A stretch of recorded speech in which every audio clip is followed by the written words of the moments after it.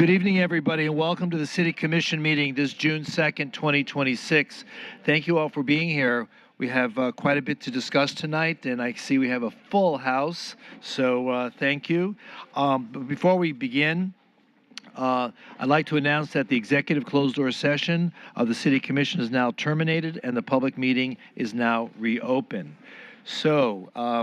So for those of you who are here for the first time, welcome, and thank you for taking a little time out of your life to come see how government works. We begin each meeting with a Pledge of Allegiance and then several announcements. But tonight we're going to have a little bit special situation because we have the ROTC cadets from Dillard High School who are going to begin tonight's program with an honor guard presenting the colors. So if I could ask everyone to please stand while they present colors. And Mayor, is that Air Force ROTC? I believe it is. So I did Air Force ROTC when I was in college. So congratulations.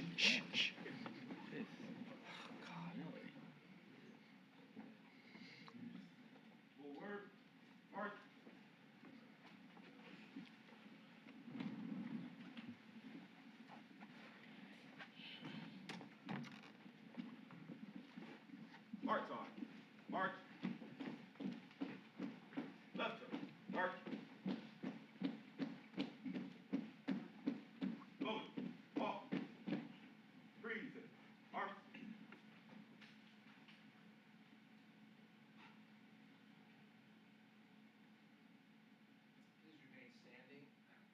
Please remain standing, and I'd like to join with Aaliyah Smith from the ROTC Corps, who's going to lead us in tonight's Pledge of Allegiance. I pledge allegiance to the flag of the United States of America and to the republic for which it stands, one nation, under God, indivisible, with liberty and justice for all. Thank you. Please retire the colors. Order. Color. Thank you. March on. March. March. March. Forward. March.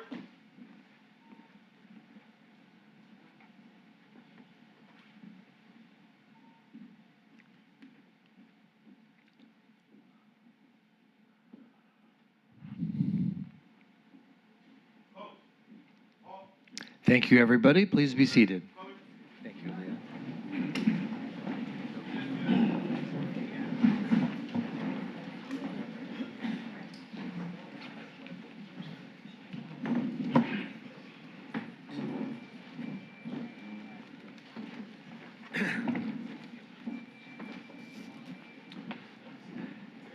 City Manager, next time, can you arrange for bagpipes and drum corps, please?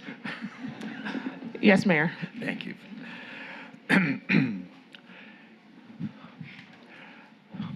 At this time, I'd like you all to please join me in a moment of silence.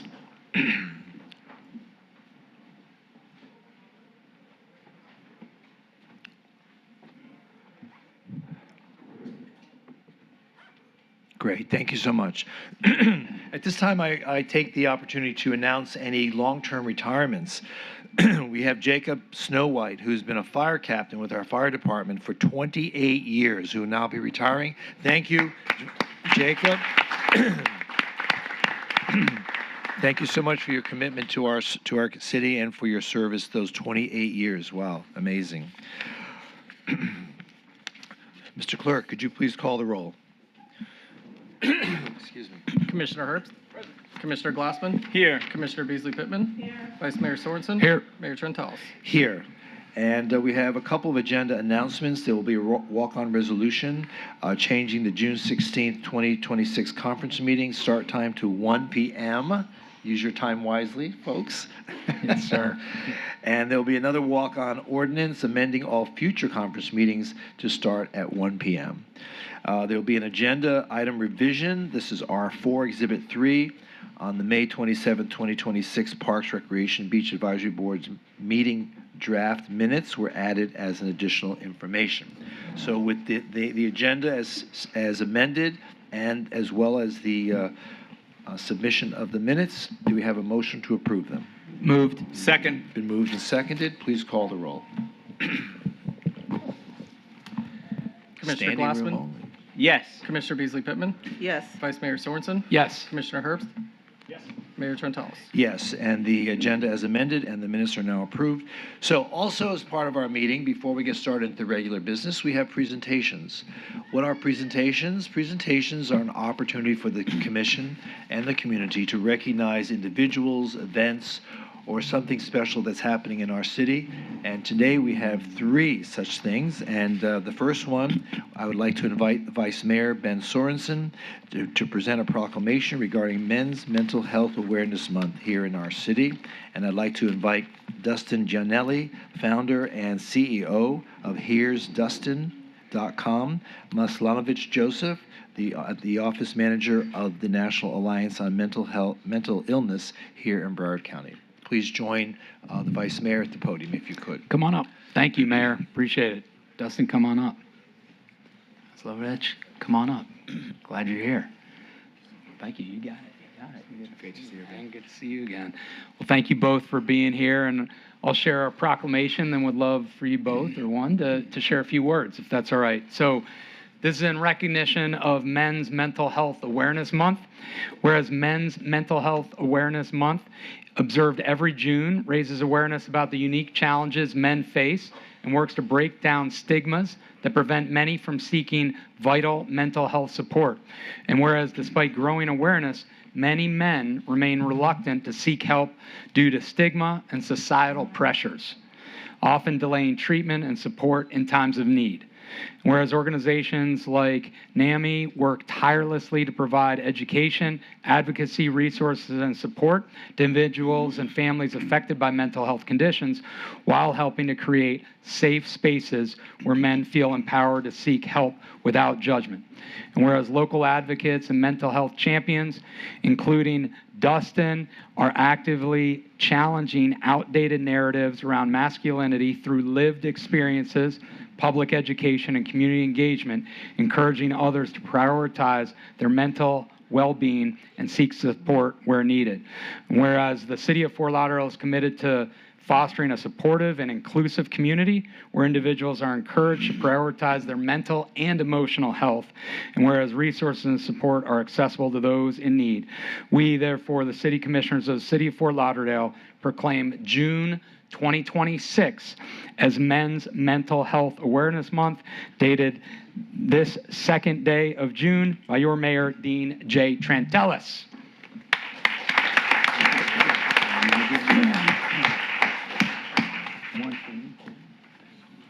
Go ahead, the podium's yours.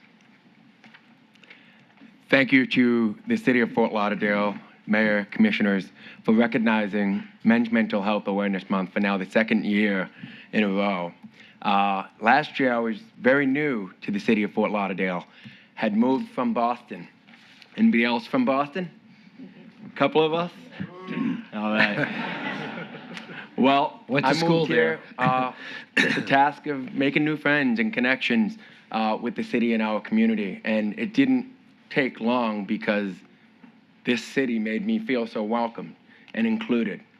They gave me that opportunity to share my voice. It's not my voice that changed anything. It was using it that changed everything. I encourage all of us here today, whether you're deaf or hard of hearing like myself, have a disability or not, to realize the accommodations that are out there for each and every one of us. It starts by asking what's out there and taking that first step. I had this vision to create the brand I have today, Here'sDustin.com, where I do keynote speaking and partner with different corporations and government affiliates for a long, long time. But it took me a long, long time to take that first step. So, trust me when I tell you, life's a lot better when you take the first step. Today, and going forward, we recognize and celebrate Men's Mental Health Awareness Month. Notice the word men's is in it, but we're all accountable, men and women, kids and dogs too. we all have a say in how we feel and how we react and contribute to our community. So without further ado, I want to say thank you again for recognizing Men's Mental Health Awareness Month.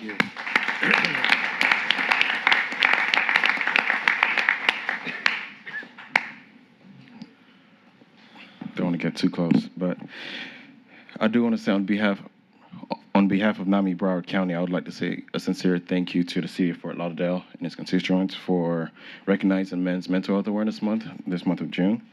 And this proclamation itself, it helps shine a light on the broader issue that affects countless men, communities at large. And way too often men face mental health challenges in silence. And this proclamation is raising awareness, encouraging conversations, and promoting access to support. We all can help break down the stigma and remind that people that seeking help is not a sign of weakness, rather it's a sign of strength. So to echo what Dustin was saying, it always takes that first steps. It always takes that first step. So I do want to say thank you for the partnership, thank you for the commitment, thank you for raising awareness for mental health, and grateful for, we are honored to accept the proclamation. Thank you. Well, thank you for being here tonight.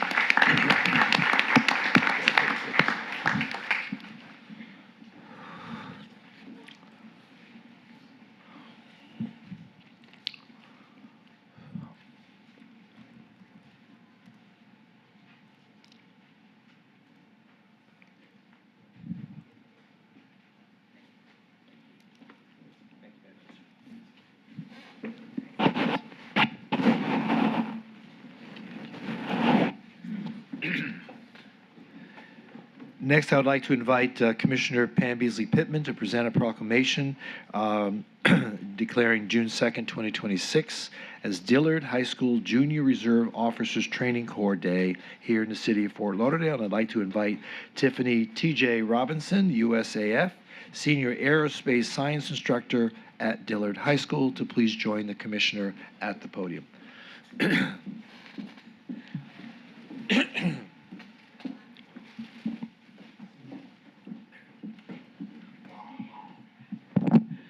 Good evening, everyone. Good evening. Y'all so quiet. I know y'all didn't come in here to be quiet. But good evening again. I have the great honor this afternoon to present a proclamation from the office of the mayor, City of Fort Lauderdale. Proclamation in recognition of Dillard High School Air Force JROCT Day. Whereas the Junior Reserve Officers Training Corps, JROTC, program prepares young people to become responsible citizens and leaders through education, service, discipline, character development, and a commitment to excellence. And whereas Dillard High School Air Force JROTC Unit FL 791, established in 1971, is the first and oldest Air Force JROTC program in Broward County and has spent more than 4 decades developing generations of student leaders dedicated to service, academic achievement, and community engagement. Whereas the 2025-2026 academic year, Unit FL 769 achieved one of the most distinguished years in its history, earning the prestigious Distinguished Cadets Corps Award, one of the highest honors bestowed upon any Air Force JROTC units for excellence in leadership, academics, military proficiency, and community involvement. Whereas the unit also received the Silver Star Community Service for Excellence Award, placing them among the top Air Force JROTC programs in the nation for its exceptional commitment for volunteerism and civic service. And whereas further demonstrating its dedication to leadership, academic excellence, the unit earned placements on the JROTC Leadership and Academic Board All-County Team, establishing Dillard High School's first Raiders team, earning second place in the Broward County Top Flight Drone Championship, and and captured first place in the city of North Lauderdale's holiday parade. And whereas these accomplishments reflect the dedication of the cadets, the instructors, the school administrators, family, and supporters who work together to cultivate future leaders of character, integrity, and purpose while serving as a source of pride for the city of Fort Lauderdale and Broward County community.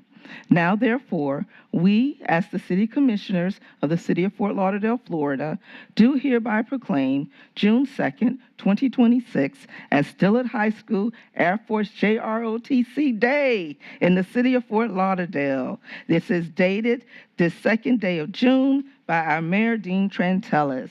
Let's give them a hand. Would you like to say something, and then we'll take a photo together? If it's possible, may I have my cadets from FL 791 please come up and join me really fast?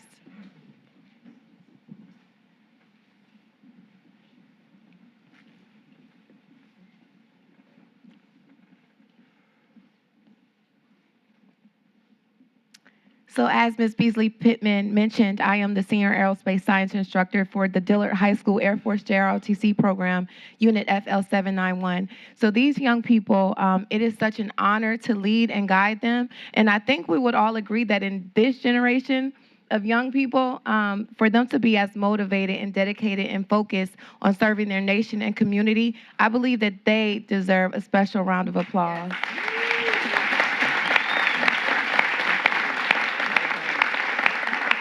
Thank you. In order to receive the Silver Star with Excellence Award, we served in our community, our local community, and our surrounding communities over 4,900 community service hours this school year.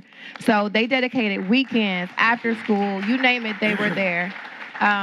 So I would also, before I go, just really quick, like to thank my elders who came before me, the instructors who came before me. We have Master Sergeant Pender here. We are literally standing on the backs of giants. So this is nothing that we can do alone. So I thank my village, I thank God, and I thank the city for recognizing us this day and for all you continue to do for us. Thank you so much.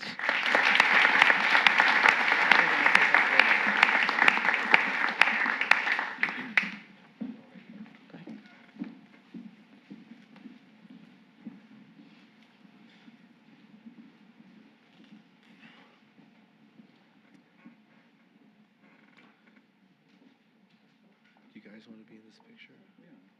Okay.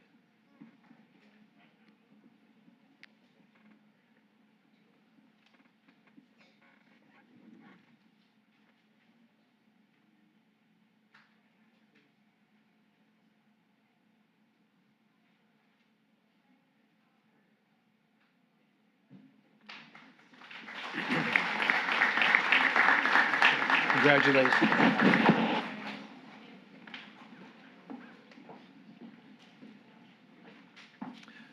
Good luck, cadets.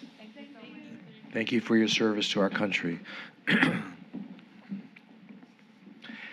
Now I'd like to ask Commissioner Steve Glassman to present a proclamation regarding LGBTQ plus Pride Month here in the city of Fort Lauderdale. And I'd like to invite Robert Keston, who's the president and CEO of the Stonewall Museum and Archives, to please join him at the podium. Robert, where are you? And I believe also Kevin's here as well from Blockfest. Kevin Clevenger. Thank you. Oh, you got dressed up for us tonight. Come on up, gentlemen. Oh, the mayor is such a jokester. Good evening, everyone. Love to see a packed room. It's an honor and a privilege and an absolute pleasure to present this proclamation from the office of the mayor, City of Fort Lauderdale. This is a proclamation in recognition of LGBTQ plus Pride Month. Whereas June is recognized throughout the United States as LGBTQ plus Pride Month, a time to celebrate the contributions, history, resilience, and diversity of lesbian, gay, bisexual, transgender, and queer individuals, while reaffirming the principles of equality, dignity, and respect for all people.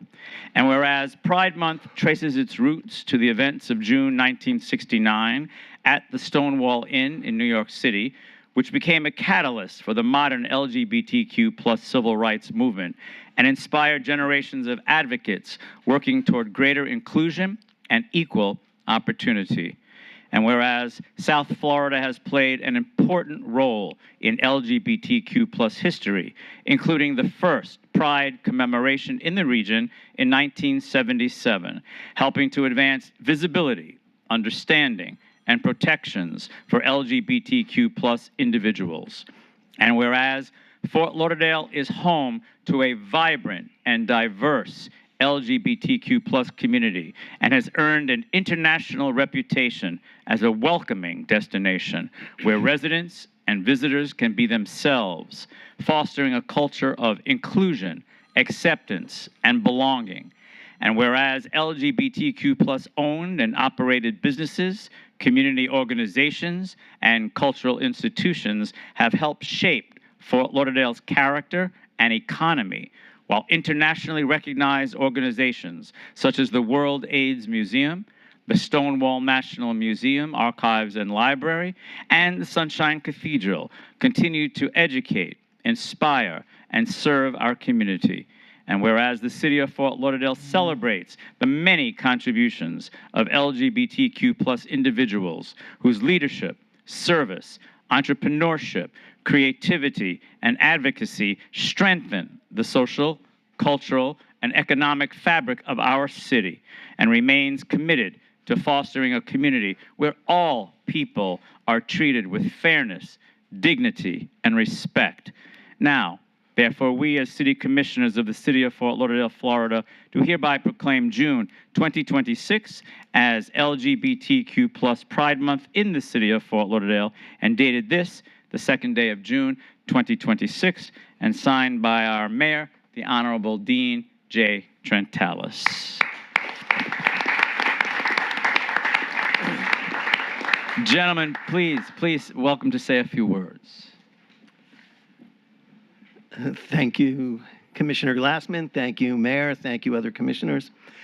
Pride is not about being gay or lesbian or any of those other letters. Pride is about extending a hand to the entire world, the entire community, and welcoming people in. It's about being uniters in a world full of dividers. It is about building community, not tearing people apart. We have an exhibit in our museum right now focused on Baron von Steuben. Baron von Steuben was born in Prussia, raised in Prussia, fought for Frederick the Great in the 7-Year War, and then was accused of having relationships with men and forced to leave Europe. So he went to Paris, where he met Benjamin Franklin, who helped him go across the Atlantic Ocean, where he joined and trained George Washington's troops at Valley Forge, and is considered one of the fathers of the American military. There he wrote the Blue Book, which is still used today in certain circles of the military to train our armed forces. Think about what would happen if this guy tried to come to the United States today. Gay, no money, and didn't speak the language. Just imagine what would have happened if he had been turned back. His training of troops saved George Washington his job, which made him the father of our country. There were many in the Continental Congress who wanted to remove him. After the training that his troops got from von Steuben, he became a national hero. Steuben, for the most part, has disappeared from the history books, but he's there. And in Ohio, New York, and elsewhere, there are counties and schools and streets named after him. But nobody knows who he really was. He helped make America what it is today. So in this 250th anniversary year, go to Pride celebrations, reach out your hands to your neighbors and help bring this country, as this county and as this city demonstrate, together rather than pull people apart. Thank you all for this distinct honor. Thank you.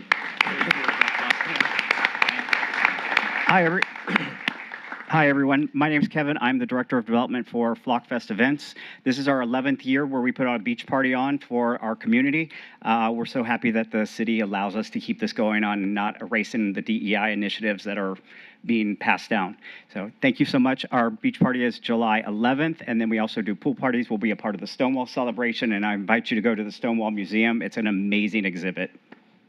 Thank you. Go get a picture of you.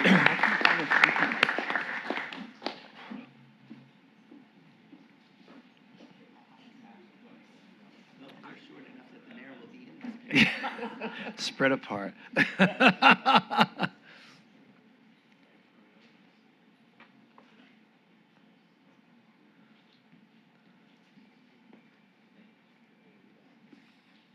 Happy Pride, boys.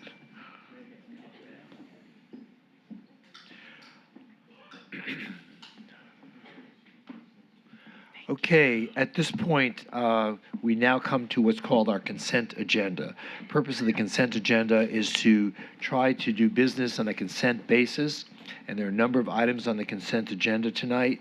But before we do that, I would ask, is there any member of the commission who wishes to pull any of the consent agenda items and discuss them and vote on them separately? So I'll start with Commissioner Herbst. Are there any consent agenda items you wish to pull? None. Commissioner Beasley Pittman? CM7, CM7? and CR10. Okay, Commissioner Glassman? None. And Vice Mayor? None. Okay, so except for CM7 and CR10, do I hear a motion to approve the consent agenda items? Moved. Second. Moved and seconded. Please call the roll. Commissioner Glassman? Yes. Commissioner Beasley Pittman? Yes. Vice Mayor Sorensen? Yes. Commissioner Herbst? Yes. Mayor Trentalis? Yes, and all those consent agenda items are now approved. So if you came here tonight on behalf of any of those items, your item has now been approved, so thank you. You're welcome to stay for the rest of the meeting.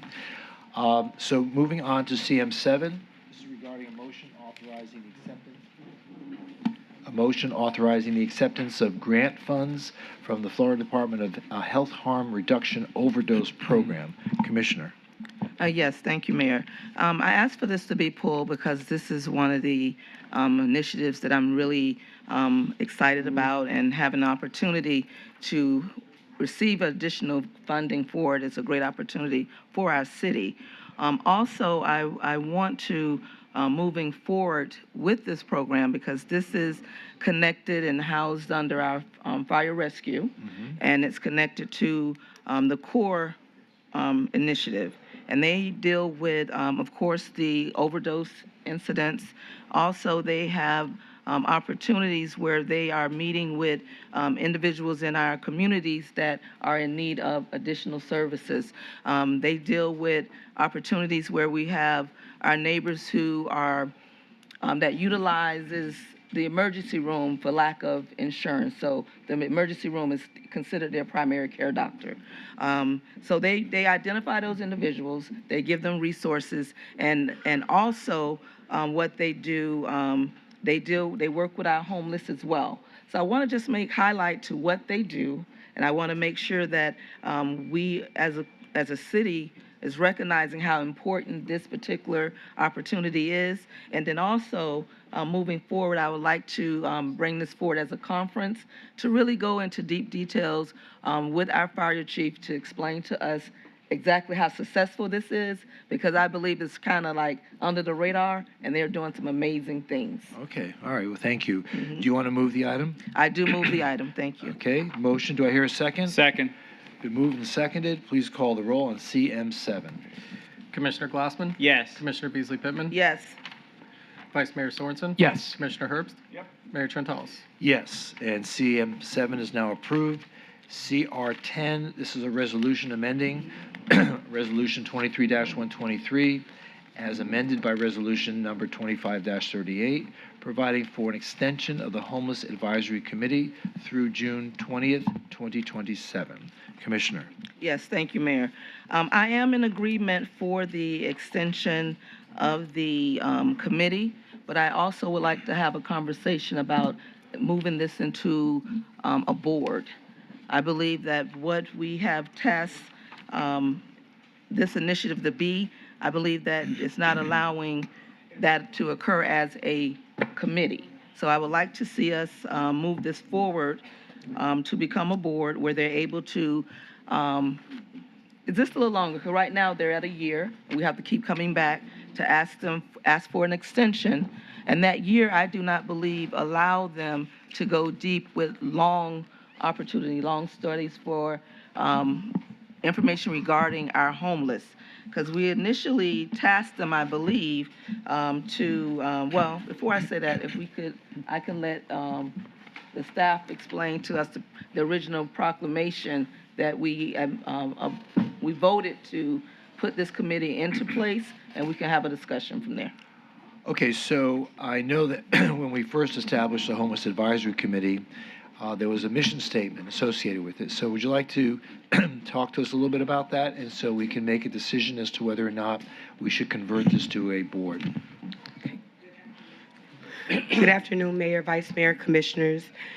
The purpose of the Homeless Advisory Committee is to advise the City Commission on the creation and implementation of a strategic plan to prevent, reduce, and address homelessness, assist in identifying funding for homeless initiatives, review best practices in addressing homelessness, help raise awareness regarding the city's actions in addressing homelessness, and determine any gaps in programs that address homelessness and develop performance indicators. Okay.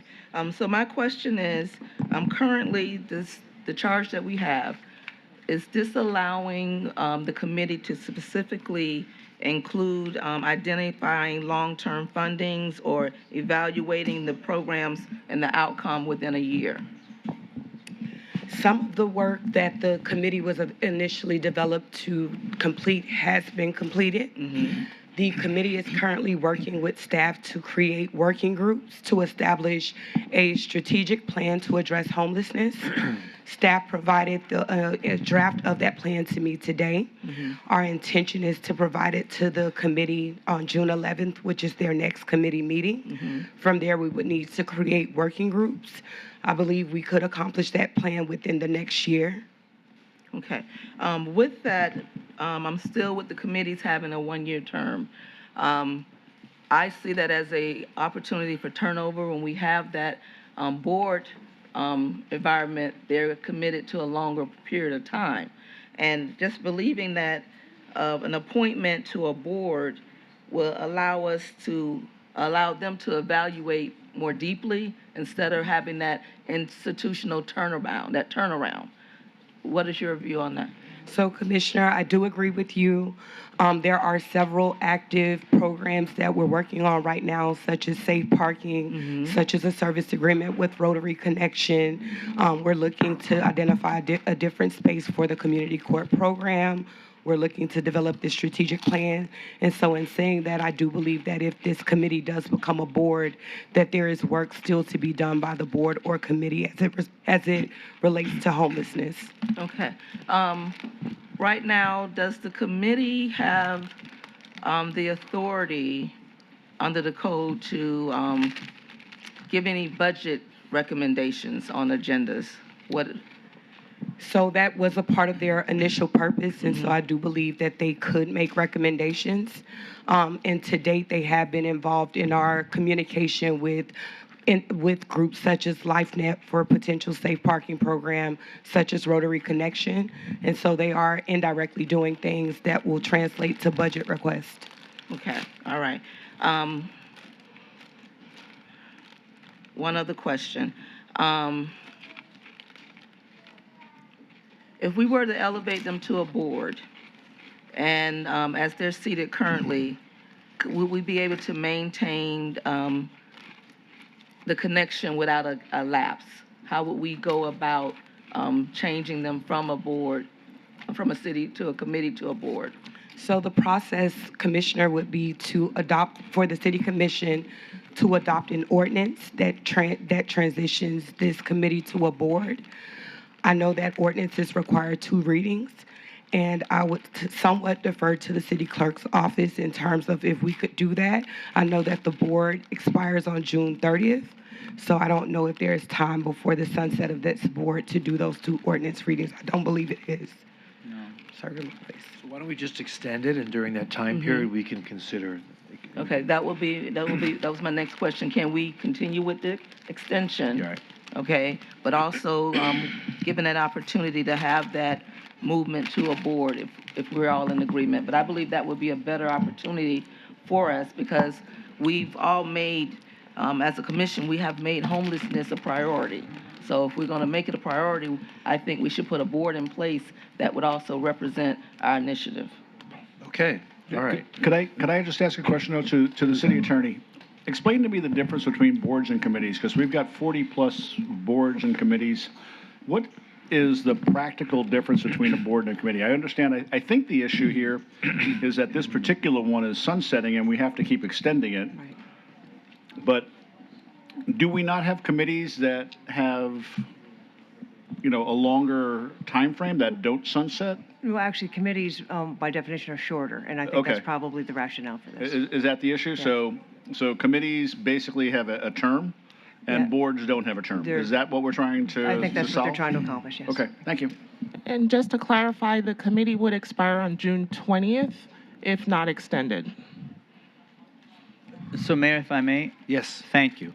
So I think that we need to have a little bit more of a in-depth discussion of this. I do know that at my pre-agenda meeting with the district, this came up in terms of a discussion with Paula Yukna. Paula is the chair of this advisory committee. She's my appointment on this committee. And she did express, and she unfortunately could not be here this evening, and I don't know if we have time to still take this up on June 16th, which would still be before they basically sunset.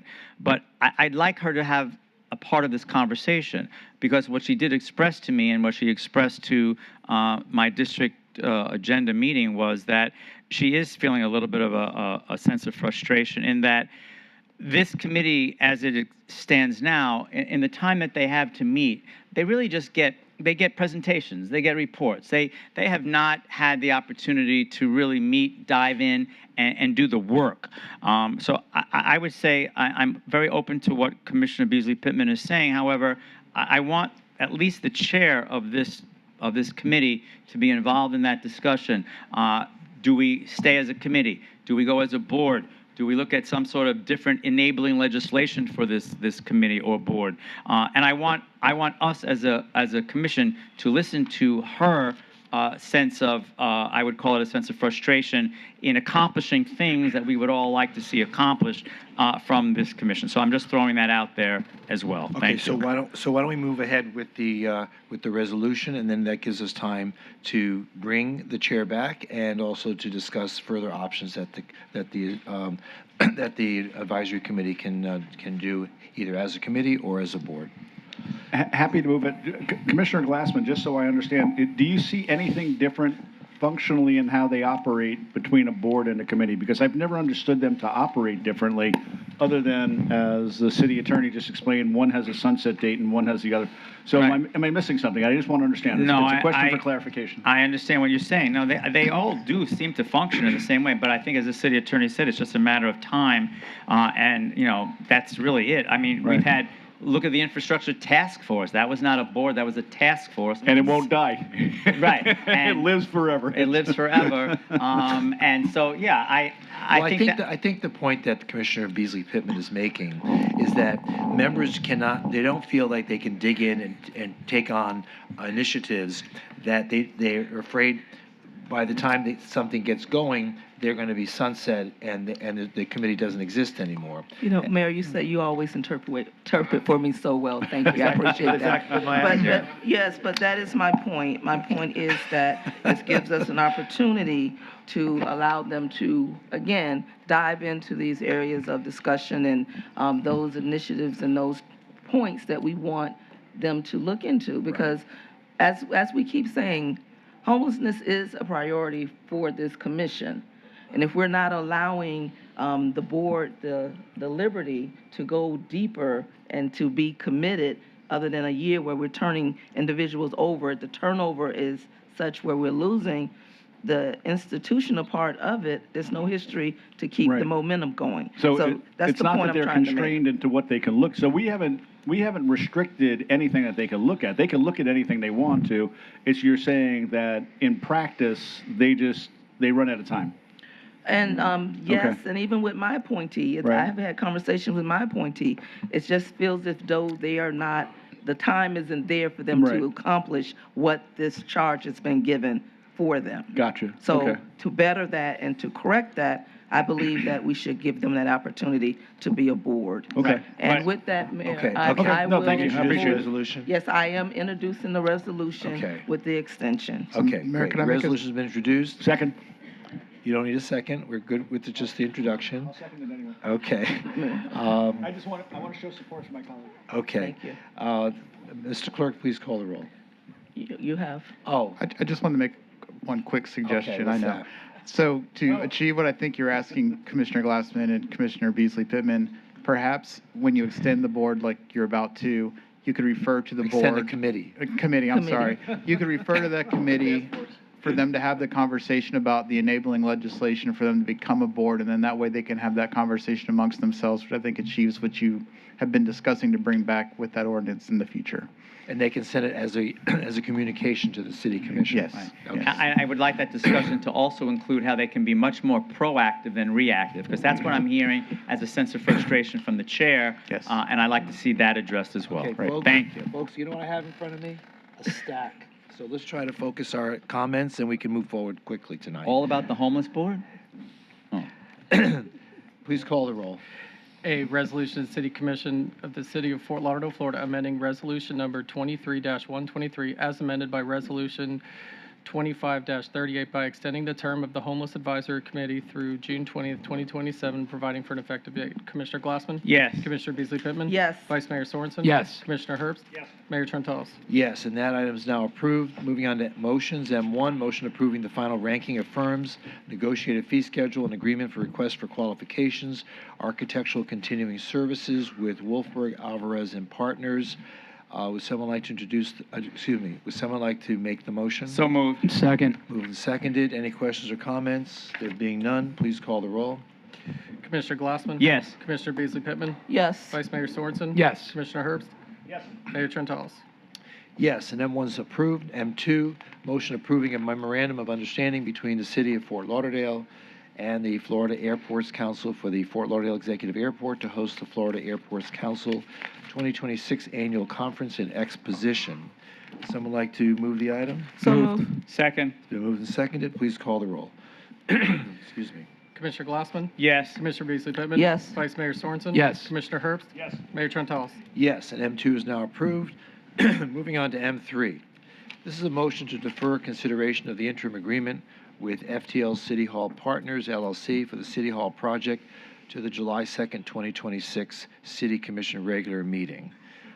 So I have a bunch of people who signed up to speak, some of which are just only for questions. Does anyone have any comments or questions on this? I do, Mayor. Yes, go ahead. Thank you. So I understand that the motion is to defer the consideration. I will tell you that, and I'm sure that all of my colleagues have had the same conversation. I'm very encouraged by the meeting that I was able to have with the city manager and also the development team that we selected for this project. It's very encouraging. I think that after our last big discussion at the commission, we all agreed that we needed to really take a look at what that interim agreement would be going forward. The consensus was overwhelming that we needed to cut that cost. We needed to get rid of that equity piece. We needed to get rid of that 11% interest. And based on what I heard in my most recent meeting, and I'm sure you have all heard that, it seems that that's the direction that we're headed in. I just have one question before I'm able to vote on this to defer this till July 2nd, because actually I'm ready to move now on this, because I really do believe that common sense tells us that that's what we should be doing. But I want to know from city manager or anyone on staff, how much how much money have we spent to date on appraisals of the 3 older buildings and also with Jacobs in terms of getting engineering type reports, digging in a little bit? What is the total to date that we have spent on that? Was projected. Thank you, Commissioner. I'm going to ask Quentin Pugh, Assistant City Manager, to share that information. Regarding good evening, Quentin Pugh, Assistant City Manager. Regarding the appraisals, $100,000 for those appraisals, and regarding the building assessment with Jacobs Management, we have not received an invoice to date on that project. The amount that was agreed upon was just shy of $370,000 for that assessment work, but we haven't received an invoice to date. So we've just spent the $100,000 on the appraisals of the 3 structures. That is correct. Well, we may have spent more, but he doesn't have an accurate number to date Right. as to what Jacobs Engineering has. No, I understand that, but you have been invoiced for the appraisals. Have we been invoiced?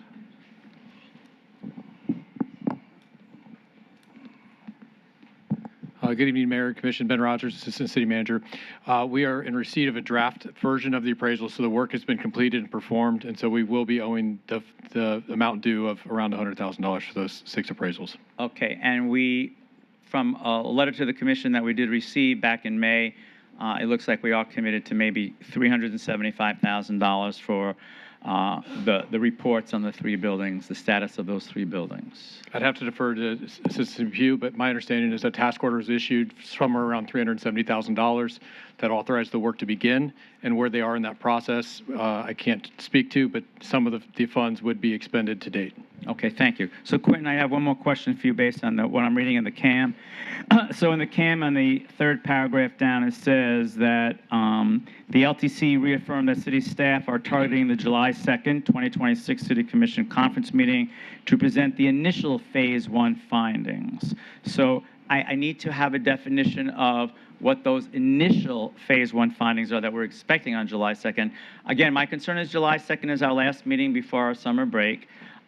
Anything can happen, but what do you mean by the initial Phase 1 findings? So we asked Jacob Management to look at this project as a 2-gated process. Phase 1 is a non-invasive screening process, and this gives the commission the ability to have some very healthy and robust discussions regarding the building assessments of the 3 properties in question: Ivy Tower 101, the 1 East Broward, as well as the federal courthouse. So the Phase 1, again, is non-invasive. It's going to do a property condition assessment. They're looking at the roof, the facade, the windows, whether it's hurricane resilience, interior conditions, and also ADA compliance gaps amongst those 3 buildings. They're also doing a structural analysis where they're looking at the framing, the foundation, wind and flood resilience, etc. Also looking at mechanical, electrical, and plumbing. Each one of these facilities, doing an inventory conditions, review remaining useful life on these facilities. So again, this is just a high-level summary findings of these particular facilities. They're not doing deep engineering because maybe the commission may decide on Phase 1 that those sort of details or that sort of deep diving isn't necessary. That's also a very expensive exploration. So the first phase is just strictly screening, and it should provide this commission with, again, enough information to have a dialogue and let the staff know whether or not you want to proceed to a Phase 2 on 1 or more of those buildings, or maybe none of them at all. So you're saying that if we did as a commission decide to go to a Phase 2 of what would be considered to be an invasive look at the 3 buildings, that would probably be a lot more than the $500,000 that we've already committed of taxpayer dollars to look at those 3 older buildings as opposed to building a new structure for City Hall. If this commission were to decide to take on all 3 of those facilities for a deep dive, I would imagine it would be a lot more than what we're currently paying now for Phase 1. Okay, so that's a decision we'll have to make, I guess, on July 2nd. Yes, sir. Okay, so thank you. Again, I want to thank the city manager and for the development team. I'm very encouraged by the direction we're headed in. I think we're going to be able to get there with an IA on July 2nd for a new building that our city deserves to have. And I believe that the price is going to be something that's affordable based on the work that I'm seeing the city manager doing. Again, I'm going to, and this isn't the first time I've said it, I was not in favor of spending this $500,000 on 3 old buildings. I'm definitely not in favor of spending what sounds like it's going to be millions to do an invasive look at the 3 old buildings. So I'm just putting that out there. I'm happy to vote to defer this to July 2nd, although I don't know how much information we'll have on July 2nd that we actually don't have now. But if that's the will of the commission to keep spending that money, that initial $500,000, so be it. I'm just not in favor of that. So thank you, Mayor. Where did Quentin go? Come back.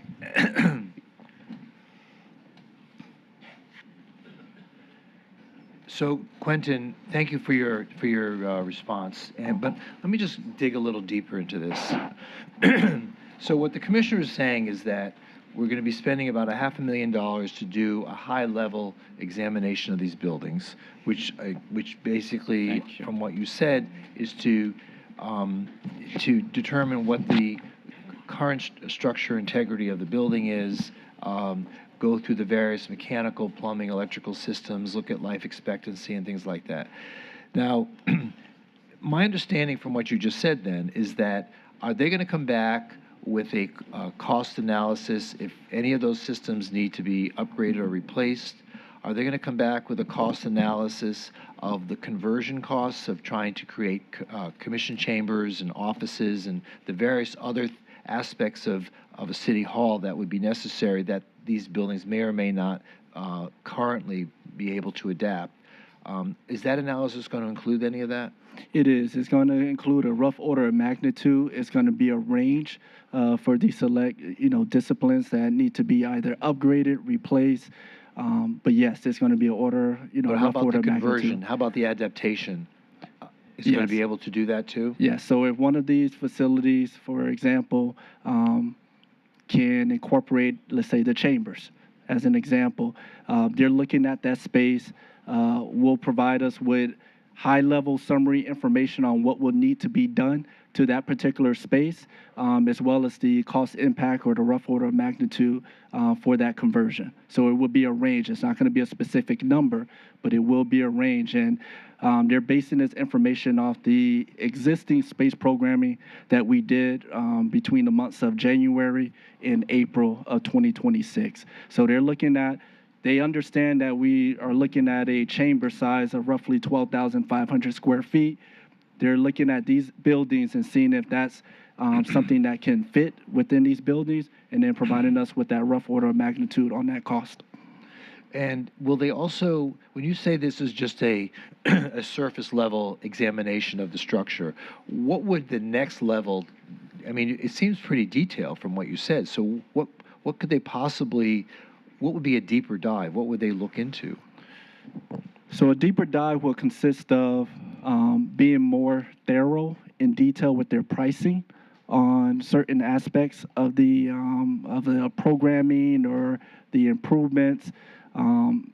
They're just going to go into a very deeper dive. I mean, I actually have Jacobs here that can probably get more into that analysis, but if there's cracks, what they're looking at, if they see cracks and things like that, they can kind of tell from the direction of the crack right now what's happening. But if we want to go a little bit of deeper dive, then they'll do that further exploration. But it's intensive, but it would just go further in detail on what we're looking at. I see.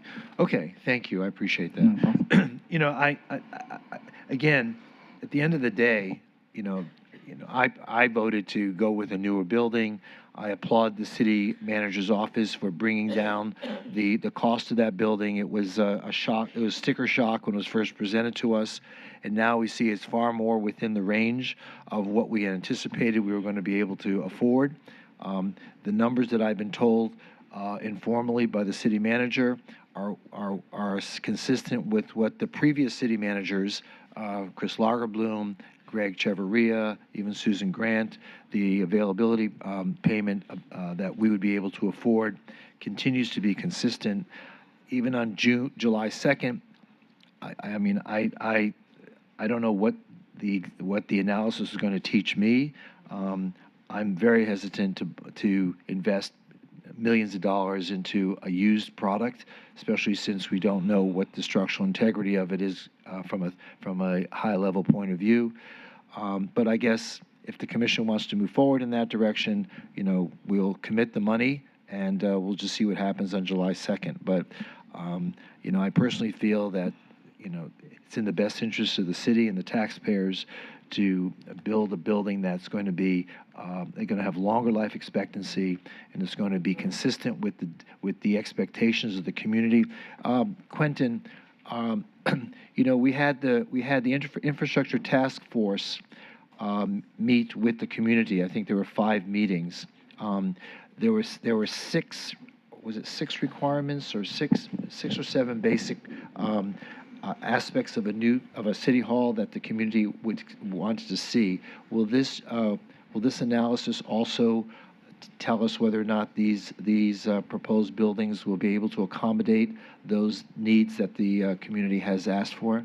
It should. I have asked Jacobs to take that into consideration. When they do the comparative matrix, they're not just comparing these 3 existing buildings amongst each other, like what they have, what they don't have, what can be improved, but they're looking at that report has been sent to them, include some of those civic functions that were important to, that were highlighted during those particular discussions and in that report, as well as the information from the new City Hall project. So they're looking at those 5 different things, the 3 existing buildings, that UL report, as well as our City Hall, how much we did thus far, and putting that on a comparative matrix and presenting that, information to the commission. Okay. All right. Thank you so much. There are several people who signed up to speak, but since Mayor, before you go on, I'm sorry. Go ahead. That's okay. I just want to go back to the beginning of our conversation as a commission when we decided that we were going to look into the opportunity of a new city hall. One of the things, the conversation I kept having was, we need a budget. And the majority of us decided to move on without this budget. And we're in this seat right now because we did not establish a budget. We put out this whole opportunity inviting developers to come in and give us ideas of what they thought we wanted. And then it came in with your sticker shock, okay? But what I'm saying to us, we have to be more responsible in how we move forward as to bring opportunities to the city for the building. So that part, moving forward, I hope we would never do this again. I won't support anything like this because before I said no. I will so no again if it comes to a point where we are putting out an opportunity to build something, to purchase something without knowing what our budget is. So I fought us for that first. And the second part, I want to say, we're talking about these monies and how much we're spending right now. Again, it was me who said, let's pull this $200 million away from the deck that was through the developer's deck when we were talking about this proposal before. I don't know exactly how we are missing opportunities to be more responsible financially. So I'm putting the charge to us. We need to make sure that this is what we do because we're delaying the process. We are delaying this process because we started wrong. I said it that night, I say it again, I don't go purchase a car without knowing the price that I can afford. And that's what we did. We went out to search and get appraisals for a building that we could not afford. But we are doing some due diligence now to get us to that place. And the due diligence also allows our neighbors to be comfortable with what we're doing. So if that means, for me, if that means that we need to spend that money to get the surveys, the evaluations of these buildings, that's what we need to do, because we dropped the ball. If it's going to take that to make the neighbors comfortable, I believe they're comfortable with that. I too want to see the new building. That's the direction I'm going in, because I believe that you pay for what you get. Okay? So I wanted to say that So in let's that find a way to moment. afford it. Exactly. And I believe we are doing that. Again, we were able to deduct $2 million by removing the developer from the stack. So we're moving in a great direction. And then all the other information that was brought in from the developer, that number is coming down, that it's more Significantly. affordable. Yeah. Okay, thank you. Mayor, if I could, City Manager, on July 2nd, when we come back, will we have an interim agreement in front of us to look at? We are working through updates to the interim agreement that was brought before the commission on April 21st. It will take into account the feedback provided by the commission on that night and the additional conversations and negotiations that have occurred since then. Staff will also be presenting a budget approach for the City Hall project, no matter what the commission decides, in order to inform as to how we might afford whether a new build or a renovation project. So that's one of the things that staff will be bringing forward. Okay, because I think it's really important that between April 21, which is when we had that IA in front of us, till July 2nd, that's about 10 weeks. I think that we need to have an interim agreement in front of us on July 2nd that we can actually work off of and have a discussion as a city commission so that we're going to move forward. So I'm just requesting that we have an interim agreement in our backup that we can all talk about, from an educated standpoint. Thank you. Okay. So, Mayor, if I may? Yes, please go ahead. I think this is money well spent. I reject the idea that investigating alternatives is somehow wasteful. I think we have an obligation to the taxpayers to investigate all opportunities to save money. And as Commissioner Beasley Pittman says, and I agree with her wholeheartedly, I think it was foolhardy on our part not to establish a budget before we began down this path. I agree with her completely in that respect, and I think that's why we find ourselves where we are today.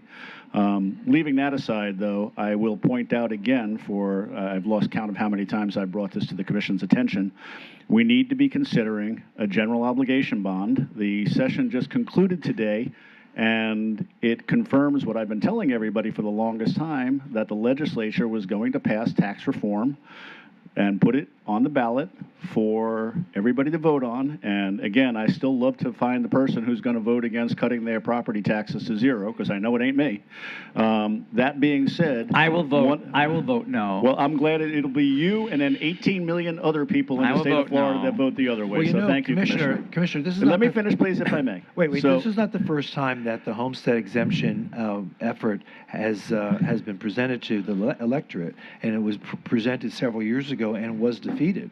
So just keep that in mind. It is not going to get defeated. I'm happy to put $100 on the table if you want to bet me.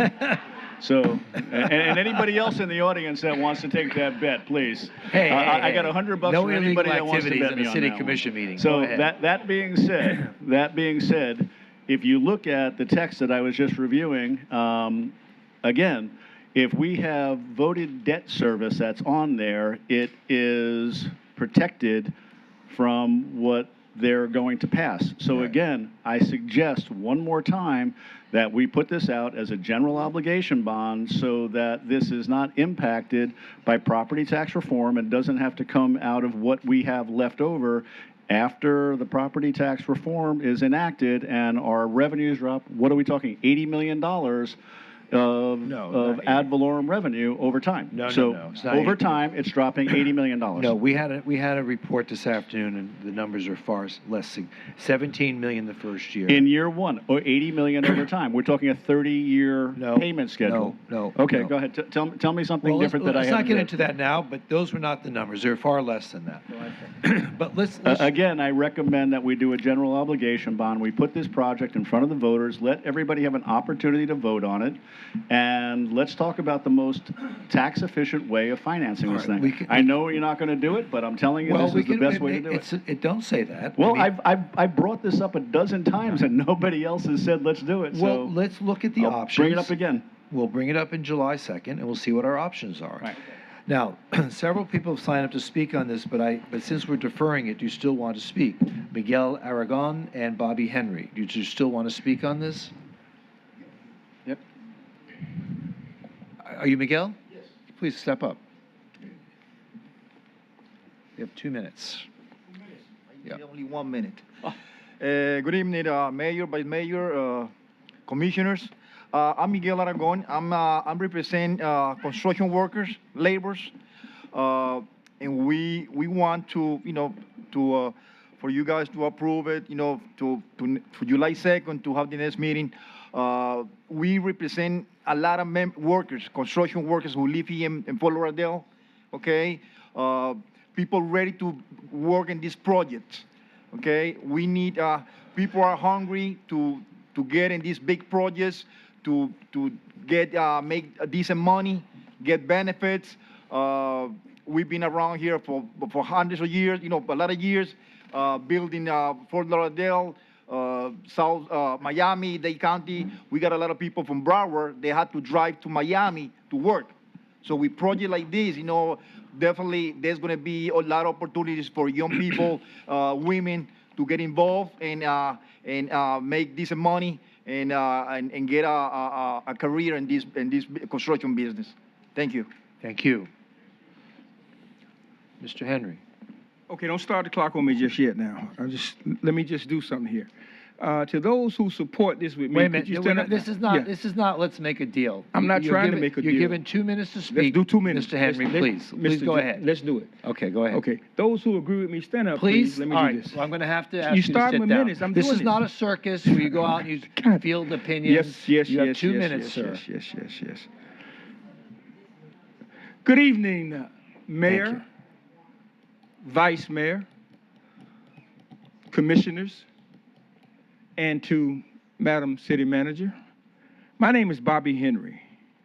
I'm the publisher of the West Side Gazette, and I rise today,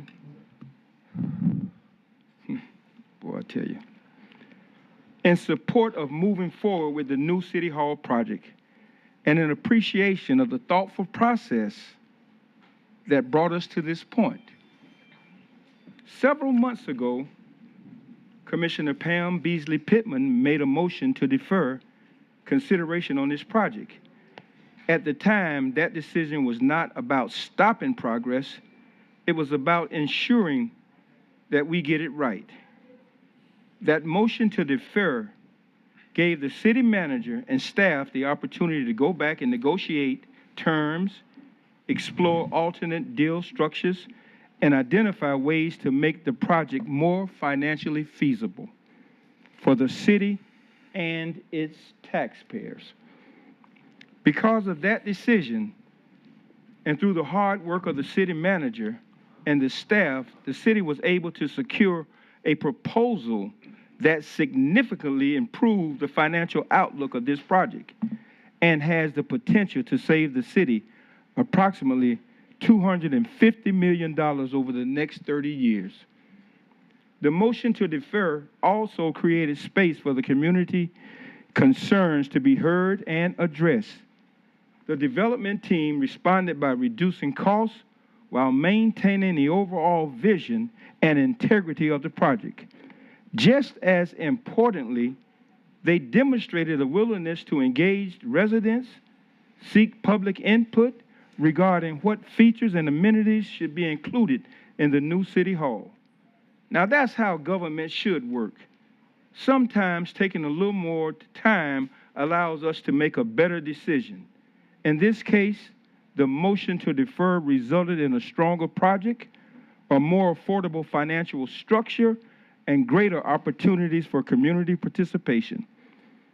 This new city hall represents an investment in the future of our city. It offers an opportunity to create a civic center that is modern, welcoming, accessible, and reflective of the people it serves. A successful city hall should be a place where residents feel connected to their government and confident that their voices matter. I commend Commissioner Beasley Pittman for recognizing the need to take a second look, the city manager for responding to that challenge, and the development team for working collaboratively to address concerns. Today, we are in a better position because of that motion to defer. I encourage the commission to move forward with confidence, knowing that this project has been strengthened through due diligence, fiscal responsibility, and community engagement. And Dean Trentrelis, I thank you for giving me that time. And I did it in 2 minutes. Thank you.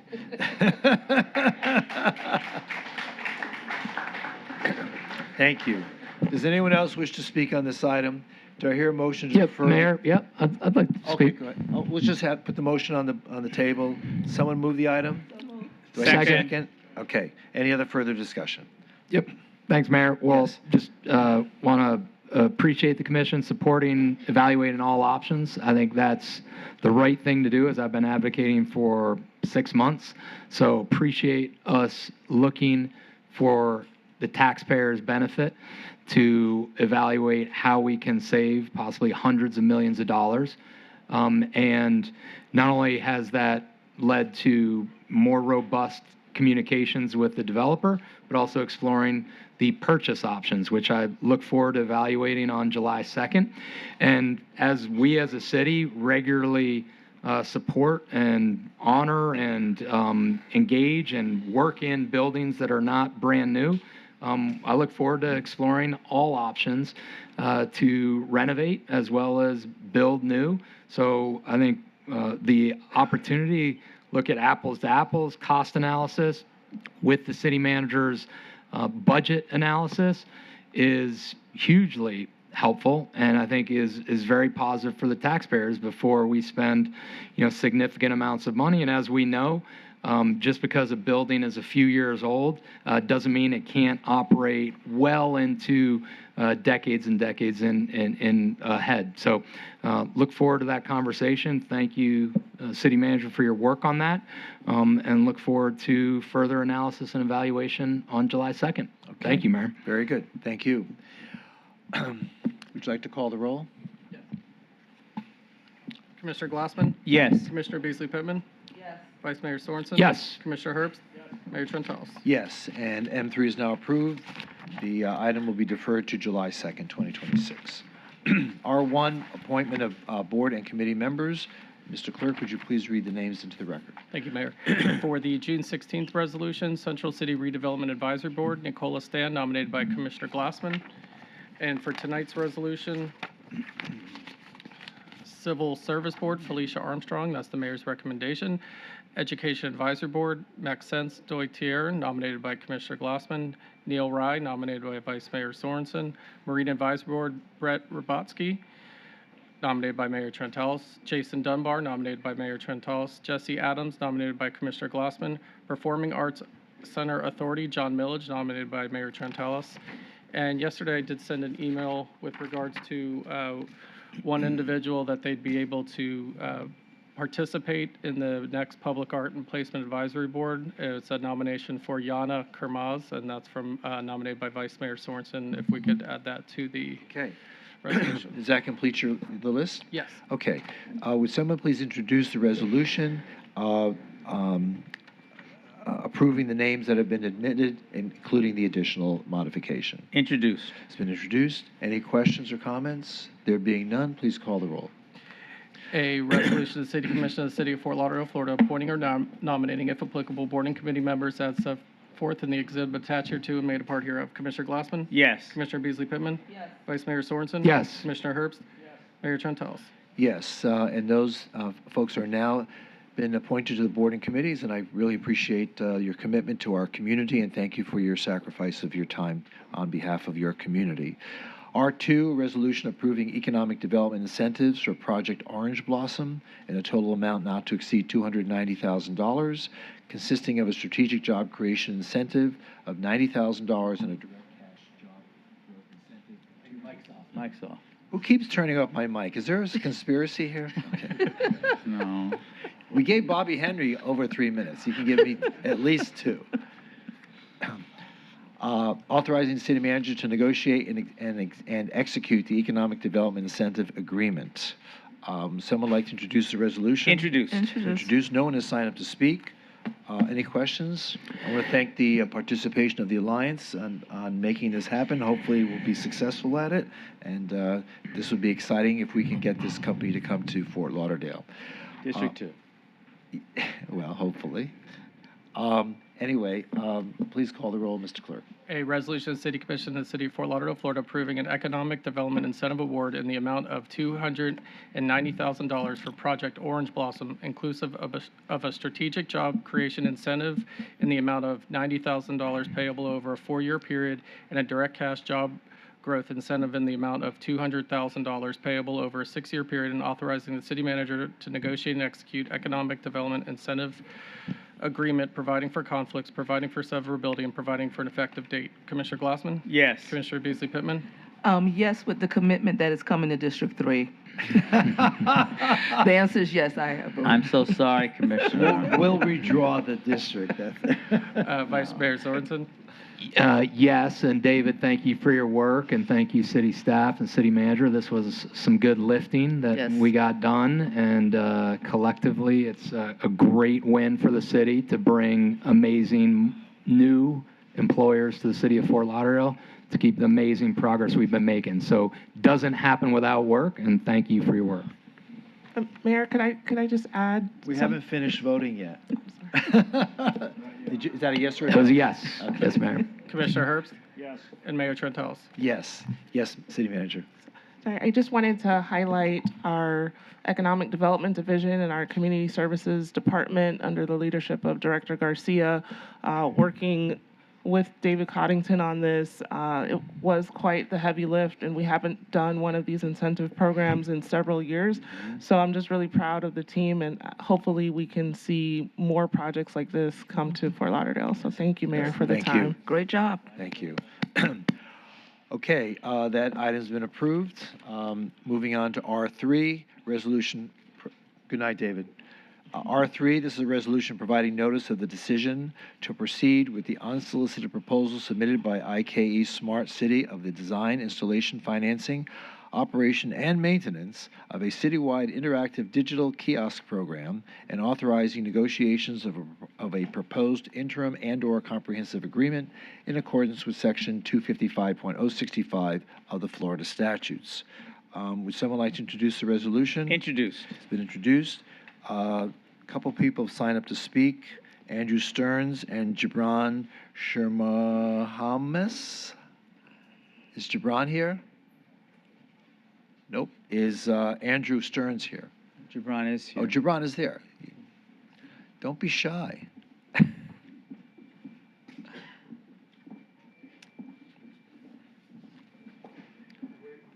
How did I butcher your name, your last name? A lot. Sher Mohammed, close enough. I told you. And it's my penmanship. Yes, it's your penmanship. That's right. Mayor's always right. We're here available for questions. Okay. Thank you. You're here on behalf of the applicant. Okay. Andrew, you're the same person. Yeah. Okay. And Matt. Okay. All right. No one else has signed up to speak. The resolution has been introduced. Please call the roll. A resolution, City Commission of the City of Fort Lauderdale, Florida, providing notice of its decision to proceed with and acceptance of this unsolicited proposal submitted by IKE Smart City LLC for the design, installation, financing, operation, and maintenance of a citywide network of interactive digital kiosks, authorizing negotiations for a proposed interim agreement, comprehensive agreement, or both in accordance with Section 255.065 Florida statutes and providing for an effective date. Commissioner Glassman? Yes. Commissioner Beasley Pittman? Yes. Vice Mayor Sorensen? Yes. Commissioner Herbst? Mayor Trentalis? Yes, and R3 is now approved. So make it happen, gentlemen. All right, R4. This is a resolution authorizing the city manager or a designee to proceed with the conceptual site plan for the Fort Lauderdale Beach Park project. Would someone like to introduce the resolution? Introduced. Resolution's been introduced. We have a number of people who signed up to speak. Before we begin, who's here on behalf of the applicant? Nobody's here on behalf of the applicant? No, this is a Parks Bond program. I'm sorry, I can't hear you. Sorry. This is a Parks Bond program, so staff has the information about the project. So if we have any questions, they're here to answer questions. Staff can give a presentation. We also have a consultant as well. Is there a presentation involved? Yes, there is a Okay, presentation. I didn't know that, so kind of, let's move this meeting along. So Quentin, will you be giving the presentation? No presentation, but we are here to answer any questions. Okay, I didn't think there was a presentation. There is an attachment, that's all. Okay.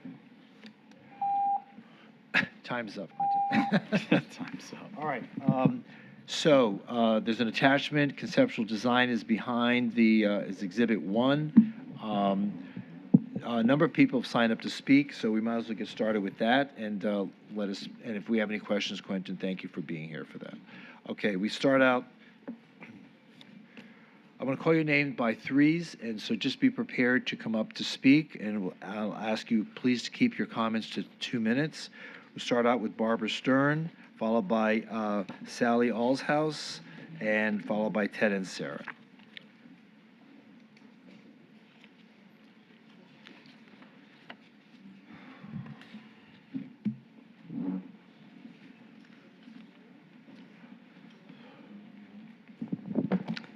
Good evening, Mayor. Barbara Stern, and just point of clarification, this did not start off as a Parks Bond issue. It became a Parks Bond issue because of the costs that exploded for this initiative. I am here tonight because I do want to congratulate the commission on agreeing to keep the basketball courts in place and moving forward with the design. My concern has been and continues to be how these courts are marketed. I don't play pickleball, I don't play basketball, I don't have skin in the game, but my concerns are how it is marketed. Repeatedly, we have seen designs, we've seen advertising from the BHMR St. Regis team. I've sent you videos, everyone on the commission, I don't know if you've seen them yet, where they have advertised that the rendering is an accurate reflection of the property. And that includes the pickleball courts on the beach. The messaging that has come out is very misleading, it's confusing, and that is what has contributed to a lot of this dissent from the community and the belief that these are somehow going to be private or for the benefit of the BHMR St. Regis versus the public. Yes, it'll be on the beach. Yes, we know the beaches are open to the public, not just that walk along the shoreline, but all the amenities on the beach are for the public. And these will be for the public too. And these will be for the public. Right. Great, fine. I understand that. Not everybody understands that because of the way it is marketed. Okay. If the commission goes forward with this, which I believe you will, it needs to be stressed with the developer and the community how this is going to be handled. Because this is our beach. This is not an amenity of the BHMR. It is not part of their property as they have on the rendering. And it just needs to be clear. It needs to stop. We need to be able to move forward, but it needs to be clear that our public beach is our public beach. It is not an amenity of the St. Regis BHMR. It may be a nearby amenity of the city, but it is not theirs. Okay. And the burden is on the city to make that clear. Thank you. Thank you. Sally? Followed by Ted and Sarah, followed by Dr. Brett Robotsky. Good evening. Good evening, everybody. Can you hear me? I'm really having a hard time hearing everybody this evening. Okay, thank you very much. The development group, Ron BHMR, hosted a public outreach meeting on Tuesday, August 29th, 2017. BHMR... 2017? Yes, sir. Okay. BHMR, once considered a grand old property, has become a controversial topic, and the reason many of us are here tonight, pickleball courts on the beach. There was once a time where public input was valued. That time seems to have passed. I ask again the question I posed at Vice Mayor Sorensen's Zoom call yesterday afternoon. Why not move the pickleball courts onto the St. Regis property, only to find out there already are pickleball courts on the BHMR property. Clearly there is room for the courts, not on the beach. Tourists arriving in Fort Lauderdale and booking their stay at the St. Regis will be sorely surprised to see these courts in the sand instead of places to enjoy the beach. I would be pretty peeved to see that I paid 5-star hotel prices so that I could have the beach at my front door and instead looking at sandy concrete. My general inclination says that allowing these pickleball courts onto the beach is the first step in privatizing a section of the Fort Lauderdale beach, a dangerous precedent. Let us not have a repeat of the fiasco that happened with the Pantry Pride supermarket. Yes, I am that old. Where the city asked residents to vote to purchase that property and create a park next to historic Stranahan House. That did not pan out well, and today we have an eyesore of a building wedged in next to the historic Stranahan House, which is an affront to what little pieces of historic significance have not been eradicated. I oppose any pickleball courts, and at the very least ask this commission to do the right thing and defer any decision tonight until residents are more informed. Thank you. Okay, thank you. Ted and Sarah. Good evening, everybody. My name is Ted and Sarah. I'm the president of the River Oak Civic Association. I, too, remember the Pantry Pride grocery store on Los Olas Boulevard. I was born here in Broward General in 1956. I mean, thank goodness that Commissioner Sorensen gave a proclamation for the Men's Mental Health Month, because you guys are driving me crazy. You know, I've heard twice so far, once by Bill Brown in his prejudiced Zoom meeting that he had, where I had questions in the chat box, and remarkably, all of my questions were passed over for other questions. And I heard and I read where Commissioner Glassman said in the newspaper that change is hard. These people just change is hard. Well, you know what? Change isn't hard. Bad change is hard. Good change is fine. We're fine with that. We understand that there's going to be changes. But I recommend that you defer this, and all of you go down at one time together to the beach and see exactly what you're giving away. I was down there today. There's turtle nest squared off 20 yards away from where this stuff is going to be, right on here. And we're going to line up cement trucks to pour more concrete on here. You got to see the size. And their rendering that they are putting up is incorrect. It is not anywhere close to how this is going to be designed. They say they're going to leave the pine trees. That they said that, not me. And that is impossible. If you look where the pine trees are and how their rendering is placed, it's not going to happen. You need this. There's 50, I counted them, actually 52 picnic tables and grills down there right now. This is the part of the public beach. This is the residents' beach. This always has been. We give you the tourists and the visitors north of Los Olas, in front of the hotels, where they can go, the visitors can go and drink on the beach, have their own private thing. But if a resident brings a 6-pack of beer down to the beach, that's against the law. And I don't understand. This is our beach. You need to defer this. You need to make a site visit and see exactly the beauty of this beach that you're going to give away. Okay, thank you so much. Dr. Rabotsky. Dr. Rabotsky, followed by Dan Texera, followed by Sandra McCartney. Thank you, Mayor, Vice Mayor, Commissioner, and staff. This discussion has become far larger than a debate about a few recreational courts. Let's begin with the facts. The environmental impact of these courts are minimal. They occupy a relatively small footprint in an already developed recreational area. No beach access is being eliminated. No private beach club is being created. Also worth noting is some of the objections have become increasingly speculative. We've heard concerns ranging from artificial turf supposedly releasing dangerous gases to what would happen if rare antiquities were found during the construction. Yet many of these same concerns were absent when other improvements were made to the beachfront years ago. Come on, let's get real. The reality is this project has become a target for opposition regardless of the actual merits. When one concern addressed, for example, replacing the basketball courts, another one appears, whack-a-mole in a manner of speaking.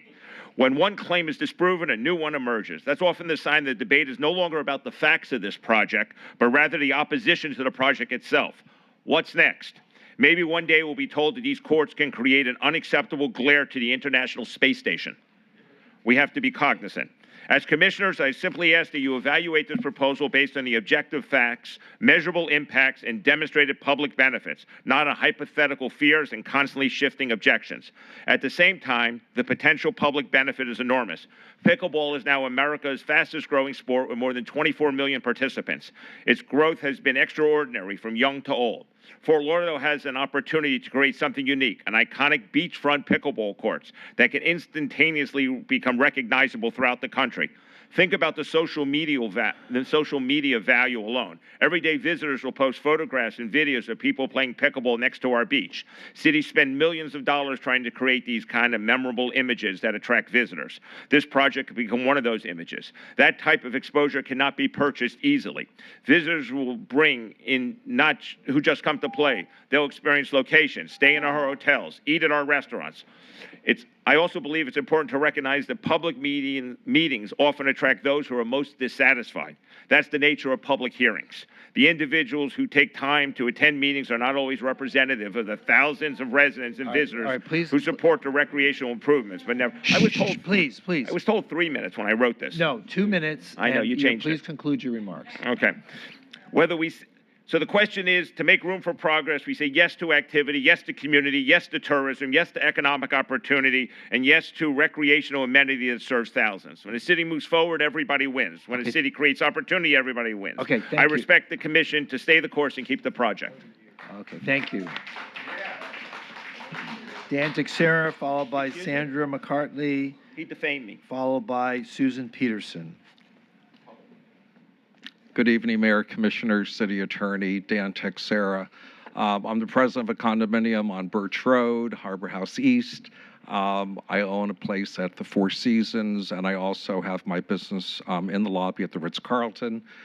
Oh gosh, maybe 10 years ago, someone asked me what pickleball was, and I thought people were throwing pickles around. I had no idea. And all I can tell you is, even though we're not the concierge, we get questioned by almost all the hotel guests. Where can we play pickleball? And of course, we send them to George English Park or Holiday Park. But it would be nice to have a pickleball court open to the public on Fort Lauderdale Beach. This is something, you know, when I was growing up, we didn't have soccer stadiums and fields in our high school. We had football and basketball. But now if you go to the high schools and you go to, you know, Holiday Park, you see soccer. So we have to keep up with the times. Obviously, people love pickleball. And when you look at my residents in the building, they all go and play pickleball. At the hotel, people come and stay. And I think this is a great amenity for everyone on the beach. The beach is a compromise of many different buildings, hotels, gay guest houses, little inns. None of those have amenities. So this is a great amenity. I ask that you support this. I think this is great that the CDD is paying for it and that this is completely open to the public. The basketball court really needs to be upgraded, which is part of this plan. And the other part is the exercise equipment reminds me of something from the 50s. It needs to be upgraded. I think the plan is beautiful. I think EDSA did a great job. And I just want to keep the beach in line with the other parks. I think you've done a fabulous job with Huizenga Park. Holiday Park is probably one of the most used parks I've seen in the entire state. So I ask that you approve this beautiful plan. Thank you. Sandra McCartney, Susan Peterson, followed by Jennifer Long. Good evening, Commissioners. Good Mayor. I'm going to read what I posted on Nextdoor in response to the Sun Sentinel article about this project. And I'm really opposed to it as a person who's been going to this beach since 1962.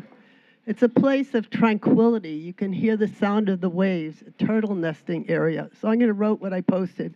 I see this as another attempted land grab by the St. Regis developers to chase out the locals from our sandy beach. A beach is a beach is a beach with real sand and open vistas, not paved pickleball courts with artificial turf in between. Who goes to the beach to sit on artificial turf? It seems like the city, in effect, has been trying to avoid advanced public discussion on this deal. And that is what makes it seem shady. And then another community poster, Martina, said, so shady. Another one said, we no longer have any faith in anyone who runs our city. 100 years ago on this site, there was a boatyard that was owned by a man called Jimmy Duquesne, who was a gymnast and a fiddle player and started the first do-it-yourself boatyard. He would get somebody started. Then he would go down the beach and do gymnastics on the exercise equipment that was first there that he donated and built. And that's the community spirit. It's a place where over decades, people go there for holidays to barbecue. Pickleball, just like a certain speaker who just spoke, is like really uptight and angry. The beach should be for quiet Pickleball enjoyment, people are angry? peaceful, and a turtle nesting area also. I'm really opposed to this, so please go to the beach, sit there on the sand, enjoy the quiet and the tranquility. That's what I am asking you to do. Okay, thank you. Is Jennifer here?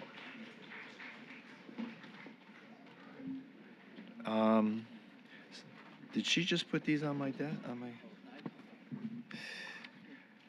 Jennifer Long, followed by Lisa Namur. Is Lisa here? Come on up. Erin McNeil.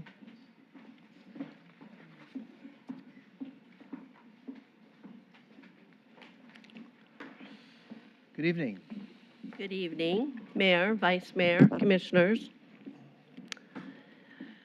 As a hotelier, I work here in Fort Lauderdale, and every day I see firsthand how many of our public spaces matter, not just to residents, but to the overall spirit and experience of our community has to offer, as demonstrated through our last IPW a week and a half ago. That's why I'm here tonight in support of this park plan. What really resonates with me is that this proposal is not about something being taken away. It's about adding more for everyone. It keeps the basketball courts while creating new opportunities for people of all ages and interests, whether that's fitness, wellness, or simply enjoying the beach, time outdoors with your family, and yes, pickleball. As someone who interacts daily with both residents and visitors, I can tell you that spaces like this shape how people feel about our city. A well-designed, welcoming, and accessible beachfront park sends a powerful message about who we are and what we value, like families, tourism, new businesses, economic development. Something for everyone. I also appreciate that this plan is community-focused and city-led, funded through public and community contributions, and ultimately owned and managed by the city for everyone to enjoy equally and elevate the current footprint, something to be very proud of. I encourage you to support this plan and continue to move our community forward in a positive and equitable way, because when we build for everyone, we elevate our whole community. Thank you. Thank you. Are you Erin? Yes. Erin, followed by Trudy Germanovich, followed by Nancy Thomas. Good evening. Good evening, Mayor, Vice Mayor, Commissioners, and City Manager. My name is Erin McNeil, and I'm a Fort Lauderdale resident and a Coral Ridge resident. I'm here to voice my support for the proposed improvements to Fort Lauderdale Beach Park. Like many residents, I love our beach. It's one of the most iconic places in our city and one of the first things visitors see when they arrive. Because of that, I believe our public spaces should reflect the quality and beauty of Fort Lauderdale itself. Over the past several weeks, I've seen numerous posts and comments circulating on Facebook opposing this project and making claims about what is being proposed.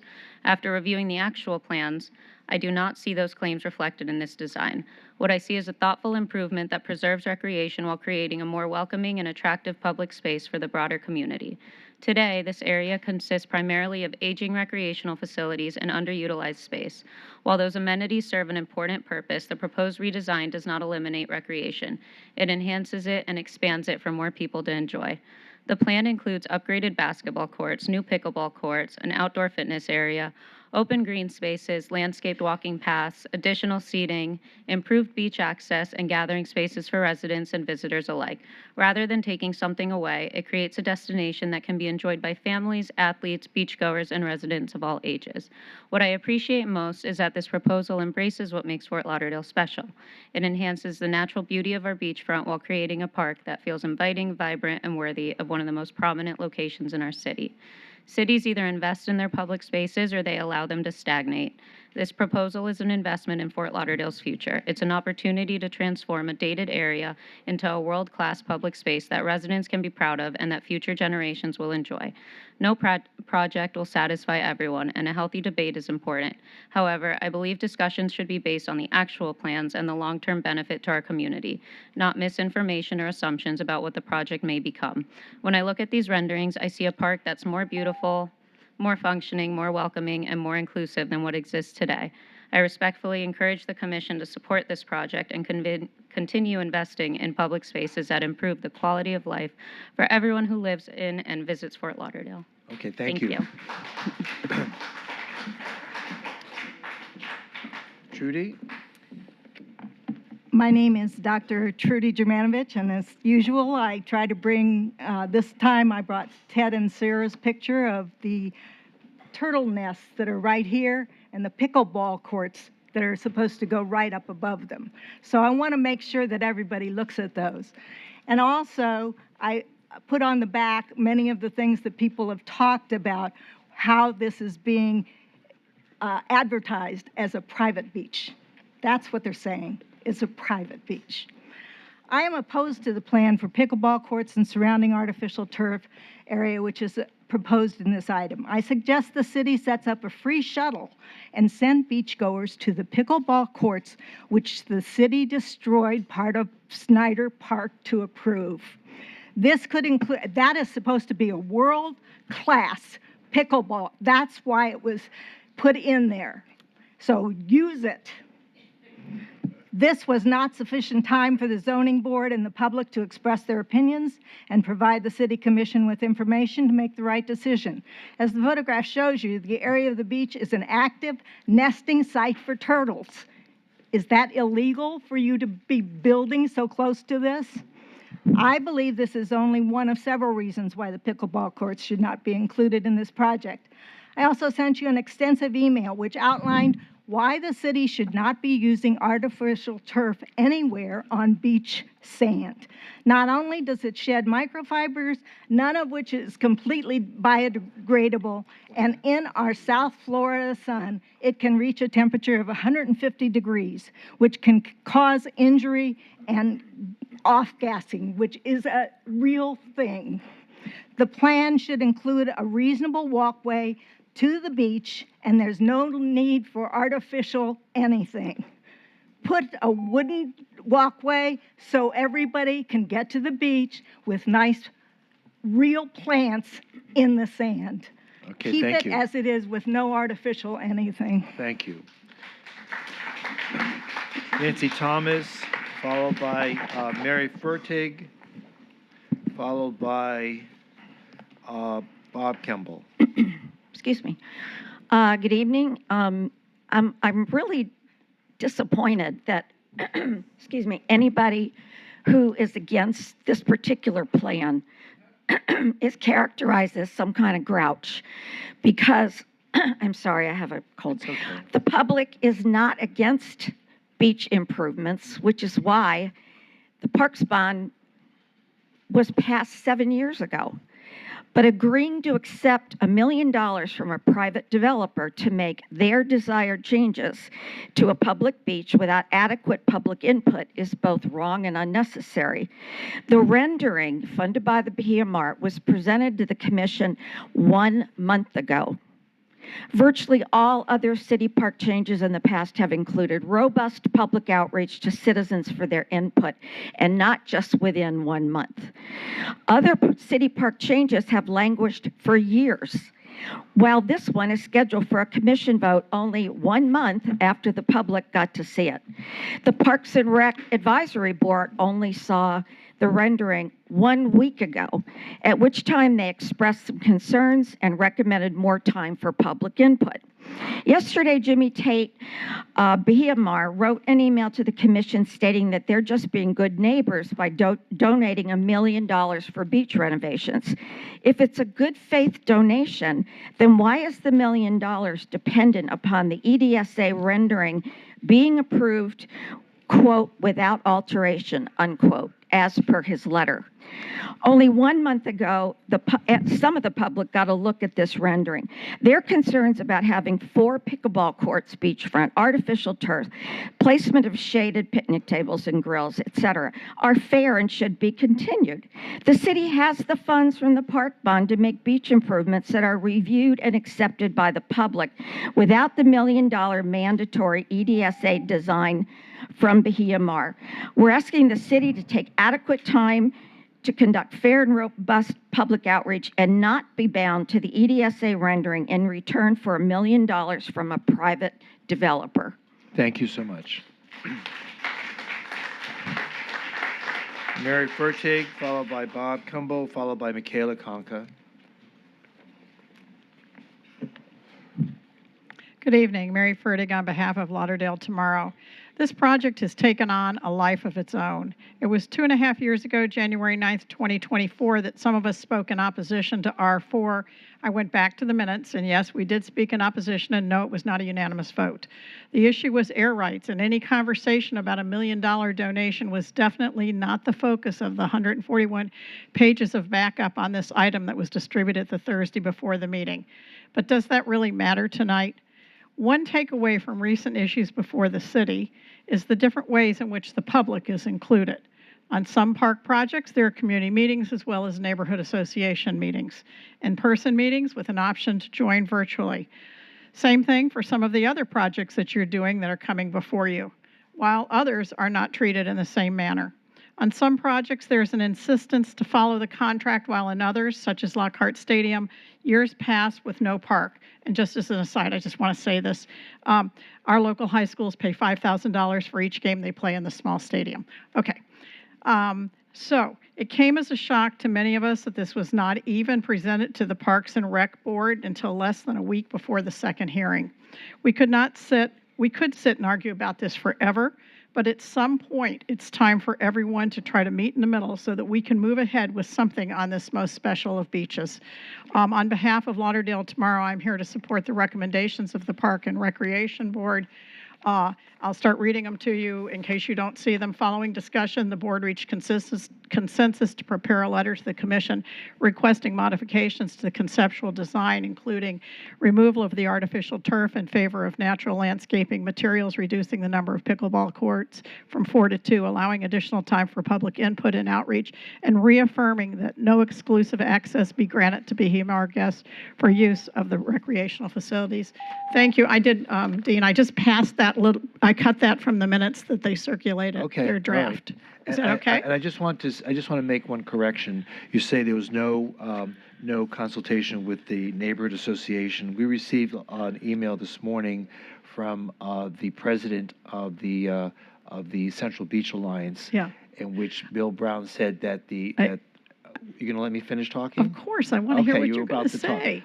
That the Central Beach Alliance is supportive of this project. Well, I was on a meeting with him last week. I'm just telling you. Yeah, I understand that, but I was on a meeting last week, and I'm not saying they didn't present it because we all know that there was a presentation on Thursday, and specifically at the beginning, my understanding was he said that the Central Beach Alliance was not taking a position on it. I did not hear a vote, but that's okay. My point to you is there has been so much controversy over this, and it could continue forever. But it can continue forever, and we're not going to let it continue forever. Exactly, and we need to come together. And so. I hope, and hopefully tonight you defer, but whatever. I mean, it's a parks project. I mean, all right. Anyway. All right. Thank you for listening. Thank you. Is Bob Kimball here? He's here. He's in the house. Okay, come on down. Bob Kimball. I'm a 50-year resident of Fort Lauderdale. I've always been enjoying going to that beach in front of Bahia Mar, in the picnic area, enjoying cooking on the beach in those grills, having gatherings with friends, and we never had the urge to go play pickleball. It was brought up You're not earlier. angry enough, that's why. It was, excuse me, I'm talking. I'm sorry. Who are you? So here we are. Pickleball courts are in the property of Behilmar. They are there already. They are not being used. And you believe that they can play pickleball in the wind? Oh, nobody thought of that. Well, the pickleball doesn't weigh that much, and it'll go flying, and they're going to lose them. And it's more plastic on the beach. Oh, so all the trees, the turtles, and I think you need to redream of plastic grass. It doesn't belong in any parks. And that's what I'm saying. Okay, thank you. Michaela Conca, followed by Tina DeMarco, followed by Leo Lorenz. Good evening, Mayor, Vice Mayor, Commissioners. Michaela Conca. I'm here as a resident. Imagine, if you will, our city commissioners deciding to pass this resolution that I'm about to share with you. Resolution for the protection and public use of the Fort Lauderdale Beach Park. Whereas Fort Lauderdale Beach and Park have served the public since 1893 as a natural, open, and fully public beach for guests, family, and residents of all ages. And whereas the proposal installation of 4 pickleball courts and related artificial features would reduce flexible public recreation space and prioritize limited paid use activities. Whereas the area contains archaeological resources and sea turtle nesting habitat that should be protected from construction and earth-moving procedures. And whereas the residents of Fort Lauderdale have a strong interest in preserving the natural, historic, and fully public beach park, eliminating artificial turf, concrete pads, increased noise, night lighting, and the reduction of the and the relocation of the exercise equipment. Whereas marketing materials referencing an exclusive beach club raise concerns about the undisclosed private use of public beachfront land. Whereas the interlocal agreement governing the site expires on December 31st, 2026, and its extension should remain, will be open to further privatization. Does that conclude your remarks? Yes, it does, Mayor. Okay, thank you you. very much. Thank you. Requesting a deferral. Good evening. Tina? Tina DeMarco, here again. I'd like to ask that the commissioners and the mayor look at deferring this for at least another month. There is so much misinformation out there. There is so much that the public is not aware of, and I believe proper outreach has not been done. There was one meeting with the Central Beach Alliance. It was last minute, and very few people knew about it. I know we keep going back and forth on this, and everybody just wants it to be done, but I think we need more time to decide what the right premise for this property is, and I'm asking you to defer it. Thank Okay, you. Thank you.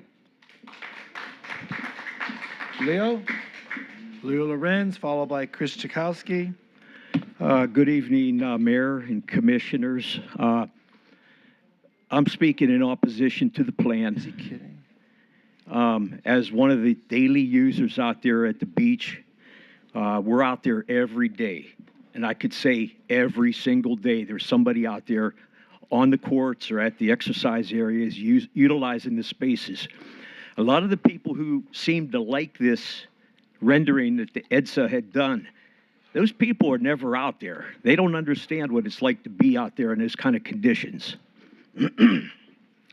I'm just saying that I kind of support the drawings and the renderings, but I think it needs to be revised. Because what you're doing is you're taking away the exercise area from the basketball courts, and all the basketball players use the exercise area. And we don't want to have to go hiking from one end all the way down to the other end to work out in between games. So we want to keep all that together. Also, the picnic tables and the grills, right now out there on the in that area, I think there's probably over 40 to 60 picnic tables and grills. Under the rendering that EDSA had done, they're showing only 16 tables. Commissioner Herbst one time had said that he would like to see more tables, more grills. And I think that we need to put the grills and the tables closer to the basketball court so we can also use them while we're out there too. It's just something that they're doing to divide the area, taking the exercise area and the tables and moving them way down to the south of the park is really dividing the people who actually use that every day. And if most of the people that don't go out there every day and don't understand what it's like out there, they're all looking at the drawing and they're saying, oh, it looks so beautiful. But what's the real functionality of it after 6 months? After we have storms and the sand blows up into the artificial turf, you can't get it out, and it's a mess. Great. Thank you very much. Appreciate it. Thanks, Ben. Thank you. All right, Chris, you're up next. Could I pause one second? Yep. I just got to ask a question about that. So, to the city manager. So, we have a rendering, and it has a limited number of picnic tables and so forth. Is that the number of picnic tables we're going to get, or is this just conceptual? So I kind of need to understand that, because I've heard this from a number of people that we're going to be losing amenities, and I want to get some clarity on that, because I want to make sure that we all understand what we're talking about. So if I see 16 picnic tables on a drawing, does that mean we get 16 picnic tables, or is this just conceptual in nature? Help me understand, please. This is all still very conceptual in nature, and the details are being fine-tuned, so I would not assume that because there are 16 now that there couldn't be 20 in the final design for this project. But I'll defer to Assistant City Manager Pugh. Because that's an important issue. I think we've been very clear that we don't want to see a diminution in the number of amenities available for families out there. So it's my understanding that there is no change to the overall number of barbecue and picnic tables and everything else, regardless of what the picture shows, that we're not going to see any reduction. Can you confirm that for me? I can. Good evening, Quentin Pugh, Assistant City Manager. Both you and the manager are absolutely correct. We're just identifying the number of picnic tables and grills that will be affected. That's within that site plan area. Right now, we show there are 10 grills and there are 16 picnic tables that would need to either be relocated or replaced based on condition. So it would be a one-for-one swap, but we're not reducing any of those site amenities or elements. Okay, so just so we're all clear, there is no reduction in picnic tables. Just want everybody to understand that. That will not happen. Right. Ted, stop shaking your head. That's not going to happen. Yeah. Okay? Not going to happen. Quentin, are you able to put up the site plan? You got it. You got it. Absolutely. On the table. Put the site plan up. Mr. Stokowski. Hello, Chris Stahusky. Not Stokowski, but thank you for trying. It's a tough one. Conceptual right? in nature is something that kind of burdens us, because in conceptual concepts, we were told at Snyder Park that they would have a concession stand. That's a full-fledged restaurant with fire pits by the lake now. So don't curse us for questioning some of this stuff. The park. It's a park issue. Why is a developer involved in a park issue? Why is the park and its bathrooms not even a consideration for improvement? Pickleball courts. I'm so glad that we get to keep our basketball courts, the two of them, and there's an agreement that none of us knew about for 2 pickleball courts. Pardon me. It's now 4 pickleball courts. Nobody's been able to explain that to us. It's a money issue. We've got free money. Nothing's free. Never is. Never will be. We don't trust you guys so much anymore, and there's a reason for that, because you tell us one thing, and we go along with it. It's what you're not telling us. It's what we see down the line. Yesterday, I was on Ben's Zoom call. Thank you. Yesterday, I was on, every single person on that Zoom call is opposed to this. They're against it. You haven't done your due diligence. There's no reason to rush this through. Your Parks Committee bond are totally against this whole setup. And again, I will stress the fact that fake grass is toxic, bad for the environment, and right now class action lawsuits are everywhere. When it comes to Jimmy Tate and what he's doing, there should be a cease and desist order on his public-private mentions of what is and what isn't. Thank you.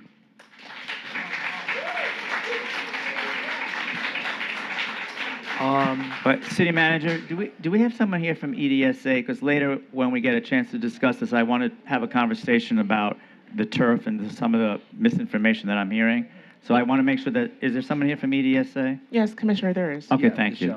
That's a good point, though, because I really want to point out, I don't know if you all know this, but we've got turf in every single park in the city, right?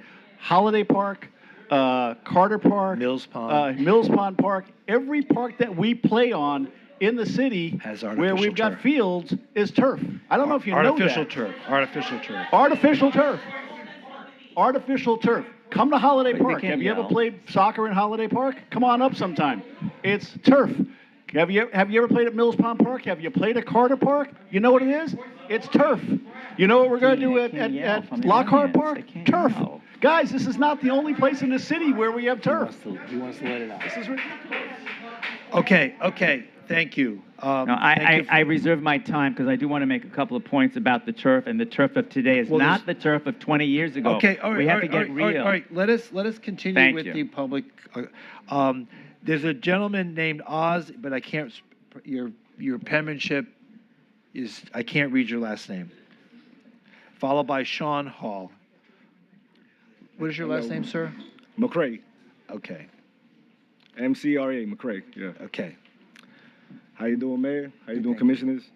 I just want to speak on behalf of the residents and the people that are out there in the parks and seeing the beauty of the families getting together.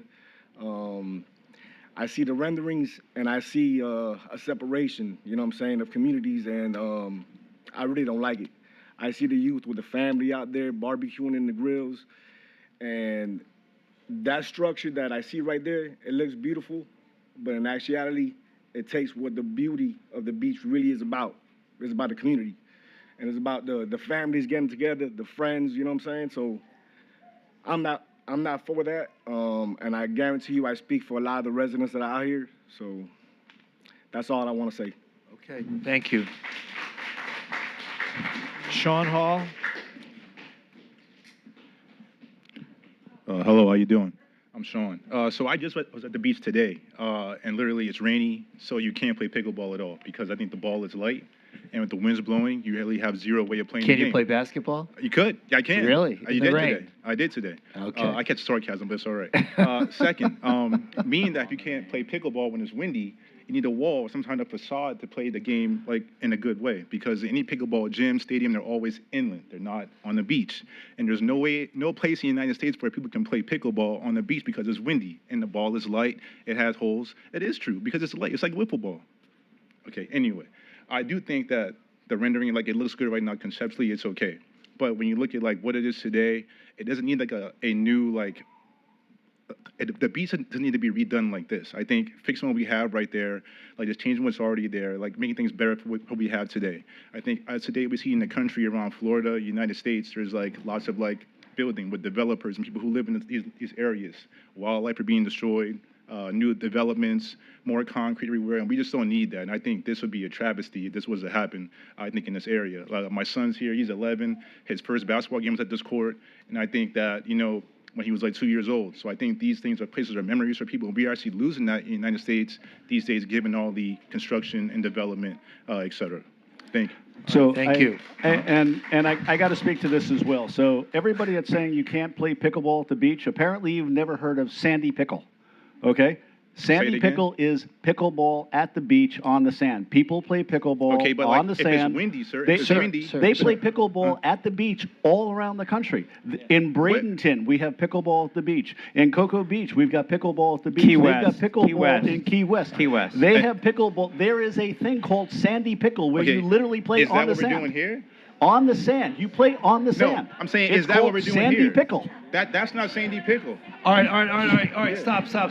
All right. What I'm saying is the idea that you can't play pickleball on the beach is categorically false. People play pickleball on the beach. There is a whole sport called Sandy Okay, Pickle. are we playing doing on that the right beach. here, though? Okay, and On that's every the beach. point. Sir, On please every sit beach. down. This is not a I got debate. The commissioner's just making comments. Robert Mayor, Healy. Mayor, what I'm trying to get to here is there's a lot of arguments against what's trying to be done, and I fully support them. There's a lot of valid points against what is being proposed, and I'm happy to engage with those. But guys, we got to be factual here. And to say you can't play pickleball on the beach when they play it all over the country is factually incorrect. To say that turf is horrible when we have it in every single park is factually incorrect. To say that we can't have concrete on the beach. Do you all know how many miles of beach we have in Fort Lauderdale? 7. We've got 24 miles of beach in Broward County. We have 1,350 miles of sand in the state of Florida. So please don't suggest for 1 minute that we can't build a pickleball court because we can't have any more concrete at the beach. Let's have some factual arguments here, please. Yeah, and Commissioner Herbst, I just want to add something to that because I hear that argument all of the time. All of this area that we're looking at now, and by the way, there's another site plan that actually shows all the identifiable areas, and I'd like to see that later too posted. The wave wall was built on sand, so we lost sand for the wave wall. We lost sand for all of the 400 and plus parking spaces. We lost sand for the basketball court. We lost sand for the restrooms. We lost sand for all of the amenities that you see out there now, right there on this photo. All of that was just sand. We lost sand when we built the sidewalk on the west side of the wave wall. So that, again, I want to add to Commissioner Herbst, that was all sand that we lost when we did these improvements to the beach. Thanks. All right. Is Robert Healy here? Okay. Is there anyone else who wishes to speak on this item that you've signed? Is there anyone who's signed up that I did not call? Okay. So let us begin. I guess the District Commissioner, District 2, please proceed. Thank you, Mayor. I appreciate it. Just a couple of points. Number one, I do want to thank the Central Beach Alliance, and I want to thank all of the residents. I represent District 2, which is where this is exactly located. And I will tell you that I have not had one complaint from my district about this site plan. Just the opposite. I have heard nothing but support for this site plan, both from the neighborhood association and also individuals. I will agree with Commissioner Herbst. A lot of misinformation about where you can play pickleball, what pickleball is like. I've heard tonight angry people play pickleball. There are a few people that I see in the audience tonight that I've played with quite a bit. They are not angry people. They have other faults, but anger is not one of them. But I will tell you that we have to clear the air with this misinformation. So I'm going to start by asking EDSA. You in the house? Where's EDSA? Thank you. I want to talk about this because at the last commission meeting when we first talked about this, we said that we established that synthetic turf technology has advanced significantly, both in manufacturing methods and also material composition. So I've done some research. I want you to correct me if I'm wrong, or just say yes if I am correct. First of all, can you please introduce yourself? I can. I'm Kona Gray. I am with EDSA Incorporated. Okay, great. Are you involved in this project? Yes, I am. Okay. I'm one of the partners at EDSA. You're a partner at EDSA? Yes. Were you involved at all in the design of this project? We're a big collaboration. We do a lot of work together. Yes. Okay, all right. I just Thank want to you. establish your connection to this project. Thank you. And I appreciate you being here. Can I get another one of the backup slides that shows actually the site plan of all the identifiable areas? This is great. We see the basketball to the north, which is exactly where it is today. It's all being redone. Keep going. Keep going. Keep going. Okay, keep going. There's a color one. Yeah. That's stop. Okay, so that's the area that we're talking about. That's the pedestrian bridge going from top to bottom. To the right, you see the current site of the basketball courts, and then you see everything else in between. That's that little turf area that we've been talking about where people will be able to congregate and do yoga or whatever other activity. A little bit of like a plaza area. Then just to the south, you see the 4 pickleball courts, and then the rest of it's right there. Just to the south of the pickleball courts, you see all of the gym. That's the outside gym area again. Brand new equipment for the gym. Picnic tables, barbecue area, totally refurbishing the basketball courts. That's the surface, that's the nets, that's the backboards, and then adding that little, I guess what I would call a community area where people can come and do what they choose, and then the pickleball courts. So I'm going to go through this. I'm just dealing with the turf now because that seems to be an issue with people, and we've heard about the toxins and everything. By the way, I'm going to say that I think the turf is better here because if we had real grass, number one, it would be a pain to maintain, wouldn't even be a guarantee that it would live, and we would have to probably fertilize it and use pesticides, right? That's correct. On the grass. Oh my gosh. Fertilizer and pesticides is better than the new product that we're talking about now, this turf. So let me take you through this and you tell me what you think. Modern plant-based synthetic turf systems are no longer reliant on the traditional petroleum-based plastics commonly associated with earlier generations of artificial turf. Yes, you're correct. Thank you. Today's products incorporate renewable, plant-based materials such as soybean oil, sugar cane, often containing up to 80% renewable content. These innovations have gained recognition from LEED, that's Leadership in Energy and Environmental Design, and the U.S. Green Building Council for supporting sustainable development practices. You are correct. Thank you. In addition, many eco-friendly turf systems now utilize organic infill materials such as cork, coconut husk, or sand instead of crumb rubber, creating safer and more environmentally responsible playing surfaces. That is correct. Thank you. The following points highlight the environmental and operational benefits of plant-based synthetic turf systems. 1, uses renewable plant-based materials that reduce dependence on fossil fuels and petroleum-based plastics. That is correct. 2, plant-based synthetic turf systems contain up to 80% renewable content through materials such as soybean oil and sugarcane. Correct. 3, USDA-certified bio-based turf products support sustainable manufacturing practices. That is correct. 4, conserve significant amounts of water, saving an estimated 1.8 to 3.7 million liters of water annually per sports field. That is correct. Thank you. Eliminates the need for fertilizers, pesticides, herbicides, and gas-powered mowing equipment. Correct. I've heard some things tonight about, oh, the turf's going to get full of sand. Help me understand. Would a leaf blower, which a lot of people don't like, would that probably blow the sand off the turf pretty easily? Yes, it will. Okay, thank you. 6, reduces chemical runoff, greenhouse gas emissions, and long-term maintenance requirements. That is correct. And lastly, provides durable, year-round, and all-inclusive usability with really no maintenance costs. Correct. Correct. Sounds great. I will tell you, in my district, I have what's called the Las Olas Oceanside Park. A1A in Las Olas. Are you familiar with that park? We designed that You park. designed that park. Right. Is there any of this turf in that park? Yes, there is. Yes. And what happens in that area now? Do you know the activities that are happening there on a daily basis? Several activities. It's bringing so much economic development to our community. Yes, There's I several will tell you, activities. hundreds of people use that park in my district. They do yoga on that lawn. They hang out on that lawn. We have events on that lawn, and people I have not heard one complaint, except for maybe when someone gets lazy and their pet does something and they don't clean up after it on the lawn. That's the only thing I've ever heard about in terms of complaints. Not one complaint have I received.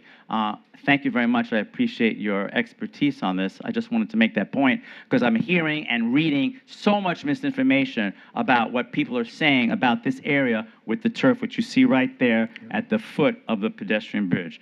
Thank you. And thank you for your work on this project. I think it's great. This is a world-renowned company, EDSA. You guys did a great job. I really, really appreciate it. Thank you. Commissioner. Thank you.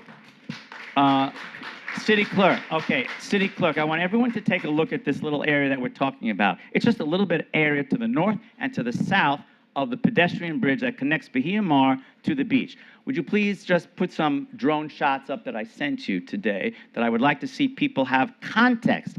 context for this little area that we're talking about when I hear, oh my gosh, they're taking over the beach. They're taking over the beach. So let's see how we're taking over the beach. Give me the first slide. That's not it. Thank you. I hope I gave you the right slides. I'm getting a little nervous now. Okay, so we're taking a look.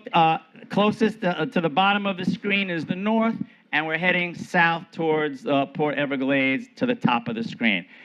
Probably one of the widest areas of sand and the beach. This is also my district, District 2. Very wide area. When you come a little bit further north, which would go to the bottom of the screen, it gets a lot narrower. Okay, you see the little basketball court there. You see the pedestrian bridge. The Bahia Mar is on the right. By the Intracoastal, it's got that little mural there. Then you see a pedestrian bridge over A1A. By the way, I also want to challenge people that say, oh my God, you're killing the views of the ocean. And I heard that, and I'm not going to name any names, but I'm going to tell you, when you drive on A1A, I defy you to tell me that you're seeing the ocean, because the elevation is up, the parking lot is there, and then the wave wall is there. You can't even see people playing the basketball practically when you're driving on A1A. So I don't know why people think that we're blocking the ocean with those 4 pickleball courts. It's ridiculous. Anyway, so next slide, please. Okay, here's the look at. Okay. This is, did you go back to the second one? You skipped. Was the second one? Second one. Okay, thank you. Basketball courts, you see it right there on the lower right side. We're only talking about that to a little bit past that pedestrian bridge. Look at all that sand. Look at all that space that people can use. Oh my gosh, we are really taking up the whole beach. Next slide. Oh my God, look at this. Oh my God, how could we be taking all of this up? Look at the little area where the basketball courts are and the pedestrian bridge, but look at all that sand. That's a lot of sand there. That's a lot of place so people can enjoy. Excuse me, I didn't interrupt you, Nancy, when you were talking, so you can be quiet. Thank you. Okay, go ahead, let's boo. So again, look at the sand. Next slide. Okay, here we go. Basketball courts staying exactly where they are and being totally improved. And just a little bit to the left is where this is going to go. At the foot of the pedestrian bridge, we're going to have that awful turf area, oh my God, with all those plastics. And then we're going to have the nice little area of the gym equipment just to the south. Next one. Again, another view looking at it from the west. Basketball courts, and then right at the foot of the pedestrian bridge will be that little plaza where people can do yoga, they can do meditation, they can do whatever they want, and then the pickleball courts will just go right to the south. Next one. And there's another overview of it, again, looking at it from above, just so you have context. This is a very small area of this beach. It's not anything that's going to really impede on anyone's enjoyment of the sand. We don't want to do that. We want to make sure that everyone can enjoy this area. Is that the last slide? Thank you for that. Okay, next. I want to say that there have been also misrepresentations of how many trees we're going to lose. So, City Manager, correct me if I'm wrong, but I believe that the conceptual site plan may require the removal of 1 tree, 1 regular tree, and 21 palms, and opposite of what we've heard, no pine trees would be removed, correct? I believe you're correct, Commissioner, but our Assistant City Manager will confirm. Okay. Can you control the audience, please? Keep talking. Okay, thank you. Also, staff has talked to EDSA to reconfirm the anticipated palm impacts within the site plan. There are 26 palms in the area. Of those, 21 are proposed to remain and be protected. 5 will be removed. Is that correct? That is correct, Commissioner. That is correct. And then, can we talk about the addition of the extra landscaping? Because it looks like we're really beefing up the landscaping, both as a buffer around the pickleball courts, because we're hearing a lot about wind. By the way, I have played pickleball at the Marriott Harbor Beach Club on the beach. Guess what? The screening, the vegetation, it controls it. I've actually played in George English Park and Holiday Park when it's windier there than it's on the beach. I live on the Barrier Island. There are more days when it's not windy than it is windy. So you can actually compensate for that. And I've actually seen people, believe it or not, play pickleball in the rain. So I'm just going to say that too. I just want to make sure that we are also talking about, do we have any stats or data on how much extra vegetation we're actually adding to the beach to make it a much more lush experience? Because right now, if you look at those those drone shots, it's pretty barren. In terms of landscaping, it's very, very barren. Do we have any idea how much we're adding in terms of landscaping? Yeah, we have some preliminary ideas. And what is that? We have about 65 palms that we'll be adding. Okay. There'll be another additional 15 hardwood species, but things such as pigeon plums and other species, but there'll be about 15 of those. The one tree that will be removed is actually an Australian pine. Okay. Which is an invasive species, but that's the one tree that will be removed. That's the one. Thank you. David, I appreciate it. Thank you, Quentin. Can we put up the rest of those slides? You did two from the backup. You did the pickleball basketball, and you did the other one, which is the site plan itself. Can we see the other slides? There's only 4 or 5 of them. Okay, thank you. So this is where the turf's going. This is the area. You see the pedestrian bridge coming over. This is the area, the lawn spaces that will be provided for the folks to be able to enjoy and do whatever activity. Next one. Okay, again, this is, the space for the gym equipment. Please, shh. This is the gym equipment on the sand, just to the south of the pickleball courts, correct? A gentleman before testified and said how upset he was that this wasn't closer to basketball. Guess what? We had it closer to basketball. We had a site plan. What month was that, city manager, when you gave us that 1A site plan that we originally approved? What was that? I believe that was in December. In December. We had a site plan where the gym equipment was really close to the basketball courts, but there was a little bit of a hubbub. People didn't want us moving the basketball courts south, so we didn't do that, and then we lost that opportunity to keep them closer. Next slide, please. Okay, and there's the pickleball. Notice all of that vegetation is added. All of that landscaping is added. None of that is there now. Again, it's going to serve several purposes. It's going to, first of all, beautify that part of the beach. And second, again, add as a buffer for any kind of breeze or wind that might interfere with the pickleball. Next one. Okay, again, this is another part of the connections. This is, again, sand pathways. These are packed sand pathways. This is connecting all of the amenities that you've seen in the original site plan. Thank you. Is that it? Was that it for the backup slides? That's it. Yes. Excellent. Thank you. Again, I'm not going to belabor the point. People have said that we've rushed this. They've asked to... So rude. You're really rude. Rude person. Anyway, bad upbringing, Ted. Really bad upbringing. All right. Okay. What I'm going to say to you is people have said that we have taken too long on this. Well, guess what?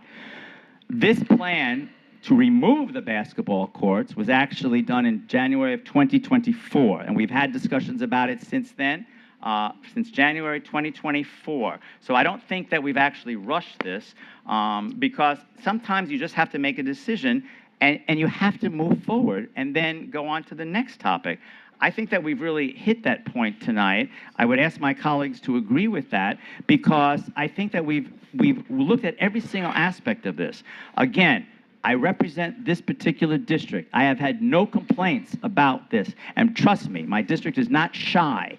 If they don't like something, they're going to let me know right away that they don't like something. Again, the Central Beach Alliance also in support of this, and others have also written to me in support of this. People are looking forward to this improvement. It's for the public. It's not going to be private. Again, as Commissioner Herbst said, we're not going to be lessening the number of picnic tables and the gas grills. Everything is going to be new. Everything. The gym equipment, the basketball courts, the pickleball, and that entire area there is going to be new. We are not. Maybe a mistake was made by a salesperson, an overzealous salesperson. Some of those marketing materials might have not been correct. They have all been spoken to. Those people have been spoken to. This is an area, correct me, Quentin, this is an area that's going to be operated and maintained and done by the city, correct? That is absolutely correct. Is there any way that we could restrict people's use and enjoyment of this area? Not to my knowledge. Not to your knowledge, because it's a public beach. And these are public amenities, just like we have all of the volleyball further south, correct? Correct. And also a little bit to the north by Sunrise Boulevard. And no one is ever restricted from using these spaces, correct? Correct. Correct. So in closing, Mayor, I'm going to say that it's time for us to just move forward. I think it makes no sense to defer this any longer because you know what? As one of the speakers said, there'll always be another, oh, I don't like this now. Because you know what? I foolishly and naively thought that when we kept the basketball courts in place, that everyone would be happy. But again, I foolishly thought that because we did that on purpose once we saw that there was an outcry about removing them. So I think that we pivoted, and I think we were very cognizant of the wishes of the public. I want to thank city staff for working on this. I want to thank the development team for working on this. I want to thank EDSA for working on this. I think it's a beautiful project. I think people will really, really like it, and I think it's going to get a lot of use. I'm good, Mayor. Thanks. Okay. Does anyone else on the commission wish to speak? No one else on the Yeah, commission Mayor, wish to... yeah, so Oh, go ahead. the Commissioner Glassman, so it's rare that Commissioner Glassman and ever I on the same side, arguing as passionately for something, so this is a rare day. So I would I just think like it's to a point blue that moon out tonight. There must be. I think hell is freezing over, and it's a rare day. But the thing that bothered me with the original deal was the loss of the basketball courts. And I think that was very important that we were able to salvage those. And I really think that the plan that we have in front of us of saving those and restoring them and making them even better is a good plan. I have no particular feeling for pickleball one way or the other. I don't play pickleball. I don't plan on playing pickleball. I haven't played basketball since I was 15 and don't plan on starting that with my knees the way they are. So in either case, I think there is room for both of these at the beach. There are people that like pickleball. A lot of folks have said, go play pickleball at the Fort. I don't know if you all realize this, but the Fort is not a public amenity. It is private. You pay to go play pickleball at the Fort. So if folks want to play pickleball for free, this is where they need to be doing it. There's a big difference. So for everybody here that likes playing basketball at the beach, guess what? There's people that like to play pickleball at the beach. I don't know if you ever have been down to Hollywood and they've got the paddleball courts on the Broadwalk down there. Those are packed every weekend. There are people that spend all day Saturday and all day Sunday. They show up with a cooler, they show up with chairs, and there's an entire community of people that shows up every weekend in Hollywood at the Broadwalk. Guess what? They never go onto the beach. They never go onto the sand. They never go swimming, but they show up there every single weekend to play paddleball. So there's a community for different types of recreational activities. One should not be at the exclusion of the other. You know, I think these can coexist. I don't see that these are somehow not in harmony with each other. I don't see the antagonism between basketball and pickleball. I don't see why we can't have a variety of recreational activities that appeal to different people. And I really have to say, I don't get the hostility. I really don't. I'm very confused by it. And as Commissioner Glassman pointed out, I get why people are upset when we were taking away the basketball courts. I 100% agree with that. The outrage from the community that was expressed by beach ballers and the petition that they started and everybody else was absolutely justified. 100%. I agree with you completely. And I'm glad we were able to keep that. I think what we're doing is improving it for the benefit of everybody. And I think the addition of pickleball courts just adds another amenity that other folks are going to want to utilize. It appeals to a different segment of the community. Maybe at 70 you want to play pickleball and not basketball anymore. I don't know because I don't play either one of them.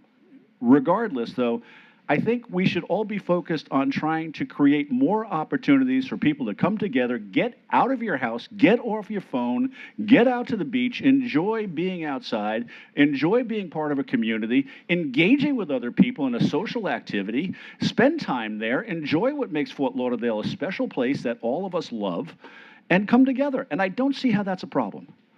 With that in mind, again, I will join my colleague, Commissioner Glassman, in supporting this. Okay. This may be the last time. Don't be so pessimistic. It might happen again. Yes.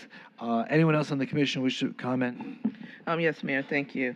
With everything we've seen, the conceptual site plans before. I believe that this is the best one that's come before us. Again, we have the basketball courts remaining, being repaired, upgraded, and then also the option for the pickleballs courts as well. So again, simply say, I'm not really much with a lot of talking. My colleagues both have said it very well, but I believe that this consensual site plan is the best one that we received, and I'm comfortable with it. Thank you. Okay. Vice Mayor, do you want to wrap this up? Yeah, Mayor, thanks. One, appreciate everyone coming out and speaking. I'm very proud of the work we've done all together to keep the basketball courts exactly where they are, which I think is the right thing. I think this plan needs more work. Thank you, Mayor. All right. The resolution has been introduced. Please call the roll. A resolution of the City Commission of the City of Fort Lauderdale, Florida, authorizing city manager or designee to proceed with the conceptual site plan for the Fort Lauderdale Beach Park construction and an approved parks bond improvement project, and authorize the city manager or designee to execute any and all agreements and documents necessary incidental thereto, providing for conflicts, providing for severability, providing for correction of scrivener's errors, and providing for an effective date. Commissioner Glassman? Yes. Commissioner Beasley Pittman? Yes. Vice Mayor Sorensen? No. Commissioner Herbst? Mayor Trentalis? Yes, and the resolution is approved. Moving on to OSR 1, second reading, ordinance amending Chapter 24, Solid Waste, Article 2, Municipal Collection and Disposal Services. Someone like to introduce the ordinance? Introduced. Introduced. No one has signed up to speak. Please call the roll.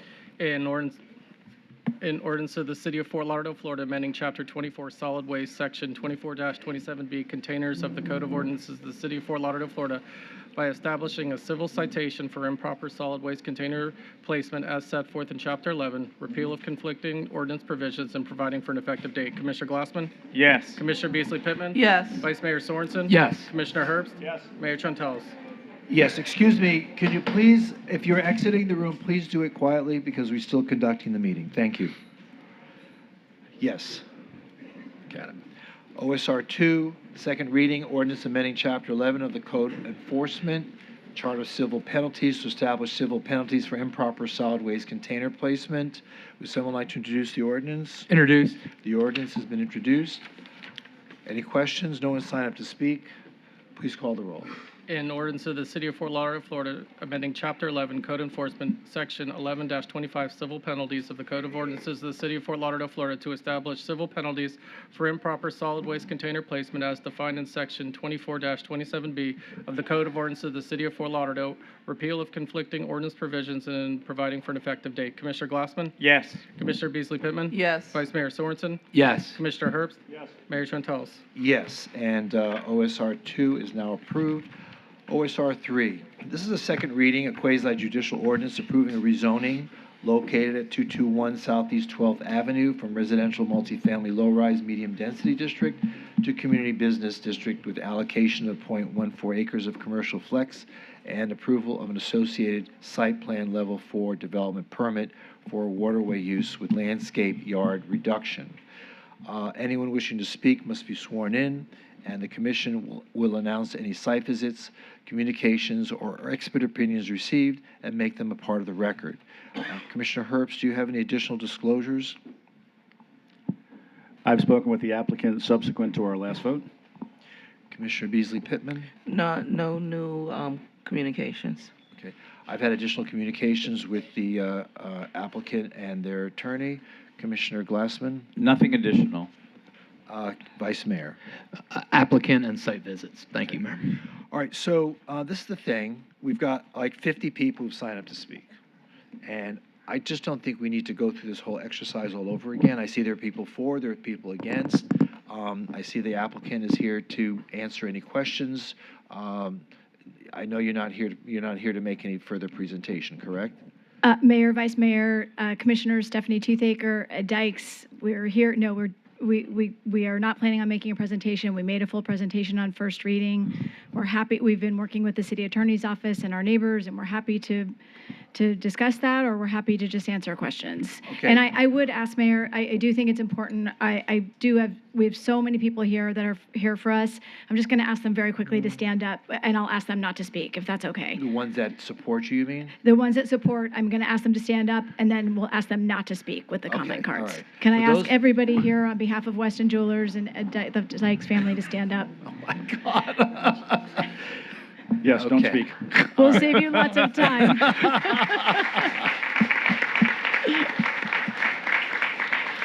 Okay. Thank you. I love you forever. Thank you. May I ask those who have come out tonight who don't support this? Okay, there we go. All right, so, Okay.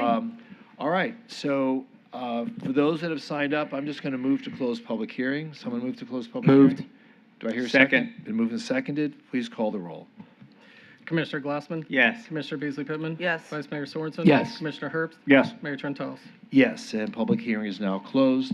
Would someone like to introduce the ordinance? Mayor, before we Yeah. get please. there, Well, someone introduce the ordinance. and Introduced. then- Okay, very good. Please proceed. thanks. So, City Attorney, I'd like to kind of debrief where the work that's happened since our last meeting, some of the conditions, if you can give us a full update of where we are with all that work. Thank you, Vice Mayor. We'll do that. We have met with the applicant's attorney, and I'll take you back, and you may recall that there were some proffered conditions made by the applicant, some of which were able to codify, which was what you asked. Some of them are voluntary and not able to really to be enforced, wouldn't be appropriate to be part of the site plan. We did receive and review the proposed, actually, they are now agreements for parking, totaling 106 spaces with the term of 2 to 25 years. And you'll also note that the parking agreements are, they're not part of your review of what is required for the site plan for the parking reduction. They're supplemental. And they provided those in large part to accommodate employee parking. So we've reviewed those, we've obtained an affidavit as was requested, and we've created the conditions, which will be read into the record, made part of the site plan as you requested. Okay, great. So that's parking, and just an addition there, that's not only for employee parking, but it's for customer parking as well. Correct. Right, so it's for both those. Okay, so that's parking. If So you have that's 100 people in your store, you're going to be doing We'll be doing very well. it'll be a one-day sale. Sorry, I'm sorry. No, I hope it's so. Okay, great. So that's parking. So that.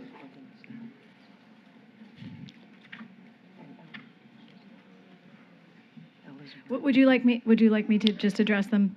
Probably a Well, yeah, I want to hear from the apologize, attorney, Vice and then Mayor, we'll. but Yeah, I apologize. What was the question? that's right. So what are you There all? are other conditions. Those are the conditions. But hold on, were you and the city manager working on the parking, or what? No, we were just conferring about these, the conditions. I shared that I had not seen the Great. conditions. I Okay. don't know if they're going to be read into the record, so I was just curious about that. Okay. Ms. Toothaker is prepared to read the conditions into the record. Okay, but I'd rather hear from you what you've been working on So, with her. the particular conditions include that a restaurant shall not be allowed until or unless the property owner submits an application through the development permit process. So they could not simply install a restaurant, they Yep. must go through the process. Yep. We created a condition that prior to any certificate of occupancy, that the applicant shall ensure that a minimum of 2 signs are posted saying to customers that they shall not park in neighborhood spots. That was related to a discussion about towing. The city has no ability to require someone to pull a car off another person's property. So what we did was we created that they would have these signs posted, direct their staff and customers not to park in the neighborhoods, and we made that as a condition of the certificate of occupancy. Okay, great. We also created as a condition prior to the certificate of occupancy that they shall install that living seawall. They made that pledge, Great. and we've made it part of the certificate of occupancy. And as I mentioned, they have provided, we've reviewed their parking agreements and the affidavit supporting them. Okay, great. Any other conditions? Those were or- the conditions, sir, that we were able to actually attach to the site plan Great. and enforce. Okay, thank you very much. Is that accurate in your understanding? Those are or- completely accurate, and I Great. just want to add that the conditions that the city attorney's office did not feel were appropriate to go into the ordinance, which were in the letter signed by Mr. Dykes to Beverly Heights.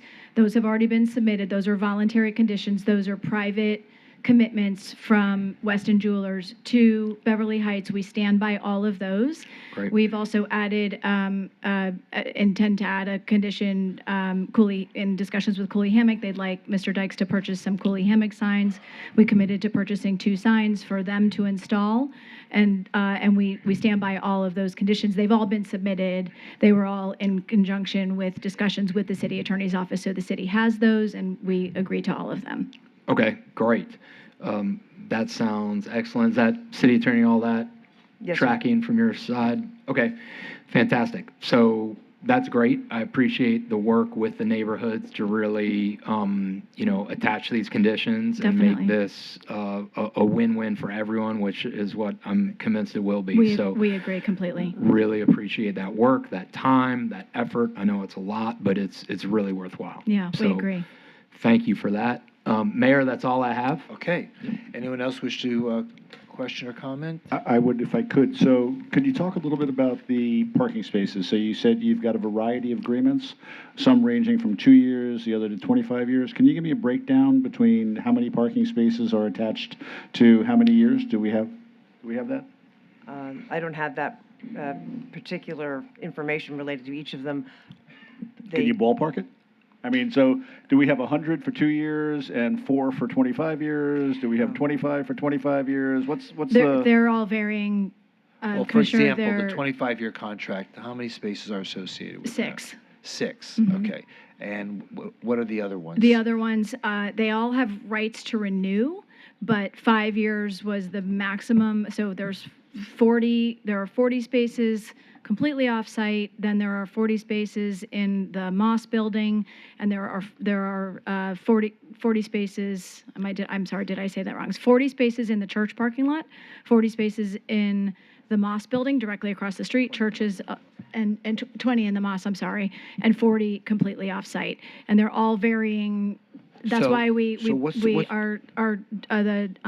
general counsel of Weston Jewelers brought the agreements to the city attorney's office so they could read them, but we kept them. We did not I understand. send them out. What, so the church parking spaces, is that a 2-year term or a 5-year term? That one was 5, I believe. That's the 5-year, but it's renewable. But believe me, we tried for longer, but none of the people that were granting spaces would just give us that amount of time. They said at the end of 5 years, you can renew. Okay, so you got definitely 40 spaces for 5 years. Definitely. And how about? 60, actually, because I believe was the Moss 2? Moss is the same. Moss is also 5. Okay, so we got 60. 60. So we got Mhm. 60 for at least 5 years.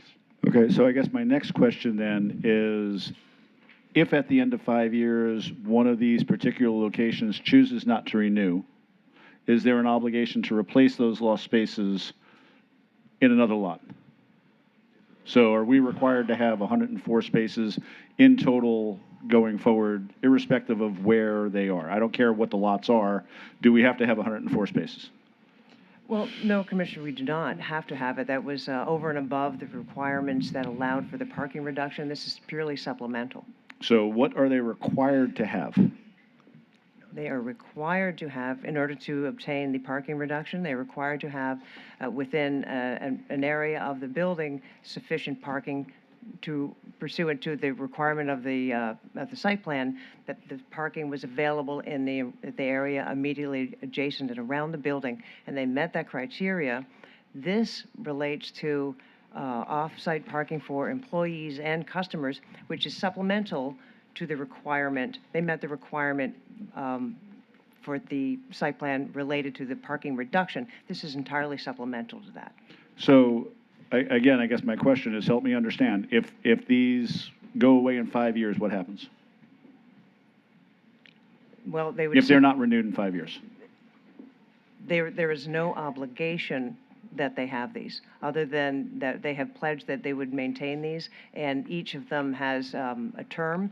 They can be renewed or not renewed, and it is not a condition of the site plan. Okay, I'm not comfortable with that. As you know, I think when we talked, this is important for me that we've got an ongoing commitment for parking. We can't just have this for 5 years and have it go away. You know, we're making a permanent change to the use of the land that's going to impact this neighborhood in perpetuity. I need something a little bit more than we could have a 5-year lease and it doesn't renew, and now the neighborhood is stuck dealing with parking. So how do we get around that? What can you offer me that says that you're going to renew and maintain at least some level of parking? Commissioner, we requested 100% parking reduction, and that's what we were granted by the Planning and Zoning Board, and subsequently at first reading. I fully understand your position, but we can't commit to something that we don't know in the future. You can't commit to replacing parking if it's lost at one location with another location? You can't say that you'll use best efforts to replace it? I can say we will use best efforts, but I can't commit that we will 100% be able to do that. Well, if you can at least commit to best efforts and put that language in the permit, then I think that's what the commission is looking for. I mean, the only obligation we have here is for 6 parking spaces for 25 years. You could literally wind up with 100% parking reduction. Just like every other use on Las Olas. Okay, I'm just telling you, I would not have supported that in the first place, so. All right. Any other questions or comments? Vice Mayor, we're going to be voting. Okay. Is it Halloween? Did I miss a date? Is it Halloween? Did I miss something? The clerk pays for all those snacks I was budgeting. I know.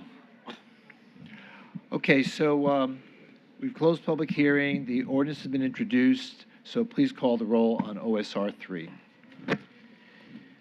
In ordinance amending section 47-1.6.b of the City of Fort Lauderdale, Florida Unified Land Development Regulations through the revision of the official zoning map of the City of Fort Lauderdale and Schedule A revised compilation attached thereto and by reference made to part thereof so as to rezone from residential multifamily low-rise medium density district to community business district through the allocation of 0.14 acres of commercial flexibility, Lot 1, Block 21, Beverly Heights, according to the plat thereof, recorded in Plat Book 1, page 30 of the Public Records of Broward County, Florida, and the north half of the 10-foot alley vacated by ordinance number 902 dated 2/15/1938, lying between Lot 1 and 16 of Block 21 of Beverly Hills, according to the plat thereof, is recorded in Plat Book 1, page 30 of the Public Records of Broward County, Florida, and approval of the associated site plan level 4 development permit for waterway use with landscaped yard reduction and a parking reduction for the development of 20,337 square feet of retail use and 11,816 square feet of office use, all said lands being in the city of Fort Lauderdale, Broward County, Florida. Commissioner Glassman? Mazel tov, yes.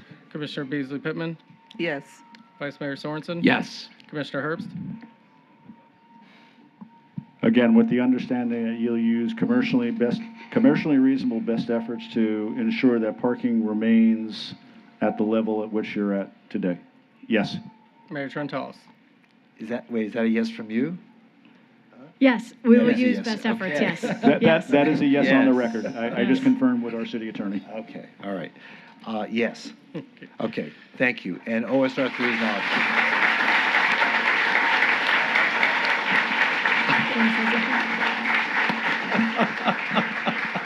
Mayor, Vice Mayor, Commissioners, and to our neighbors and our supporters, thank you all very much. We are very, very appreciative.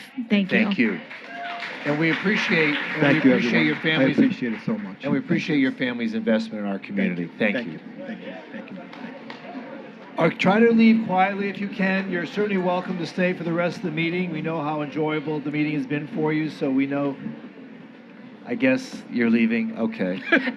Mayor. Yes. Who just said that? May I ask a question? Oh. Hello, Kristen LaFleur, Beverly Heights. May I ask a question? Just about the issue that we just passed. Excuse me. Please. Excuse me. Thank you. In the back. Stop talking. Thank you. Yes. Thank you. I just had one question as, first of all, we're really grateful for the team at Weston Jewelers for working with us and helping us address some concerns that our neighbors had in Beverly Heights and the work that, city staff and the city attorney and the city manager have done on this issue.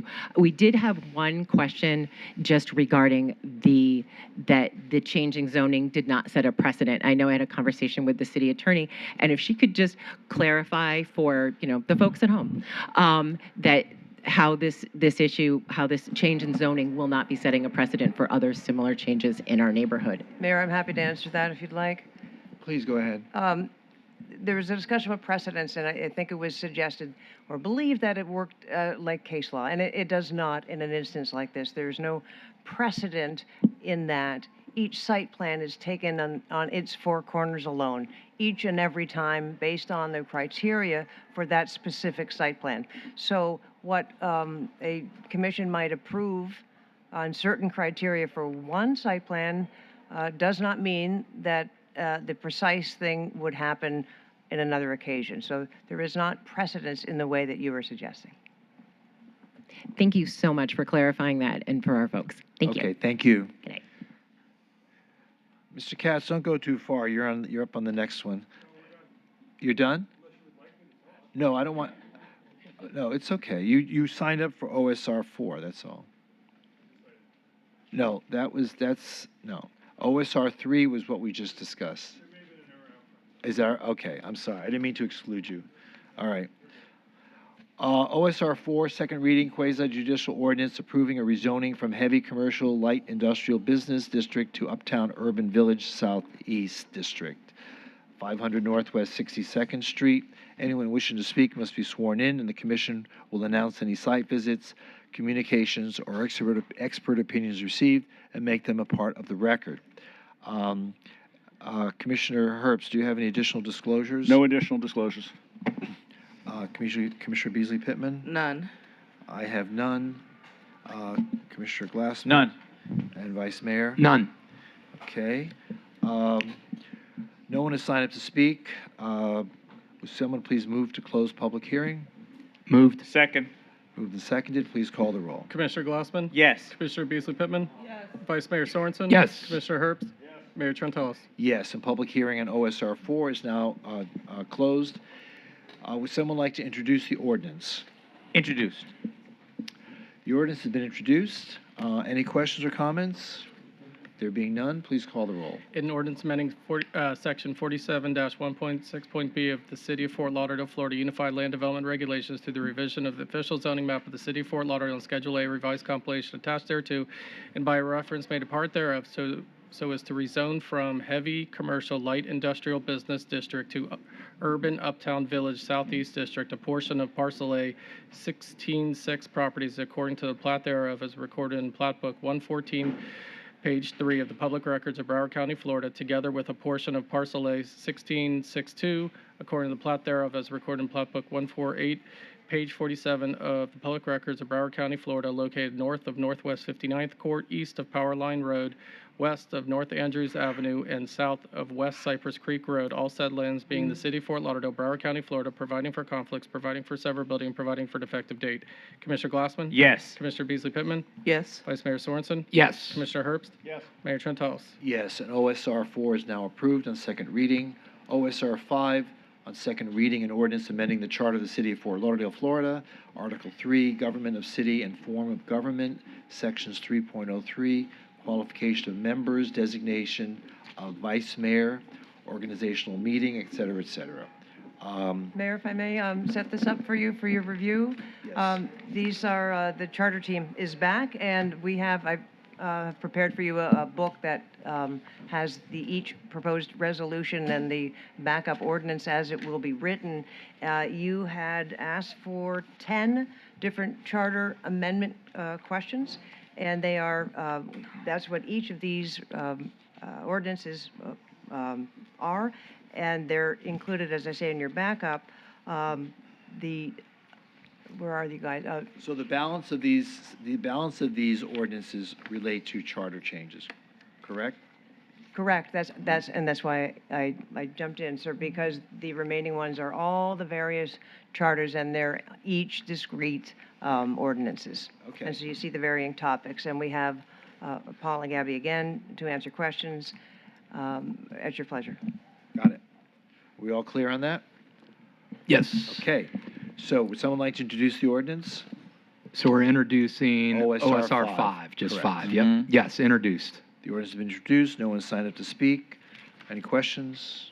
Please call the roll.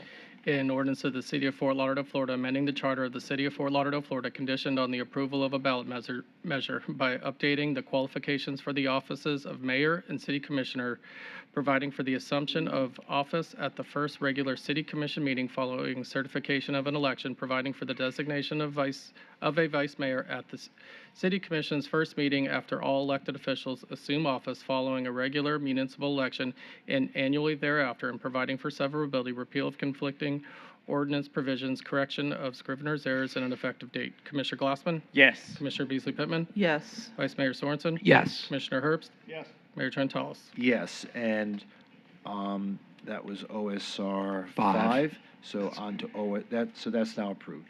OSR 6, a second reading, an ordinance amending the charter of the City of Fort Lauderdale, Florida, Article 3, regarding judge of elections and qualification of members. No one has signed up to speak. Would someone like to introduce the ordinance? Introduced. The ordinance has been introduced. Any questions? Please call the roll. An ordinance of the City of Fort Lauderdale, Florida, amending the charter of the City of Fort Lauderdale, Florida, conditioned on the approval of various ballot measures by specifying the procedure for candidates to submit documentation to the city clerk for review and removing the city commission's authority to receive affidavits and make a finding as to whether a candidate violated charter or is unqualified, and providing for severability, repeal of conflicting ordinance provisions, correction of scrivener's errors, and an effective date. Commissioner Glassman? Yes. Commissioner Beasley Pittman? Yes. Vice Mayor Sorensen? Yes. Commissioner Herbst? Yes. And Mayor Trentalis is not present.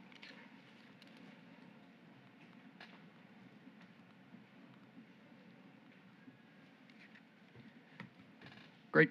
OSR 7, ordinance amending the charter of the City of Fort Lauderdale, Florida, Article 3, government of city and form of government, Section 3.12, special meetings, how called. No one has signed up to speak for OSR 7. Any discussion from the commission? Hearing none, would someone like to introduce? Introduced. It's been introduced. City clerk, call the roll. In ordinance of the City of Fort Lauderdale, Florida, amending the charter of the City of Fort Lauderdale, Florida, conditioned on the approval of a ballot measure by providing for special meetings of the City Commission to be called upon at least 72 hours' notice, except that in the event of an emergency where there is the potential for imminent harm or the ability to lessen or avert a catastrophe, a special meeting of the City Commission may be called upon such notice as is practicable under the circumstances, and providing for severability, repeal of conflicting ordinance provisions, correction of scrivener's errors, and an effective date. Commissioner Glassman? Yes. Commissioner Beasley Pittman? Yes. Vice Mayor Sorensen? Yes. Commissioner Herbst? Yes. And Mayor Trentalis is not present. Okay, OSR 7 is passed. OSR 8, second reading, ordinance amending the charter of the City of Fort Lauderdale, Florida, Article 6, Civil Service System, Section 6.04, Civil Service Board, created composition. No one is signed up to speak. Any discussion or comments from the commission? Introduced. It's been introduced. City clerk?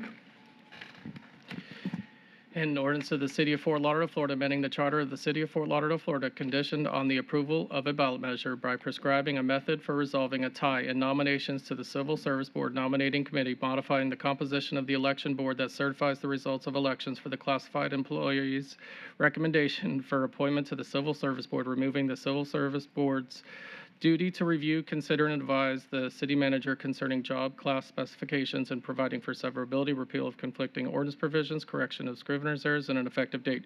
Commissioner Glassman? Yes. Commissioner Beasley Pittman? Yes. Vice Mayor Sorensen? Yes. Commissioner Herbst? Yes. And Mayor Trentalis is not present. Yes. Nope, is present. And There we go. OSR 8 is approved. On to OSR 9. We're moving. Wow. Moving it. See what happens when he's gone. Wait till June 16. Wait till June 16. OSR 9, second reading, ordinance amending the charter of the city of Fort Lauderdale, Article 4, executive officers. No one has signed up to speak. Any questions regarding this? Introduced. It's been introduced. Please call the roll.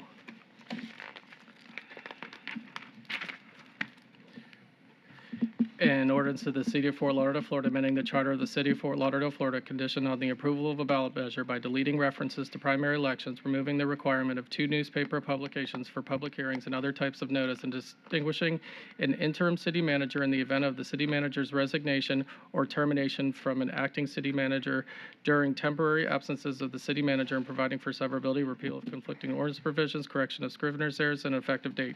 Commissioner Glassman? Yes. Commissioner Beasley Pittman? Yes. Vice Mayor Sorensen? Yes. Commissioner Herbst? Yes. Mayor Trentalis? Yes. And OSR 9 is now approved. OSR 10.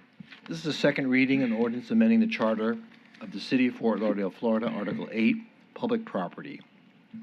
Sale of personal property, sale or lease of city property to public bodies, sale of real property to private parties, leases with government entities or agencies for governmental purposes, and leases for more than 1 year and not more than 50 years. A couple people have signed up to speak. Would someone like to introduce the ordinance? Introduced. The ordinance has been introduced. I'll call your names so you can come up and be aware of that you'll be called next. We'll start with Marilyn Mamano, followed by Mary Fertig, followed by Trudy Germanovich.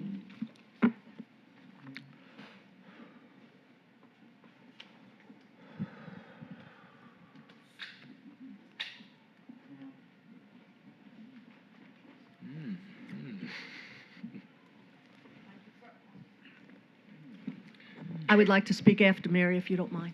Go ahead. Hi, but you owe me 6 seconds, okay? Good evening, Mary Fertig on behalf of Lauderdale Tomorrow. Over 10 years ago, our grassroots group began meeting over the topic of public lands.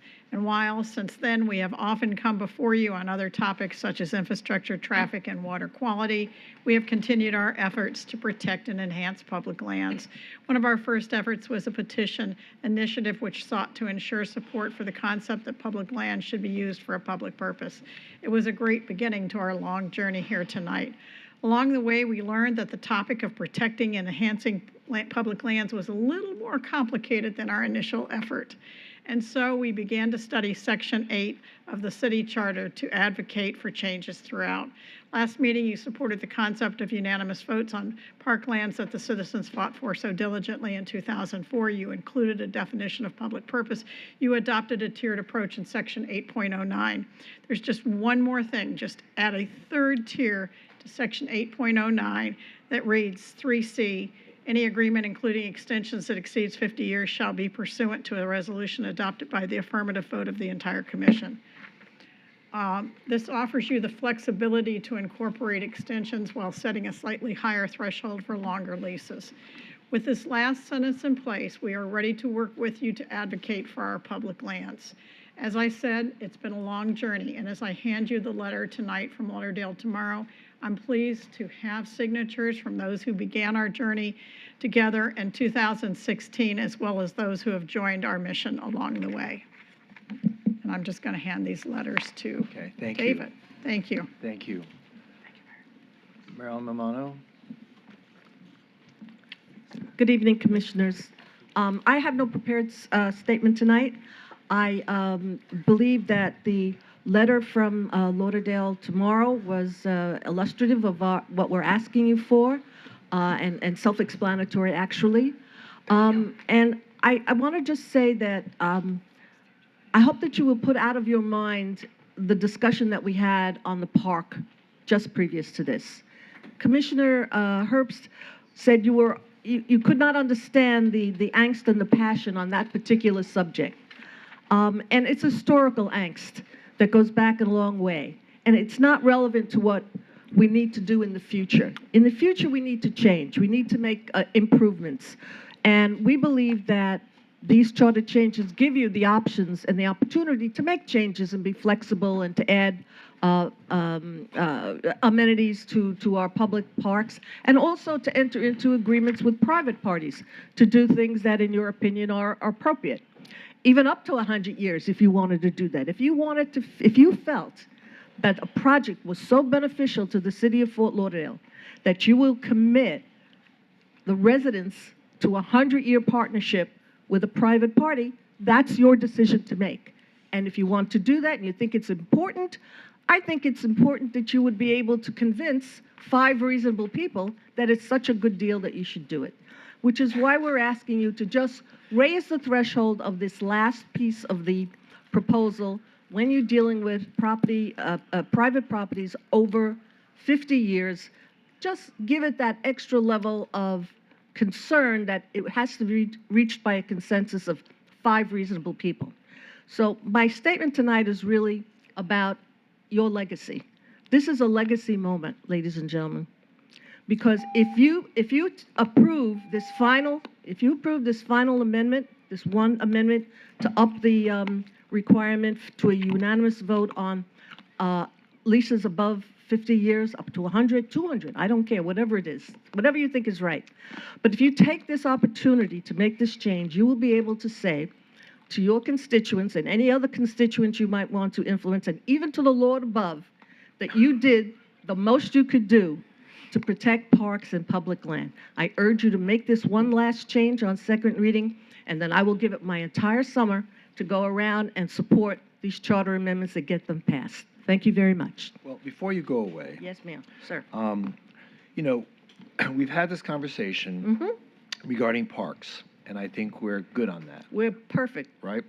The thing with public land, the fact that the city chooses to engage in economic development with some of its public land, that's to ask for unanimous vote is really a tall order. So, for example, in the CRA, do we have to have unanimous vote for if we decide to engage in a project with a private developer there? I can't answer that specifically because I haven't focused. I can. Well, It I applies understand there it. too. If that's a problem for you, if you're going to do a CRA project that commits the city to something for over 50 years, up to 100 years or 200 years, yes, I think you should all agree that it's such a good idea that you are going to commit the citizens and future commissions for 100 years. Not 5 years, not 3 years, not 25 years. The water treatment plant was 30 years. The Panthers was 50 years. No problemo. But if you're going to go out that long, you'll be dead, the private party will be dead, I'll be dead, we'll all be dead. But if you think it's such a great deal, then you should I get may think it's a great deal, and Pam may think it's a great deal, but Steve Glassman may be the stickler and say, I don't like it, I'm not voting for it, and I'm done. Because I won't be dead. Because he's an angry, not be dead. pickleballer. I'm an He's angry pickleballer, Right. and he And I doesn't won't- want it, and now he's going to hold back the Yeah. entire city because he doesn't want to do it. That's right. Well, and you I know won't what? be dead. Well, you know what? We believe that you're all reasonable, intelligent people, and if the project is so super fantastic, the developer and you all will be able to convince each other that this is the way we should go. And this is only for these very, very long-term, complicated projects. Not a CRA, not a water treatment plant, not even the Panthers, for goodness sakes. That's not what we're talking about. You know what we're talking about. We're talking about one-stop shop. No, we're talking about I'm projects talking about like other that. things. I'm talking about repurposing of our Riverwalk garage. Right. I'm talking That's about. that's not 100 years. Oh, yes, it is. Oh, yeah. Oh, yes, it is. If we're talking about building towers on it, Can we're I talking can I interrupt here? I just read something today. I probably shouldn't even get into this, but I was reading an op-ed in the paper today by Keith Polyakoff about what the project in another venue. in Hollywood. And that was a unanimous vote of the commission. And I'm just going to point out that It you was think 5-2. What are you that's talking about? not what his thing It was said. 5-2. Oh, gosh, okay. It was All not right, bad unanimous. example. I told you I shouldn't have used it. But what I'm going to say is, I think if you go Karen back through Schumann your voted. agendas, and this is what we did, we kind of looked back at some of your projects because you mentioned a concern about extensions and leases. So we went back and looked at some of the things you've done and said, would this be possible to do? And quite frankly, if you wanted to make it 55 years, or 60, I think the point is you do not want to go above a certain level without making sure that it is that important. And I think your projects in your CRAs that you're talking about, I think a lot of those projects aren't controversial, and I'm not sure why you're picking those, but maybe I just don't know enough. You forget some of the situations. I've been on this commission now for 15, 16 years, and That's true. We remember that. yeah, And we were here with you most of that time. yeah. But Mayor, I want to just bring up a point that you mentioned, and by the way, it used to be just 3, and we made it a supermajority, right? So we increased the number from 3 to 4. Bravo, bravo. Bravo, it is bravo. And I'll tell you, you said something, and I thought about it for a while because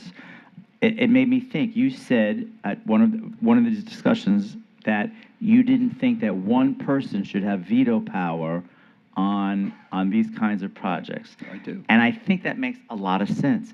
I think we found the balance by going from just a majority to a supermajority. I'm thrilled that we did parks, unanimous, 5 votes, yes. But I'm tending to agree with you on the fact that one person should not be able to have that veto power against the other 4. That's all. Okay. And can I just say to that, I thought that was such a good point, and on almost everything, I support a supermajority. But I think sometimes a project is so important that if it's that important, you ought to be able to convince it. I'm sorry that our person who suggested this is not here, but we had Michael Snyder here, and we were talking in the audience the last time, and he suggested that you might put a referendum in actually as a safeguard of that, against that. So if your whole community, if you have a community that wants something and you have one commissioner who's standing in the way, you have another option on what to do. It's a unanimous vote or a referendum. These are things you can work out, but if you don't work this out, if you just say that we're getting away with a limit that we've had in our charter forever, and you don't put any Well, let me ask you- kind wait, of a control in there. Mary, let me ask you this. Yeah. What happens if we left it at supermajority, okay, with the option of a referendum to overturn it? That language would be delightful. You asked me, I thought I don't know it what would be would great. trigger the referendum. You would, wait. I know Yeah. what would trigger the referendum. Yeah. We already have language in the charter that talks about referenda and what allows it to go to to a public vote. So that's already provided for in the charter. Yeah, but that's not it. We could do that all the time. That's there, okay? That's there, exactly. That's there, but that's not what we're talking about. And I think we shouldn't complicate the thing because we're at second reading, okay? We can't redo this. This is it. This is it. This is your one opportunity to up the game, to make sure We that did you- up the game. We went from 3 to 4. and to make the game really spectacular, you should be able to say to yourselves, okay, this is such an important project. Yeah, but We're going out so long on this project that you should be able to convince 5 reasonable and intelligent people that it's a good idea. That's all we're saying. Okay, all This right. is what we're urging you to do. I understand. Okay. I Say this understand. didn't work, then we've been working for 10 years to get here, then we'll work with you for 10 years to do whatever. But I kind of would hope that we're seeing a new trend here where we could maybe all get along and We are have getting some of these. along. Yeah, I no, expect to come know to that. another Lauderdale tomorrow meeting. Okay, well, you better watch out. You're going to get invited, and we corrected our errors so that Commissioner Glassman would Right. think we're. You notice our letterhead is correct now. So Yes, I thank you for noticed pointing that out. It That is was- nice. Just think, Yes. Mayor, one day we might even be invited to the Idlewild July 4th parade again. Oh, my God. Can you imagine? Just one day, All right, if we do wait, the well, right We're Trudy- thing. having Trudy's the been parade chomping of the at the bit. She century. wants to Okay, talk. Trudy wants to talk, but Yeah. please, just Well, this one. One more thing, and you're going to strike the band right here. Thank you, everyone. Okay.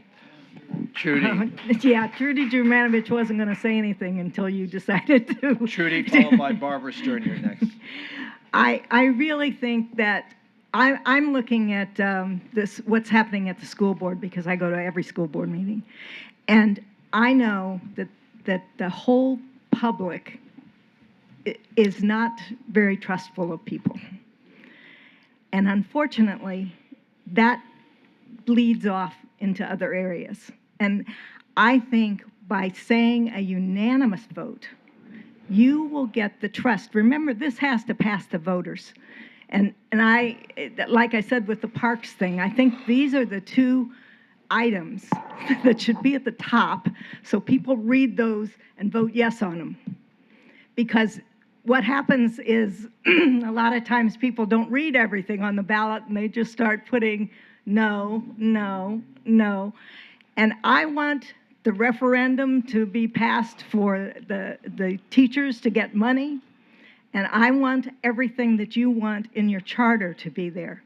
But if you don't really take the advice of people that have spent 20 years, 40 years, I don't know how many years you've been coming to these meetings, but Mary and I have been going to school board for a long time.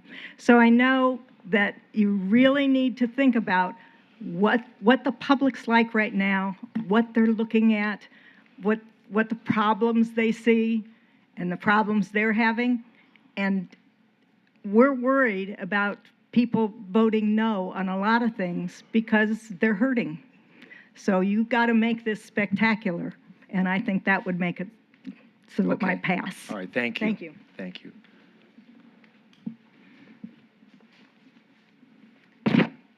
Good evening, Mayor, Commissioners, Barbara Stern. I'm here today. I'm not going to repeat everything that you've already heard. I just want to thank Lauderdale tomorrow for all their hard work. But I do want to echo concerns about ballot fatigue. So we're here. We've got a lot of issues that are going to be addressed. I believe at the last commission meeting, there was a comment from Ben wanting to know what the placement would be. He thought it should be placed upon, the order that the ordinance have come forward. I would encourage this commission to do it on the order of importance. What is more important, protecting our public lands or cleanup items on when the vice mayor gets designated? So as you go through this, I would encourage you to put these items at the top of the list. Think about what truly is important about protecting our Fort Lauderdale, what makes us a good place, what is going to be most important to the voters, because I want to try to avoid having voter fatigue on some of our most important issues. So thank you. Okay, thank you. Is there anyone else who wishes to speak on this item?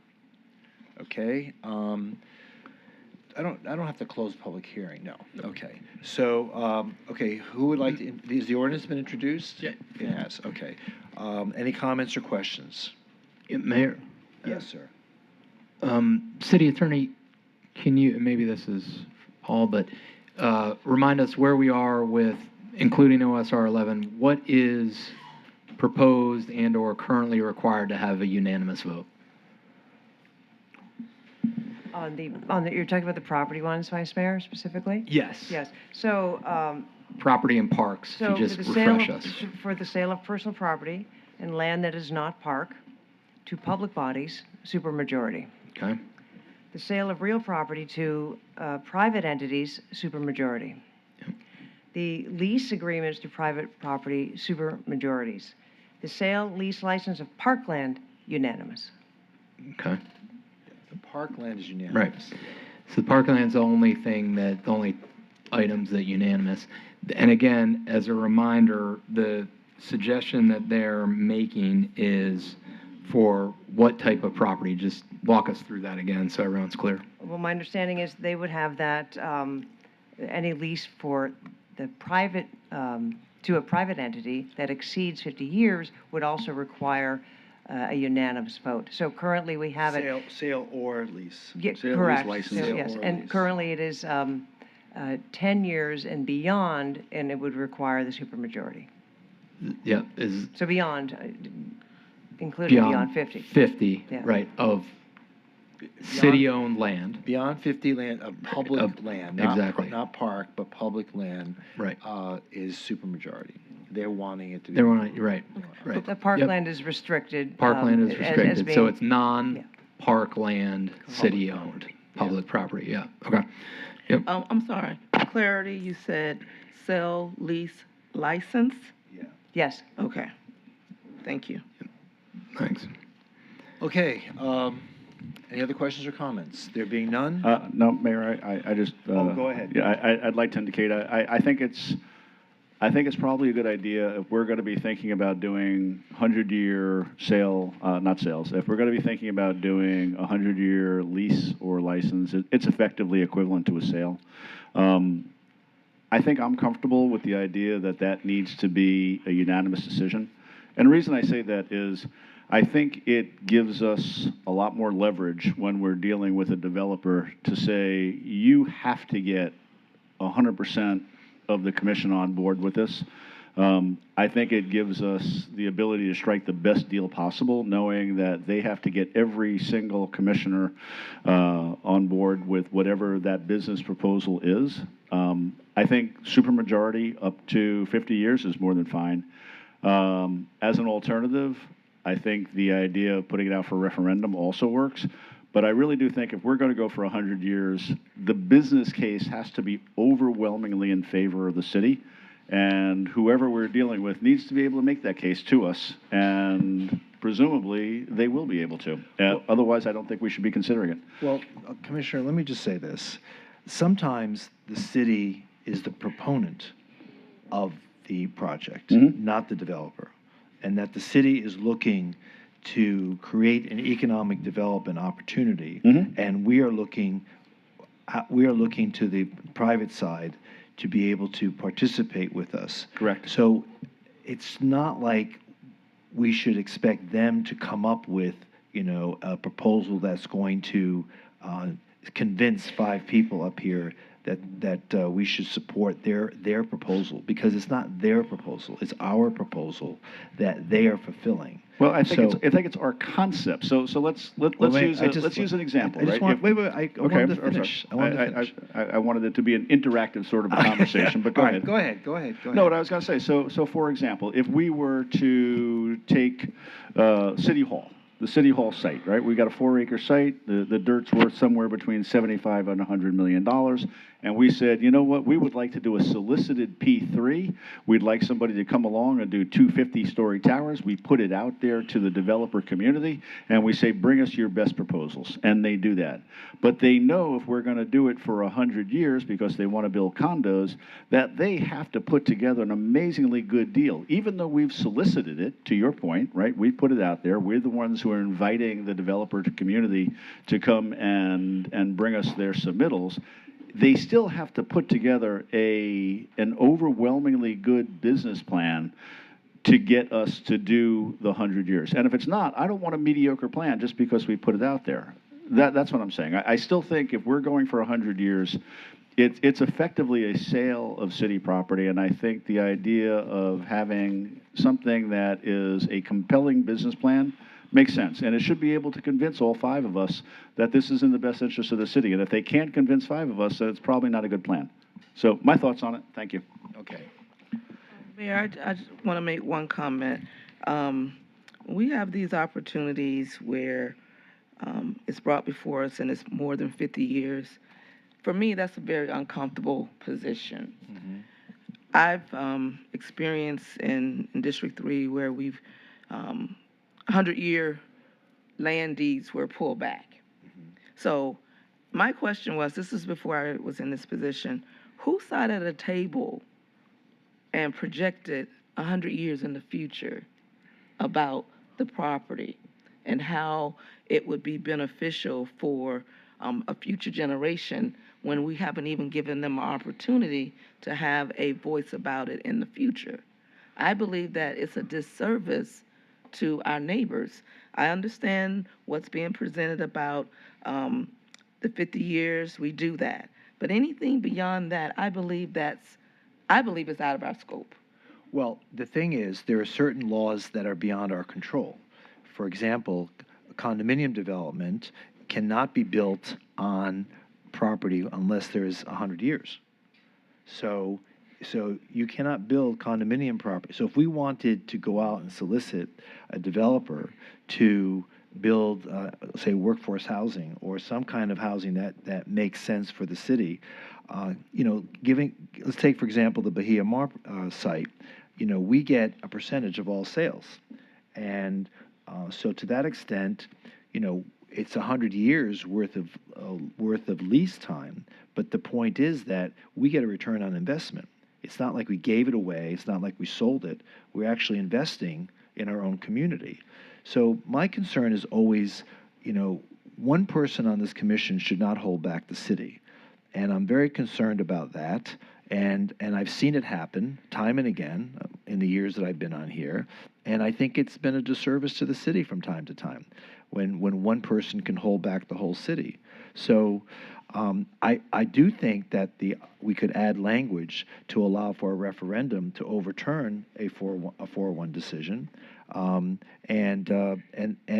if the people of this community are so against a project, then let their voice be heard that way. But honestly, I just am afraid that if we're ever going to be the kind of forward-thinking, progressive commission and community that we have been so far, I think that we're shooting ourselves in the foot by not realizing or accepting the reality that one person can hold back a very viable project for whatever reason.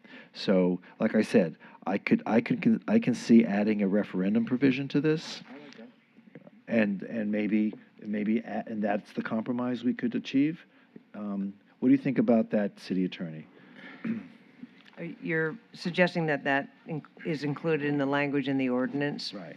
That it would remain supermajority, but that it would be subject to It'd be subject to a public referendum. an automatic public referendum? Not an automatic. But we have a referendum process We do already. have a referendum process.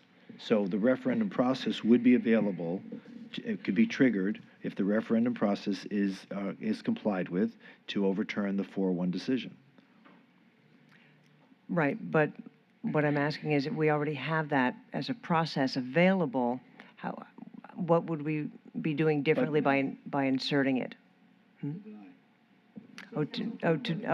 deny. So we would include that in this language of the ordinance specifically about the denial. Correct. I believe we can do that. Paul, this will be your crafting, and we certainly are able to make an amendment this evening and second reading of the ordinance if we can do that. If you would like to do that, we can do that. Good evening. Paul Bengal, City Attorney's Office. Revisions can be made as long as they don't change the proposed ballot question, is my understanding, because they have to be submitted to the supervisor. But there is a section on referenda for this purpose in 3.20. The only thing is that it addresses any intended sale or lease of public property may be approved or rejected by a majority of the electors. So what it wouldn't cover is those other types of agreements, license agreements, concession agreements, facility use agreements, other types of use agreements that's being written in to these sections now. So your existing 3.20 for referendum doesn't address those types of agreements. Right. So we want to augment this particular section to include those other types of agreements. Right, and we would have to amend 3.20, I guess.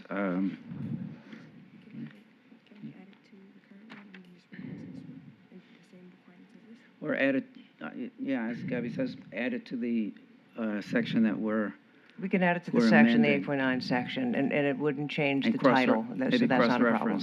Okay. Yeah, as long as it doesn't change the title and presumably the proposed ballot question, because that has to go to the SOE.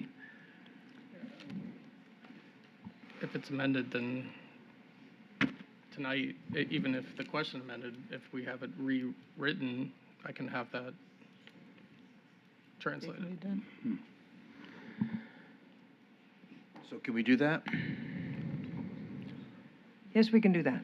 Okay. Yeah. We can do that. Okay. So we'll put it in that very section. Right. And so it would remain affirmative vote of at least 4 commissioners, but then add the other section about referendum to the end of that. We're not going to change it into, okay. Good. Does that work? Yep. Commissioner Herbst, does that work for you? Yes, it does. Okay. It works for me as well, Mayor. Does it? Okay. It does. Thank you. Because it gives the neighbors an opportunity to have a voice as to what's going to happen with the land. Okay. Okay. Any further questions or comments? It works for me too, Mayor, even though you didn't ask me. But thank you anyway. I appreciate it. Okay, the ordinance has been introduced as amended. So, yeah, Vice Mayor, Yep, introduced as amended. Please call the roll.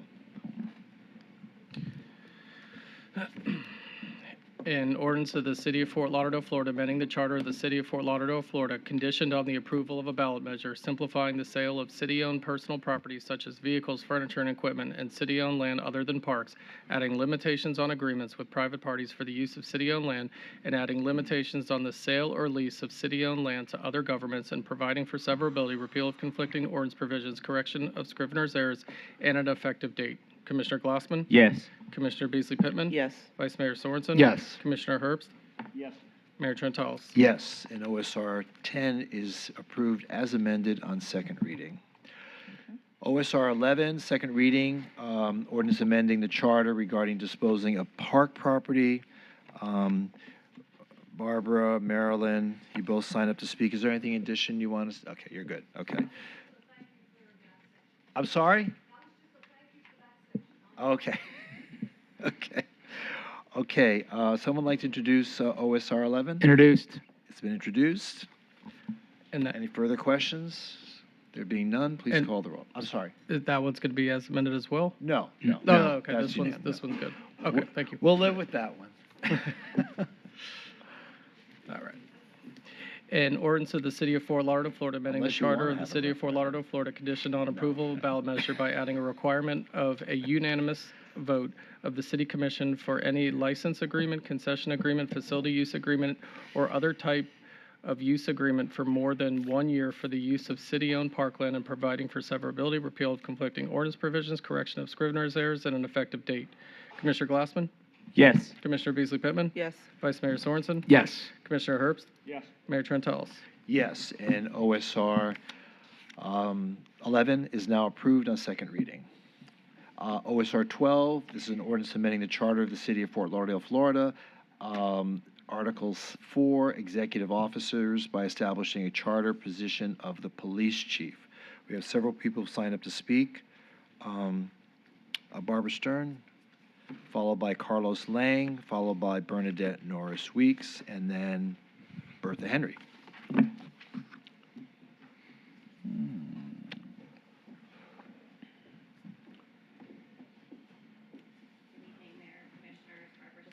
Could you put your mic on here?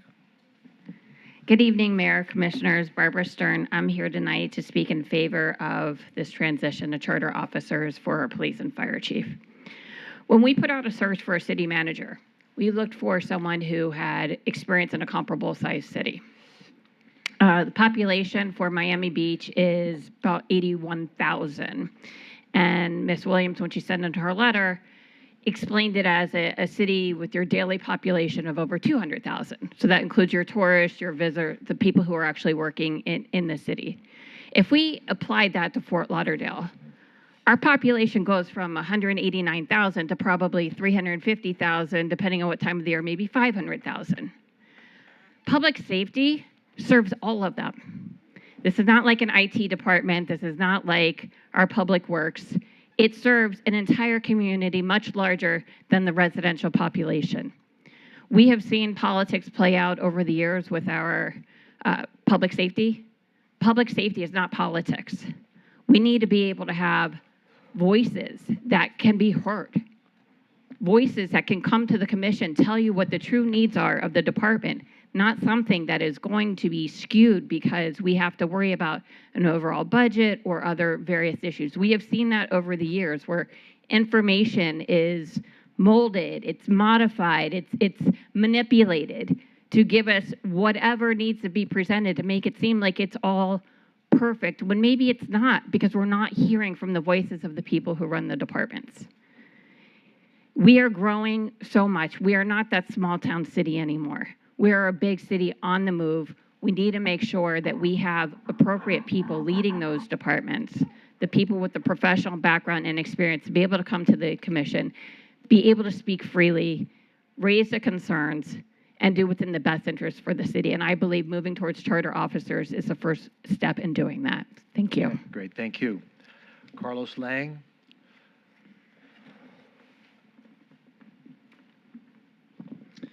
Good evening, everyone. My name's Carlos Lang. I'm an active firefighter, a Crescent Park resident, and a board member of the Fort Lauderdale Council of Civic Association. I want to be very direct about this tonight. This is not a routine charter adjustment. This is a fundamental shift of balance of authority between the commission and the city manager. My question is, what's the issue? This is not theory. This is not a general term.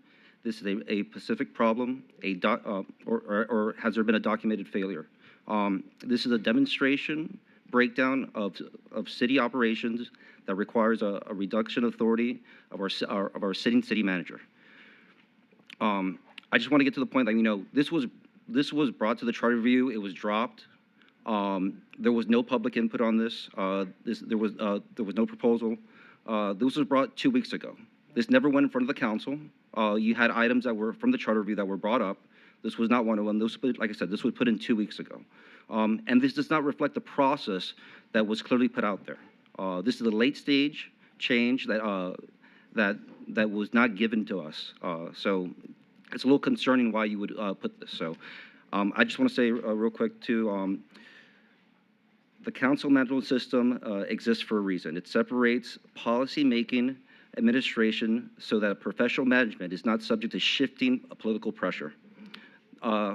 This does the opposite of that. Whether you intend it or not, this effectively takes away power from the city manager and creates operational influence from elected officials.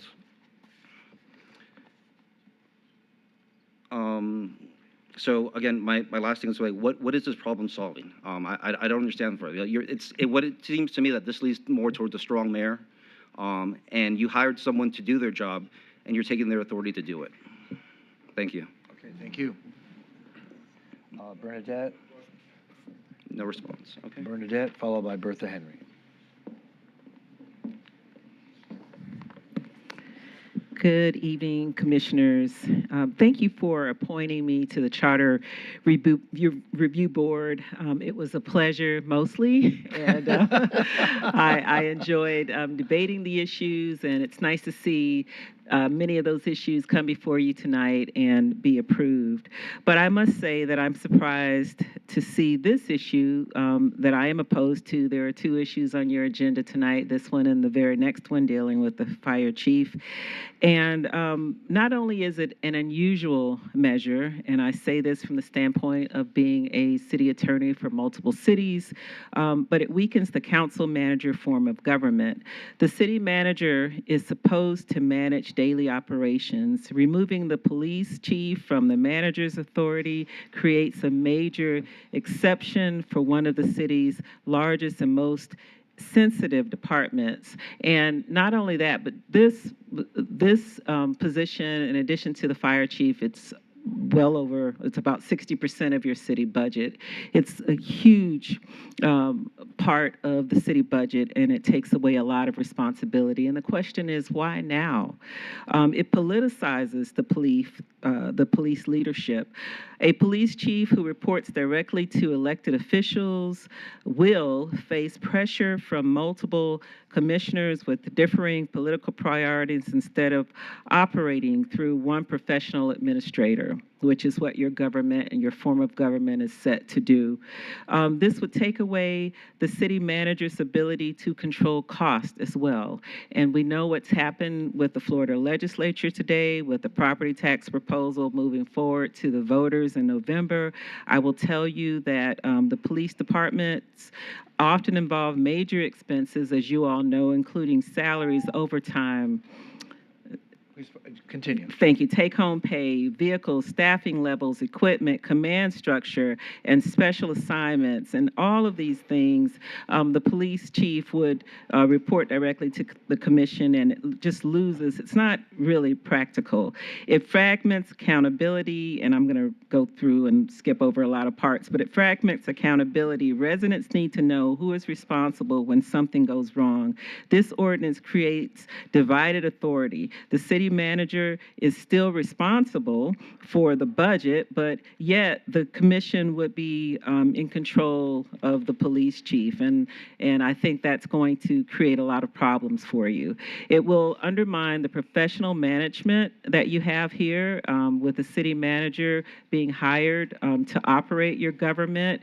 It gives the commission employment and compensation authority over the chief. And so the ordinance says that the chief will be employed and compensated under the terms the commission deems appropriate, which could lead to inconsistent and politically influenced hiring decisions and also compensation decisions.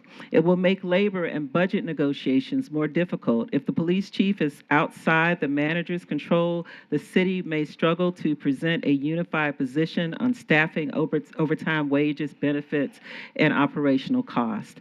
And it reduces the flexibility during financial stress. And this city has seen that in the past, and I believe that a lot of cities, not knowing what this property tax issue will do, it could very well pass. It's going to be a problem for municipalities. I know that. I see it firsthand in a first seat. And it's a difficult, in difficult budget years, the manager must be able to make citywide recommendations. A politically insulated police chief could make it harder to reduce costs or restructure operations. It will increase the liability and risk for the city. I believe that given the issues that we've seen in policing, and I want to say to you all, and I'll wrap up quickly, Mayor, and I won't speak on the next item, which I'm also listed for, because I'll try to get some of those things in now. But some of the things that we've seen consistent with George Floyd issues and policing, I think this city is getting beyond that at this point. The citizens are starting to have trust in the police department again. And I think a lot of that has to do with having a strong leadership in management. And your manager actually has been doing a good job. I don't know of any thing that the manager has actually done to change operations of the police department. Maybe I haven't read every article there is, but if you all know of things, please let me know. I think that heading in this direction is really dangerous for the city. I don't think it's a good idea by any means, and I think, again, it's unusual, and you will find very few cities, not just in the state of Florida, but in this country that have this type of government in place. Okay. Thank you. Thank you. Mayor, could I speak to something that was raised during this? Because I've given us some thought since this came up. Yep. And I do think the budget issue is something that merits some discussion on our side.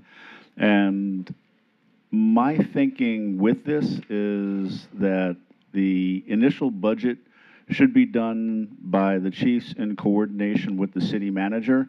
And if the chiefs are unhappy with the city manager's recommendation, that they can then appeal it to the city commission. I think that's no different than what we have right now with the city auditor or the city attorney.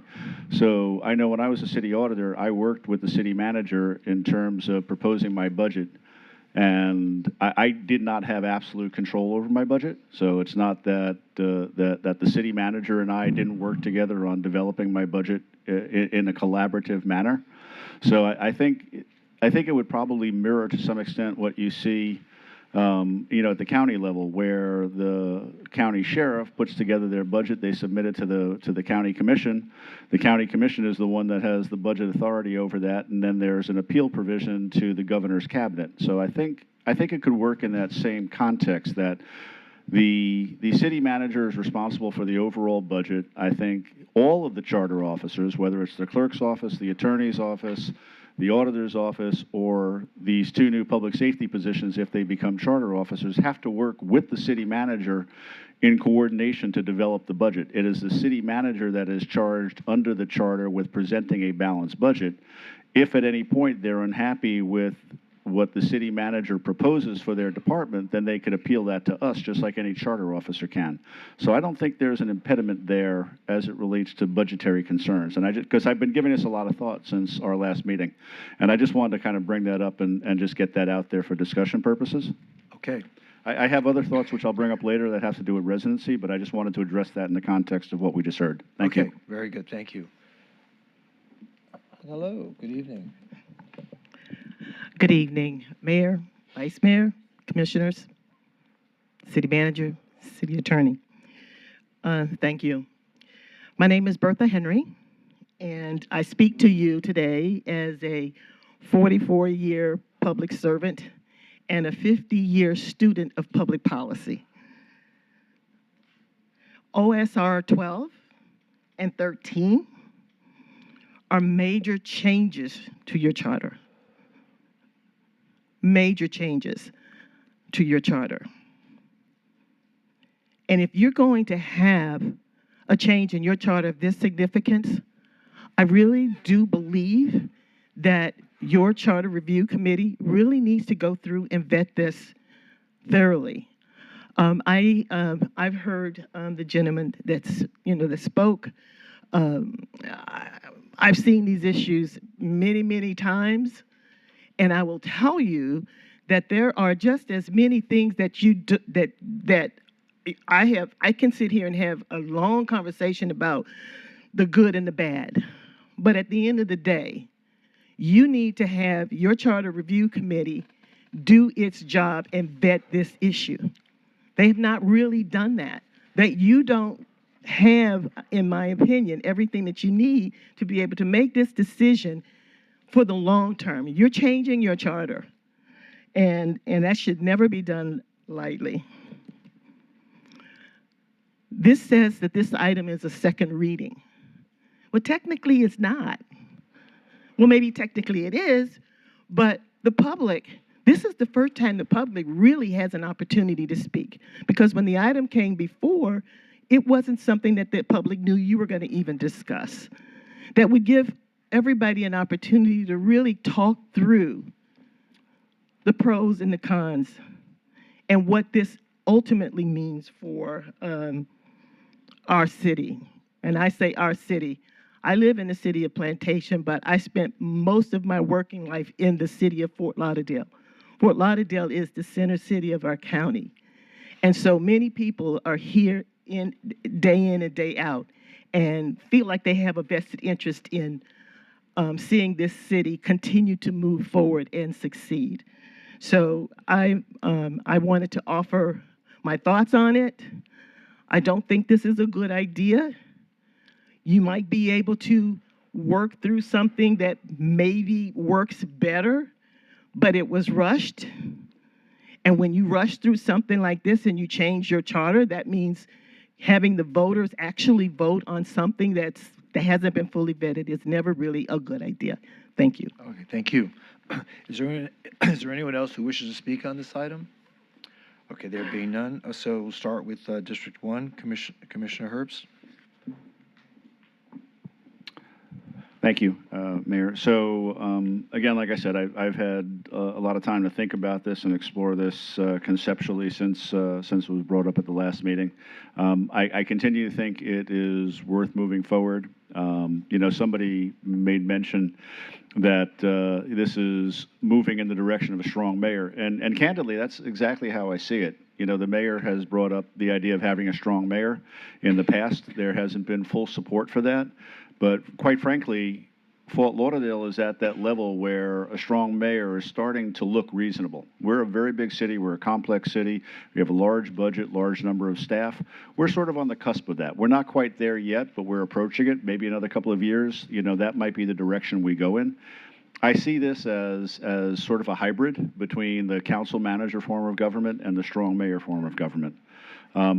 One of the things about having these two positions report to the city commission directly is that the elected officials are the ones that are accountable to the voters, not the appointed city manager. We're the ones that get the phone calls, we're the ones that get the emails, and we're the ones who are, at the end of the day, responsible to the 190,000 residents. I've got 45,000 residents in District 1 that expect me to act on their behalf and hold me accountable for that. And public safety, as was mentioned, is probably the single most important thing that we do. And having that direct line of communication, which I can't do under the charter, is very important. Under our charter, I can't tell the chief of police what I want. I have to go through the city manager. And this is not an issue that, for me, has anything to do with the city manager. We've been through quite a few city managers in the last couple of years. We've had a lot of turnover. I think the idea of having continuity in the chief as they report to the elected officials is something that stabilizes the department, and I think is a good thing for the continuity of operations within those departments. So I'm fully supportive of moving this forward. There is one thing I would like to add, though, and it's a residency issue, because this has come up in the past. Before you do that, Sure. can I have a motion to extend the meeting by, say, 20 minutes? Motion to extend by 20 minutes. Okay. Second. Second. Call the roll. Commissioner Glassman? Yes. Commissioner Beasley Pittman? Yes. Vice Mayor Sorensen? Yes. Commissioner Herbst? Yes. Mayor Trentalis? Yes, okay. Sorry, please proceed. Thank you, Mayor. So my thoughts are, I believe that the police chief and the fire chief need to reside in the city of Fort Lauderdale. And let me tell you why. As former Mayor Seiler said to me years ago, you need to have skin in the game. I want my chief of police shopping in Publix. I want my fire chief taking his kids to play in the park. I want them talking to the neighbors while they're mowing their lawn and walking their dog and going to church. I want them to interact with the residents of this city in every single thing that they do every single day. So I think it's critical that police and fire have that presence in the city. Now, that being said, I also think we need to ensure that there is a mechanism for people that are current employees of the department that may live elsewhere and want to promote up. I don't want to force them to have to sell a house in Plantation or Sunrise and relocate. I don't think that's appropriate. So what we used to have up until recently for promotional positions was you could promote up and were not required to live in the city. We just recently changed that. But I think that would be appropriate for this as well, and I don't think we need to include that in the charter. I think we can probably do that, Madam Attorney, by ordinance. But I think we need to bifurcate this. I think if anybody moves to the city from outside the city, if you're relocating from Jacksonville or Tennessee for that matter, then my expectation is you're going to become part of our community. You're going to live here. You're going to reside here. Again, you are going to become part of the fabric of this community. You're going to know your neighbors every single day. So I want us to think about that as being part of how we do this. The city manager by charter has to live in the city. I think the chief of police and the fire chief by charter should have to live in the city unless they are promoted up from within the department already. My thoughts. Thank you. Okay. You don't think Broward County is enough? You want it to be in the city? No, again, Mayor, for like I said, the conversations I have with my neighbors when I'm walking my dog, throughout the neighborhood, are very important. When I go to Publix, I talk to people in Publix. When I go to church, I talk to people at church. When I used to take my dog to the dog park in Holiday Park, I interact with people. There, again, as Mayor Seiler said, and I had to agree with him, you got to have skin in the game. It's not just a matter of living in the county. It's, I want you to talk to your neighbors. I want you complaining to me about your water bill. I want you to know every single thing that the residents are calling me about every single day. I want you to know about the potholes on Bayview. I want you to know about every single thing that's going on every single day. One of the things I used to do when I was the auditor is on Saturdays when I was driving down the street and I'd see somebody cutting down a tree, I'd immediately get on the phone and say, did they pull a tree permit? Because we know that people do work on the weekends when code enforcement may not be quite as active. You don't see that if you're living in Plantation. Okay. So my All thoughts. Commissioner Beasley Pittman? Thank you, Mayor. I do not support this, the process or the lack of process, I'm going to call it. Just the urgency, it has not been vetted through the Charter Review Board. It came on as a walk-on. The community hasn't even had an opportunity to truly understand what this entails and how it will be a part, if it passes, how it would affect our form of government. So I'm not in support of it. Okay. Commissioner Glassman. Yes, thank you, Mayor. Well, I guess lightning struck twice today because I'm agreeing with Commissioner Herbst again. I'm buying a lottery ticket. Twice in a day. So I feel the same Even way. a broken clock is I know, is I correct understand. twice Well, a day. I feel that we had the discussion the last time. I'm okay with that, and I don't need to belabor the point, but I'm going to agree with what Commissioner Herbst said. Okay. Thank you. And Vice Mayor? Thanks, Mayor. So I think, it's important when we're contemplating changing the charter, we need to follow the process that we've established. And it's a long-held process that involves engagement with the Charter Revision Board. They exist for a reason, because they are meant to engage publicly in public meetings, important topics that change our Constitution, our charter. I'm still not clear why we aren't willing to allow the Charter Revision Board to engage with this. Mayor, do you have any idea? I'm Well, still because fuzzy. it wouldn't make this election cycle. We'd have to wait till 4 more years. Yeah, I think public participation matters for a process that we all agree to and we all support. So we're skipping an entire important process to engage with the Charter Revision Board. So Okay. that is one major question that I think we're unfairly eliminating public engagement, public participation from. Part of that is the failure to analyze this. Has anyone analyzed, for example, the financial impact of this? Is city manager, has anyone evaluated financial impact of adding 2 charter officers? Vice Mayor, we've done a cursory review of what that might mean for the city. We do know that police and fire are operational departments, and between them, it's about 1,300 positions, as opposed to the other administrative charter offices, which have collectively maybe 40, 50 positions total. This year alone, between police and fire, their budget requests were for 70 positions. So, we haven't done a deep dive as to what it would mean in terms of the budget preparations every year. But based on this year's request and where we are currently with positions, I anticipate that there will have to be a lot of coordination to ensure that we are on a great financial path. Okay, thanks. So we haven't done a full analysis. I haven't seen any analysis of this in terms of what impact this would have. So that's one big question that, again, we're not doing our due diligence. Another is, has anyone determined if a chief is fired, what then happens? What happens to their participation in FRS? Retirement. Has anyone done any analysis of this? Anyone on the dais? No? I'm sorry, so Yep. if a chief is fired by the commission, Yep. so if we choose to terminate the Yep. chief, Right. As opposed to if they're fired by the city manager? Right. No Yep. difference. I don't think there's any difference. So they're not an FRS. So our police and fire personnel belong to what's called a local law plan. We have a police and fire pension plan that they both belong to. So if they are terminated and they are over the age of 50, they'll be eligible to start drawing their retirement as long as they meet the other criteria. I believe it's 20 years or 8 years and age 50, if I'm just going off the top of my head. So they'd be eligible to start drawing their retirement.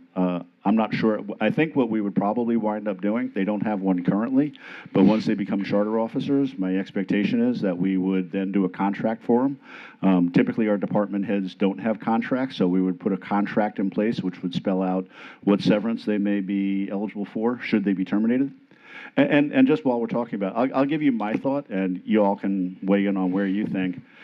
Since what we're simply doing in the case of our existing chiefs is changing who they report to, it's not changing anything else about their conditions of employment other than that we would probably put a contract in place.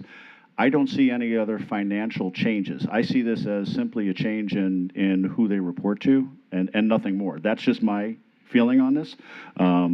again, the two chiefs were hired and promoted up to their level with an expectation of salary that they accepted at the time.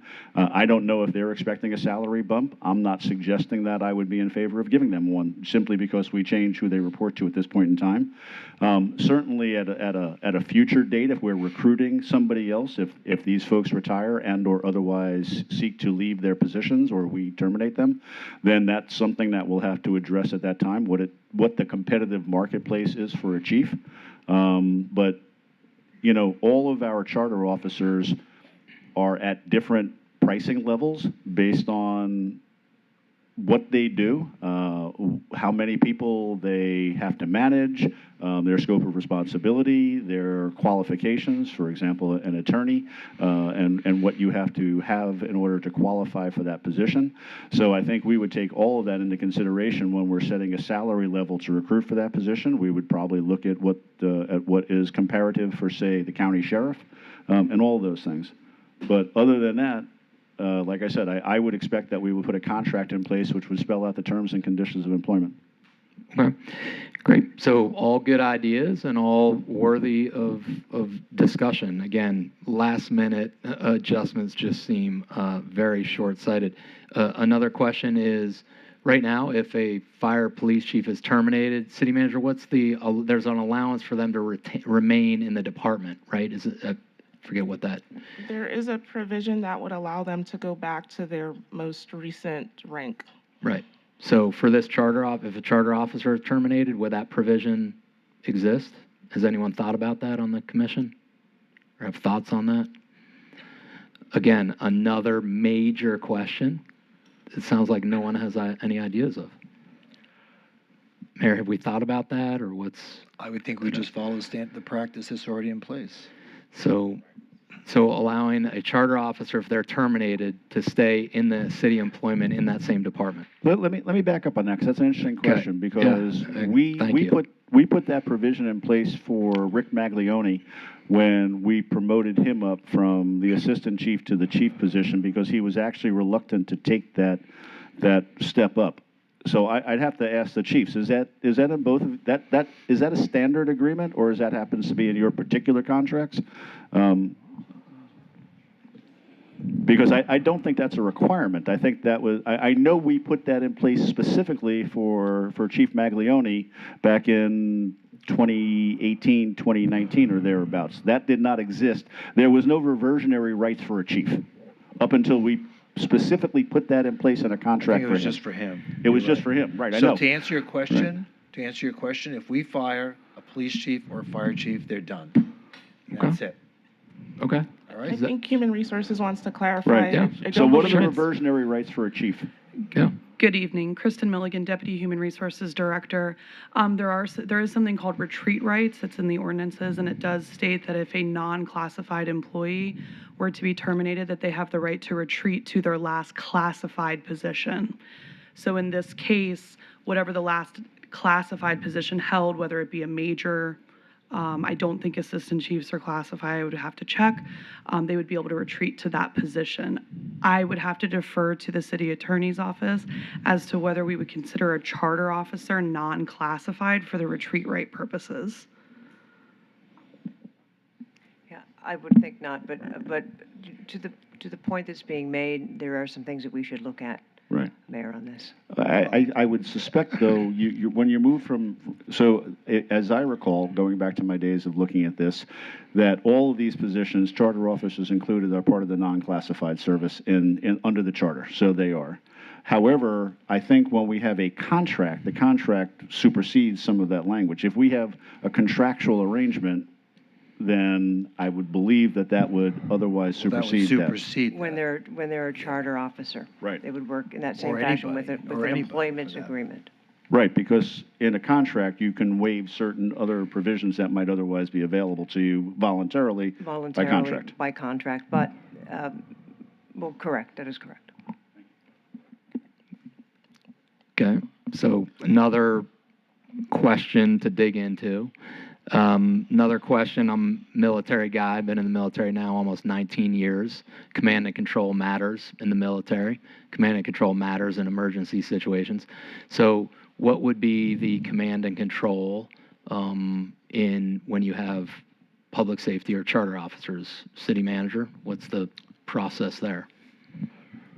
So in a declared emergency, the city manager is the incident commander, although there are delegated authority provided to certain members of the team, including in police and fire.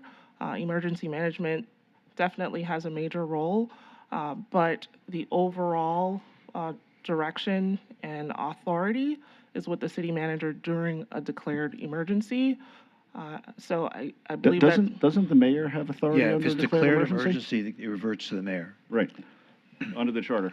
the operational aspects of our emergency response come through the city manager. Of course, the mayor does have a role, but the operational elements go through the city manager. Well, that's not entirely true. That's not entirely true at all. If I declare a state of emergency, all powers are suspended, and I'm in charge of the city.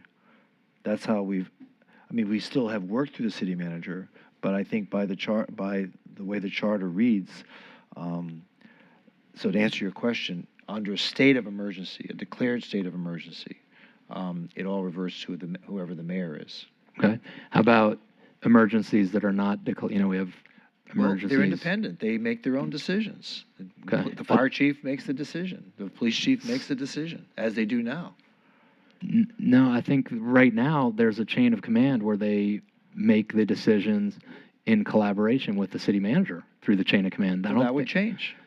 Well, that's my point. Well, yeah, that's not. That's the point of all of this. Exactly. The whole point of this is Right. to let them act independently. That's the whole point of this. Yeah. So city manager is not involved then in their decision making. That's correct. Okay. Yeah, it's another reason. Just like the city manager is not very involved concerning. in the decision of the clerk, and the city manager is not involved in decisions of the auditor Okay. or the city attorney. They're independent So- people. That they're qualified. They're in charge. Please. Yeah. They're qualified and they're in charge of their departments. That's how it works. And it's interesting. I spoke with a city commissioner in Sunrise today, and because they have the same system. And he says it works beautifully. He says they've had it for years, and it's just been a very workable situation. In fact, it's preferable. So, the idea is to establish independent chain of command with them at the head. They're in charge of their own department.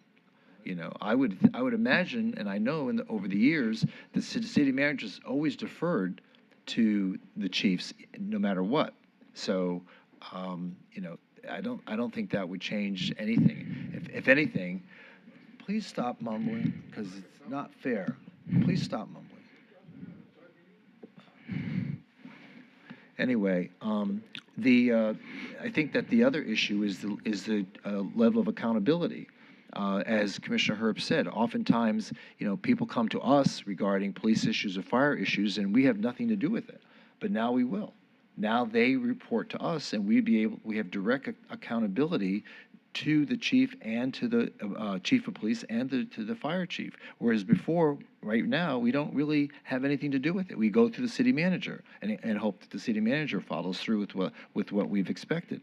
But that's the whole idea, accountability. That's why I've always believed in a strong mayor form of government. Someday, I hope in years ahead, that the city adopts a strong mayor form of government, because people come to me all the time.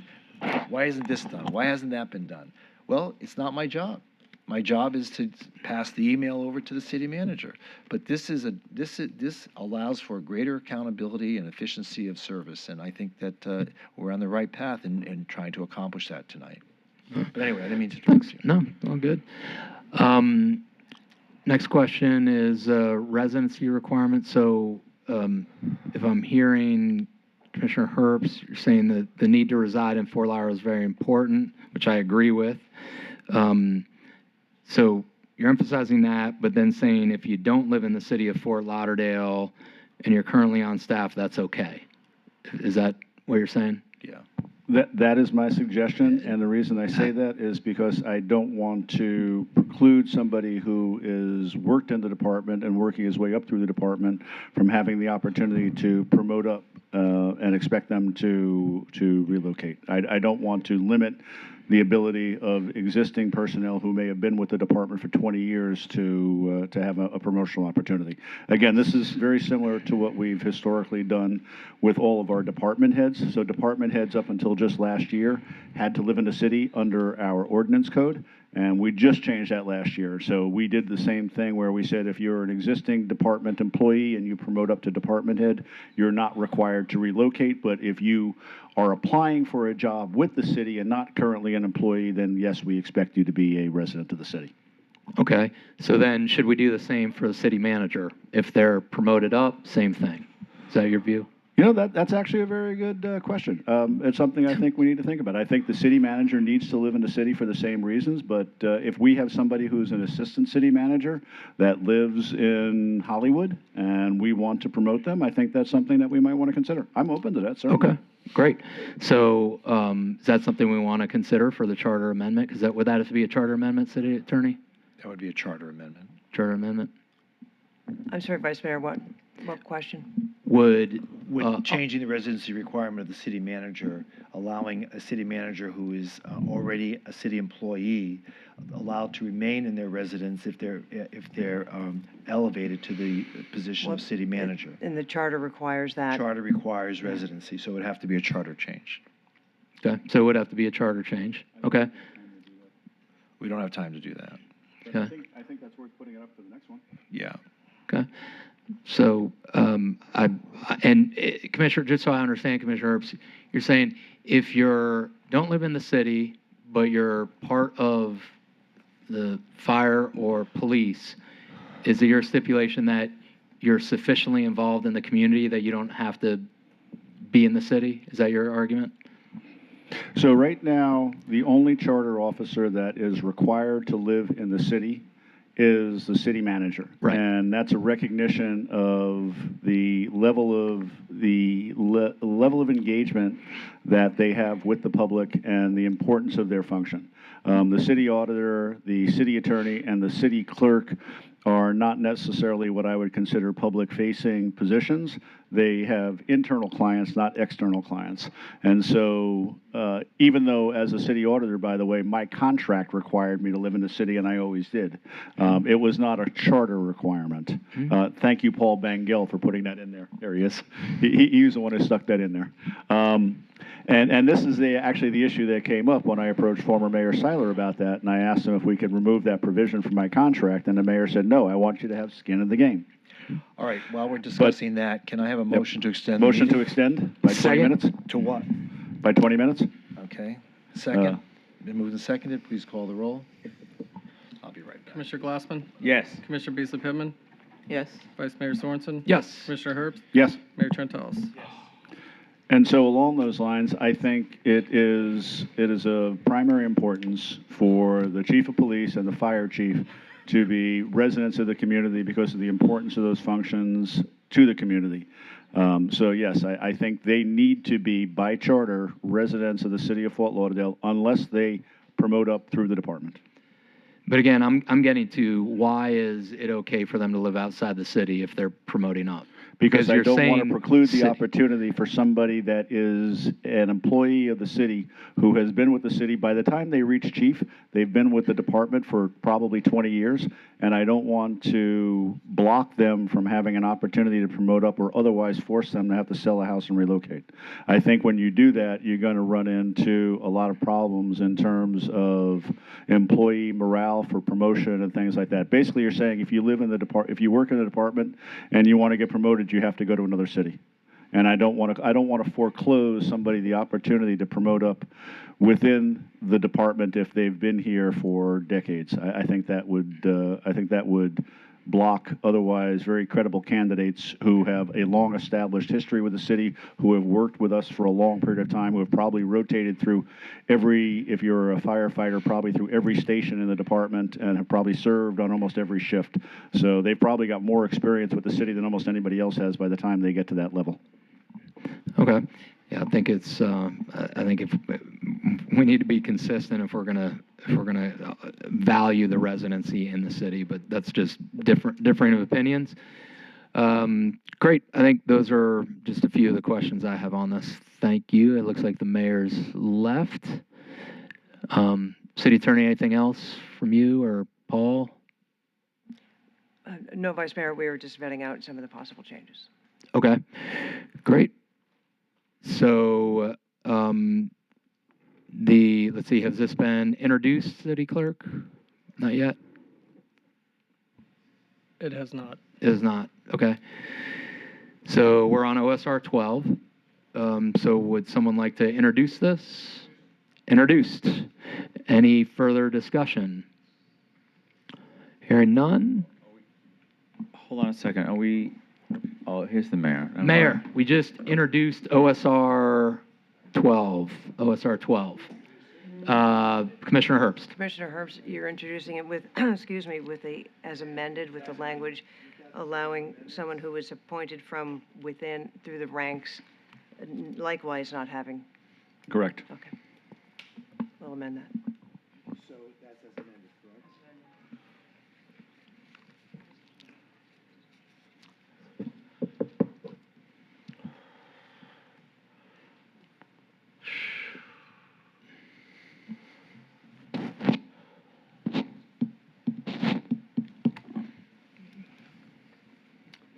Are we good? Are we done? It's introduced, yeah. Yes, introduced. It's been introduced, but what's been introduced? As amended. As amended. As amended, correct. Okay, very good. Okay, City Clerk, please call the roll. An ordinance of the City of Fort Lauderdale, Florida, amending the charter of the City of Fort Lauderdale, Florida, conditioned on the approval of a ballot measure by establishing the charter position of police chief and providing for severability, repeal of conflicting ordinance provisions, correction of scrivener's errors, and an effective date. Commissioner Glassman? Yes. Commissioner Beasley Pittman? No. Vice Mayor Sorensen? No. Commissioner Herbst? Yes. Mayor Trentalis? Yes, and that's approved on second reading. OSR 13, second reading, ordinance amending the charter of the City of Fort Lauderdale, Florida, Article 4, executive officers by establishing the charter position of fire chief. Bernadette and Barbara, you both signed up to speak. Did you have any interest in speaking? Okay. Barbara, do you want to speak?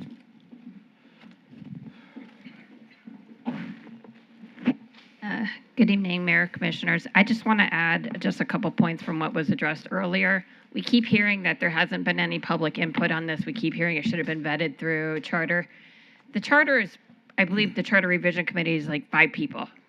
And I think 25, maybe 30 people on average show up to Council of Civic Associations. If we consider that vetting, we're failing because we're a city with a population of about 189,000 people, and we're leaving it, and we do this all the time. We defer to Charter Revision Committee, and we defer to the council, and as a small percentage of the people. This is something that's going out to vote. It's going to get the public input. The public will decide if this happens. And the registered voters in Fort Lauderdale, 136,265 people. That's who's going to make this decision, not the 5 people on Charter Revision, not the 25 people who show up at the Council of Civic Associations. All we're doing is asking, put it out to the people. With that number, you'll get public input from 136,265 people. They disagree. And if they disagree, they disagree. But at least the public will actually have a chance to have some input on a major decision. Thank you. Is there anyone else who wishes to speak on this item? There being none, don't go too far, Commissioner. Okay. Someone like to introduce the ordinance? The ordinance has been introduced. Do we have to put this one introduced as amended, similar to the last? Yes, same amendment. Same amendment, same Like that language, yes. same language regarding residency. So introduced as amended with the residency language. Okay. Please call the roll. An ordinance of the City of Fort Lauderdale, Florida, amending the charter of the City of Fort Lauderdale, Florida, conditioned on the approval of a ballot measure by establishing the charter position of fire chief and providing for severability, repeal of conflicting ordinance provisions, correction of scrivener's errors, and an effective date. Commissioner Glassman? Yes. Commissioner Beasley Pittman? No. Vice Mayor Sorensen? No. Commissioner Herbst? Yes. Mayor Trentalis? Yes, and OSR 13 is now approved on second reading. R5, the resolution calling for a special election for all the charter amendments. No one has signed up to speak. Would someone like to introduce the resolution? Introduced. Resolution has been introduced. Please call the roll.